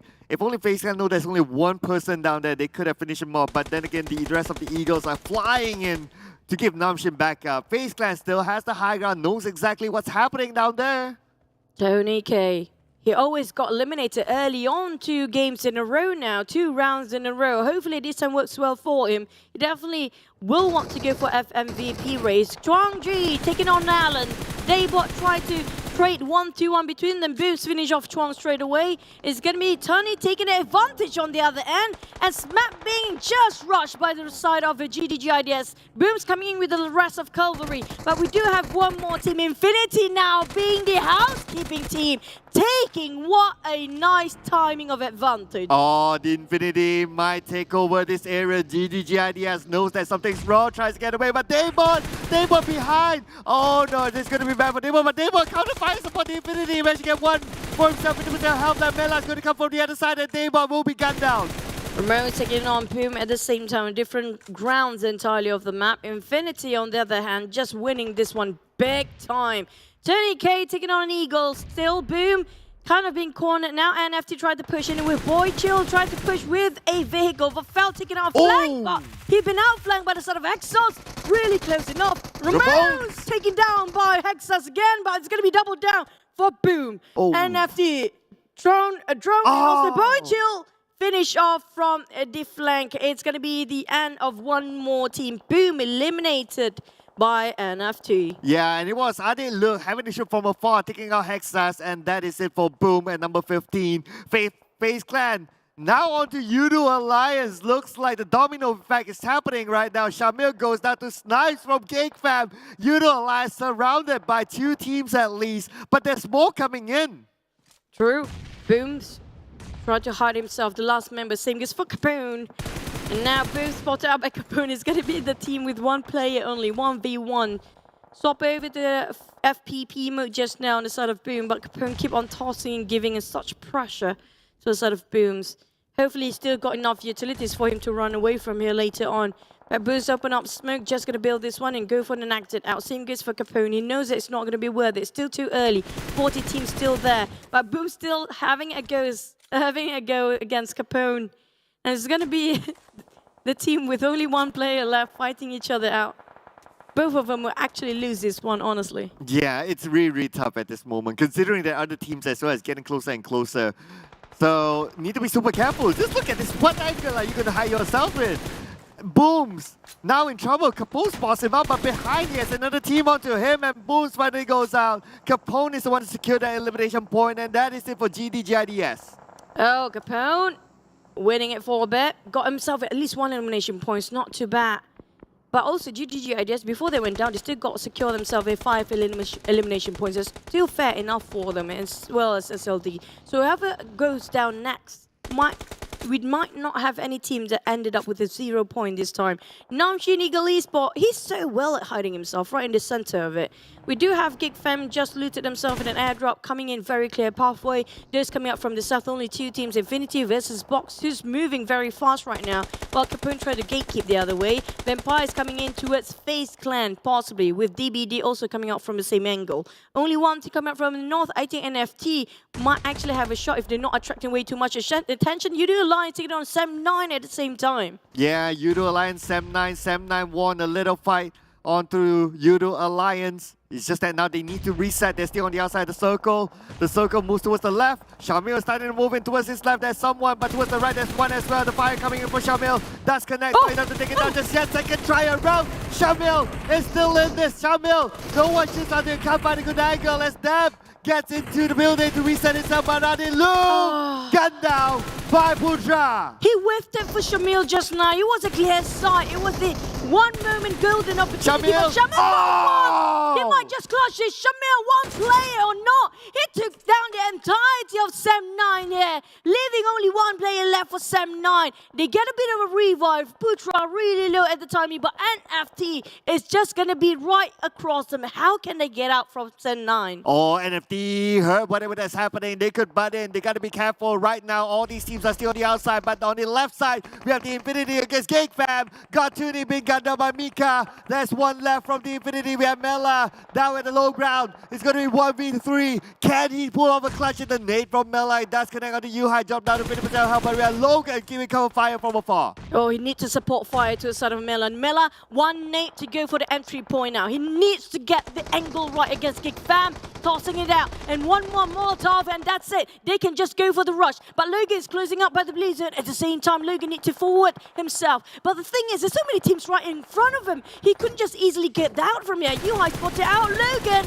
And then the support for Infinity being spotted out. He's really low. He got himself a smoke. I'm not sure he's going to survive or not, but Tony gets to get on DBD. What happened to Logan? Logan is still alive somehow. Looks like Logan is still in this at this moment. U-High couldn't finish him off. Geek Fam, they are starting to lose Mika. But now the fire coming in for U-High. Finally got it onto Logan. Logan is currently down. And now the Infinity is still down to the last man standing. The Infinity, can they hold on for more positioning points? But Mela is out. Oh, U-High making sure the rest is going to be history for the side of Infinity. The first one of the first few to actually get out. We're down to 9 teams here. FaZe, on the other hand, is dominating with 6 elimination points. The highest in the overall scoreboard right now. Tony K spotted out Noise. Oh, last take off health there. Tony K managed to just evade last minute of that grenade. But at the same time, Noise got himself a bit of a spot to get himself just tiny bit reset. Oh, and Namshin is still in the middle of the circle. Such an advantage for him to climb up position points. And now FaZe Clan, Tony K is still the high ground against Bacon. Time to spray coming in from Shirley. Gets a knockdown to MR5. Beautiful from afar. Like it gets knocked down by Shirley as well. 2 knockdowns back to back from a single spray. Oh, FaZe 2 down. Oh! Down. No, FaZe eliminated with that sort of a rampage run just now. placing themselves at 9, but still, what a number of eliminations that feed out 7 of them. But we're looking over to the other teams. Bacon Time spotted out box. Sam9 split it into 2 different entirely angle. Putra really close off being crushed by the blue zone. He needs to push forward. We do have Potato in between, but he's cooking up the nade. He heard the footsteps of Harm, who's just less than 50 meters away. Putra spotted NFT, but at the same time, where would they go? They're not in the circle yet.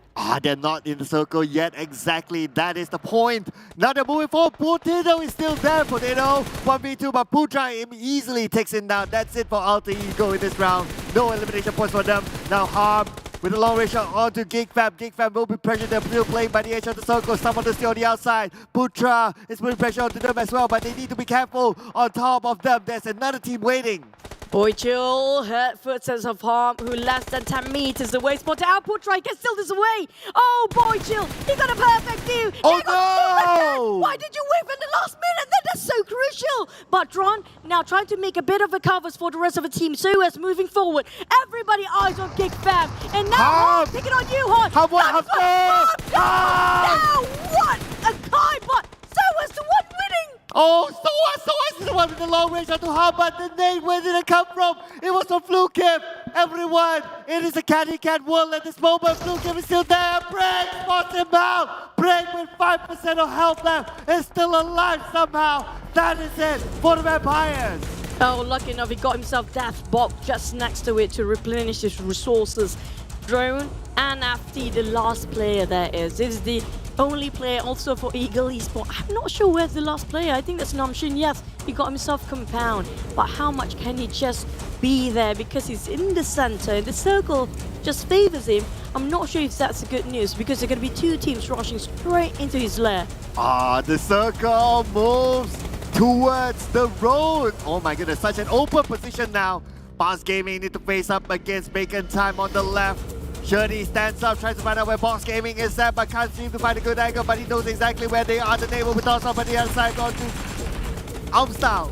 Shirley almost got down. Luckily, he's still alive. Boss Gaming down to 3 only. Bacon Time also having a 3. And Armstrong looking at very aggressive. Bacon Time did not hesitate at all to make a move. Now Box the one who's waiting too long here to make an entrance or whatsoever. Break just chugging down all the boosters. He needs to push forward. He needs to save his mate there. Who's left alone, which is going to be so well. Who was our last MVP previously. Geek Fam still at the foot of a hill. Drawn spotted out on Box Gaming. So this is just almost impossible for Box Gaming. They're just being circled all around. Attracted too much attention. Break. Now cooking up the nade. Side of Geek Fam. Oh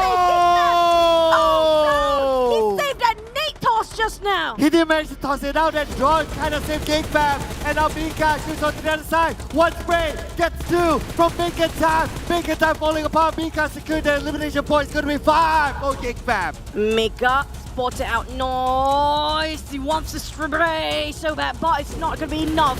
Bacon Time lost to 1 man. Shirty the last man. 1v1 versus Damron. Oh! He just finished off Geek Fam. We're down to 1v1 here. 2 teams mono to mono. Mexican style. And Namshin survived for the longest time. Can you imagine this? Namshin went straight into the middle. Got the luck on the circle. Now it's going to be 1v1. Namshin and Shirty. Namshin tosses a nail on the side of Shirty. Shirty pretty much has nowhere to go. Namshin has still cover from his building, but Shirty tries to fight it through. Shirty, how can you move forward here? Namshin being very sneaky about this, making sure the smokes will cover him for a bit more. He does have 2 or 3 grenades for each of the player. Almost similar amounts of Molotov, but definitely Shirty have more. But at the same time, he's not really favored by the blue zone. He needs to push forward, but which way? The moment he leaves his buggy, he doesn't have anything to barricade himself from. On side of Namshin, he still have the terrain and the ground, so will support him with the grass just tiny bit. Also have structure of trees in between, so he's definitely got himself in a better spot compared to Shirty. But Shirty, if he used wisely the last few minutes of elevation, he can spot out Namshin. But the thing is, can he reach a bit tiny up there? At the same time, the blue closing in. The bad news is that Shirty doesn't have the circle. The blue will put pressure on to Shirty. He'll be forced to move first. Namshin will spot him out, and this is likely to be a chicken dinner for Namshin. And can you imagine this? If it's a chicken dinner for Namshin, he survived for the longest time solo until this moment. This could be the hero for Ego Esports. Oh, this is what the Namshin we've known for the longest time throughout the PMPL South Asia League. It's sure to take the high grounds. He takes a step here. He wants to go for it. He tries to spot out because the blue were closing in. But here comes the nade. He go for the flag. He go to reposition himself different angle. Try to push forward. Shirty waiting to just shoot it out. It's all about reflect and respawns there. They toss a couple of nades, couple of molotovs. They keep on going. But Shirty goes low. He's one out. He tries to take it down. But Shirty won it. It's all down to the reflect game of a player. What a round. Respawn from Shirty, evading all the nades, evading all the molotov, just to get the chicken dinner bacon time has been waiting for. And he didn't have the circle, he didn't have anything on his side, it was open road for him. Now she had the area to cover, he had the geographical advantage against him as well. But then again, Namshin couldn't do it, and it was Shirty. My goodness, Shirty, definitely the MVP for this round. Not only for this, but also those eliminations from the early stages of this round. My goodness, what a play that was. This was the best ending, one of the best ending today. Just almost everybody's game at the last point just now. It was down to 1v1. All the players, all the teams have only one player remaining. And what a really interesting match we had, with the terrain making it so hard for the players to just have a bit of barricade. We saw every single time who doesn't have the compound just not gonna survive long enough. At the same time, the last few circles ended up in an open area like this. Yes, he got the high ground just now, in that case Bacon. Shirty tried to get himself a high ground, but it's just a bit of a curve on the terrain, making it so hard for him to actually spot the side of the other team, which is going to be really hard for him to finish things off. But it was really a really rough ending. Man, I thought if Namshin, he focused on just firing rather than trying to throw those nades, because the moment he tried to throw those nades, he pulled it out. That kind of gave a gap for Shirty to get closer and closer. If only he focused on just firing on the Shirty, he could probably have given himself a better chance of getting that chicken dinner. But he just chose to throw his utilities instead. That gave Shirty the opportunity to get close, and when he gets close in a good range, that's where Shirty finishes up the job. Yeah, and at the moment that Shirty didn't hesitate to push forward, Namshin, yes, he got the Molotov and also the grenade, but it takes time. 7 seconds max to actually cooking up the nade there. Definitely gives more than enough time for Shirty to push forward. If he's trying to focus on the nades, because Shirty is trying to think about what is the enemy's team thinking about right now. Try to toss a couple of utilities to actually make the play, because it's just too risky to charge forward, just like how he did. He actually outthink the player of Ego Esports, but still, what a nice ending there coming up. Ego Esports didn't land any eliminations just now. Yeah, because Namshin survived solo for majority of the round, and he just went straight into the circle, not giving a care about everyone else, because he can't, right? But he got the luck of the circle as well, so that's why he could survive up to a second place finish, but no elimination points. That's still okay for a team that almost got eliminated early on, so that's kind of fine. But at least in this round, everyone else goes home with some point in hand. Now Shirty with 9 eliminations won the highest by today. Even the damage not that much, but I have to say he got himself the perfect view every time the housekeeping team needed one person to do that. He's there. The longest elimination, this is a rare sight, 200 over. We always got a double digit these days, with 53 contribution points percent. That's quite a number. It means he actually revived a lot for his teammates as well. Shirty, we do know how well he could throw the barrels. He barely whiffed it, but this time he worked wonders as well. But Tony K, he survived longer than the usual ones. Yeah, he had a couple of rounds where he went out early, so I think that would affect his top MVP status, but we'll check that out later on. Newsy still at the forefront, 84 eliminations. Tony K 81, not too far away, 3 eliminations difference. And then you have Shirty coming in again. It is still the trend of all ties on this top eliminator page. Even if you swap in Shirty for someone from Vampires, it is still from Thailand anyway. So it just shows that their firepower is still consistent enough to be up there. Here comes our season MVP race. So we do have different faces this time. Tony K, well, still the same player for the first, second place. Newsy Mela placing himself through, but look at the gap, 2.2 and 1.6. Just 1 point, 0.1 different between the first, second place, but it's quite a gap between the second and third there. Shrap's also still Vampires, but I'm loving the fact that SLD Gosu managed to squeeze in here with a smooth criminal moment. He's definitely one of the team that one of the players that can outplay all the Thai teams too. Yeah, I know, right? He's a superb run in the early of the day. That was crazy coming from Gosu. Especially the one where he stole the vehicle. That's the best highlight. That's the best today. That was crazy. But finally, the Infinity overtakes everyone else to get that top spot. Now they are at their throne again. FaZe Clan number 7. But for other than that, let's see. Thailand still majority of them on page 1. Buriram United Vampire on page 2. One more day to go to join them back up to maybe put in a 1-2-6 again for Thailand. I mean, like, tomorrow's going to change. Definitely. I'm not surprised if Buriram and Vampire got really crazy, especially Vampire. They're really good at going all out strong in the last day. Remember last week, they were quiet in the first 3 or 4 days. And when it comes to last day, they just, it's really scary. But on the side of Indonesian teams, some of them are doing okay for the middle bracket this day, except for the Malaysians, really at the bottom of it today. I know, right? Only Geek Fam is number 3. And if you gotta think about it as well, Geek Fam, they still have a chance to go up to that number 1 spot. So teams like the Infinity, TEM Entertainment, they are not safe yet. They're thrown up there, can still be taken away. So they need to maintain consistency. But of course, we'll also like to see teams from page 2 doing well as well tomorrow. But we might want to hear from some of the teams as well. Let's head on to the interview.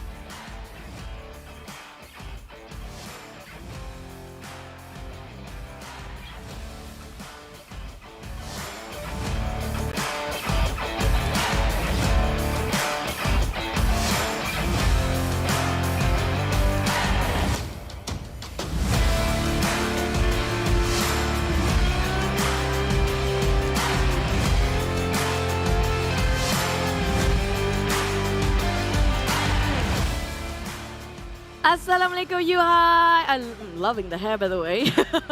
Okay, Yuhai. Hey, how are you feeling right now? Okay. He's okay. He's okay. How am I feeling right now at the moment? Yeah. I feel like very what? I feel very happy hearing the sound of a bird. Apa lagi? Itu je lah, happy je lah. He's happy. Yeah. Basically, he's happy. Okay, and my first question is going to be, you are the only Malaysian teams on the first page. You're also one of the top teams right now. And all the Malaysian teams on the second page, even the bottom. And last week, your team's very different. What happened? Apa yang jadi? Apa beza sangat korang minggu lepas dengan minggu ni? Apa rahsia dia? Dia cakap baik pelik Rahsia dia, actually for the first week, we try our best already with our gameplay, but things just not working out. And the second week, we try to do a new thing. We commit more. We change our perspective and how to play. We quite change a bit for week 2, and we see the result at the moment is just fine And tomorrow maybe we will try harder to get number 1, to get the 20-point bonus point. Right. We haven't seen Sonics play this season. So when will we see him, or will we see him? Any comment on that? When we Sonic will play, maybe soon, because at the moment we just stick with our main lineup, because last week Sonics come in, replace Dumbroot because of Dumbroot is not feeling very good. That's why Sonics play. And now we all 4 of us, the main lineup is all good already, so we just stick with it. So, Yuhai, what do you have to say for your supporters down there, and also the Team Malaysians down there? What do you have to say to motivate them, and also thank your supporters too? To all the fans and the supporters, thank you for supporting me and my team. And Motivation. Bagi apa? Motivation to Malaysia. Yang lain kat bawah tu. jadi motivation lah. Kalau korang luar sana nak jadi pro player, mentality kena betul lah. Kena tahu apa yang korang nak, goals korang. And thank you so much Geek Fam sebab bagi kita opportunity ni. And thank you juga Tencent and banyak sangat. Okay, thank you lah. Thank you. Thank you so much, Yuhai. I love your hair, by the way. But good luck, all the best, Geek Fam tomorrow. 20 points. Thank you. Bye. Yeah, he's like, oh, I have to be motivated now after we did so much trash talk before. I know, right? You know, it feels like someone is like at the side of him, is like telling him like, okay, answer this. Yeah, he's like, he's a PR person. Yeah, like his manager is there to like, don't answer wrong, okay? We talked about this before. As I said, don't say weird stuff there. But still, they are aiming for the 20 points by the end of the week, which is going to be tomorrow, last day. Honestly speaking, do you think they have a shot there? Yeah, mathematically they definitely have a shot, and looking at their performance, they're definitely on the roll for it. Let's see what happens tomorrow. 4 more games to go before we'll see where they end up. Of course, 5 games in total tomorrow. But there's a little bit of a recap from the previous round. Geek Fam is playing the Nomad role. Just because of Xavier isn't playing here, they took the drop into Pachinki. Of course, maximum good loot inside of there, and they started to move out. At the same time, we saw how the circle just, ended up onto Car field, which is quite open. And whoever actually coming up from the northern side really have a huge advantage. Just slight elevation, that sort of terrain. So they got quite a number of eliminations while they're transitioning themselves into the circle. And this is where it's all about compound fights here, because it's an open field of an outskirts of Garkha. You know how open it is. Like if you're not getting yourself a compound, at least get some haystack or structures in between. And the slope of view here is really tough for Side Infinity. They have to climb up. And remember, if you climb up, there's so many eyes watching, especially where Ego Esports Namshin compound is. Lucky enough, they don't have the full force of Ego Esports. If they actually do, whoever just climb up the hill, they can shoot it down straight away. Ramones will rush into Namshin. That's really just a tough decision to make.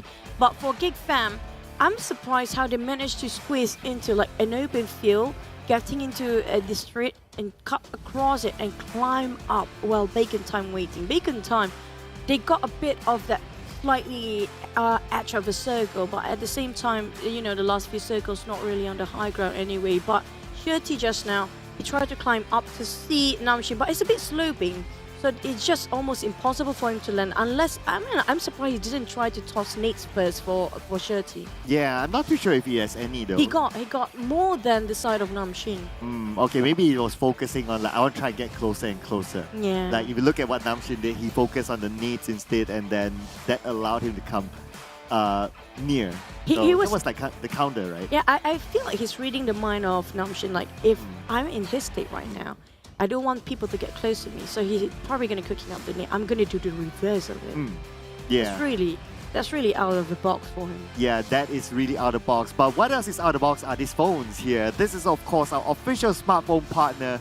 That is Realme, coming together with a MediaTek Dimensity 8100 5G chipset and also a dedicated display chipset. And thank you to our official livestream partner TikTok as well. Hashtag Be The One TikTok Challenge. Don't forget to follow our official PUBG Mobile page, PUBG Mobile My Official, PUBG Mobile Esports.my, PUBG Mobile Esports.sg, as well as PUBG Mobile Official PH. And not to mention as well, our official food delivery partner, GrabFood. 50% off GrabFood order, promo code PUBGM only for new users. Terms and conditions apply. And that will be all from us today, ladies and gentlemen. So we'll be seeing you again tomorrow, same time, same channel. My name is Sir Cloud, together with the wonderful Choo Choo. And don't forget to love our tape. We'll see you again tomorrow. Bye!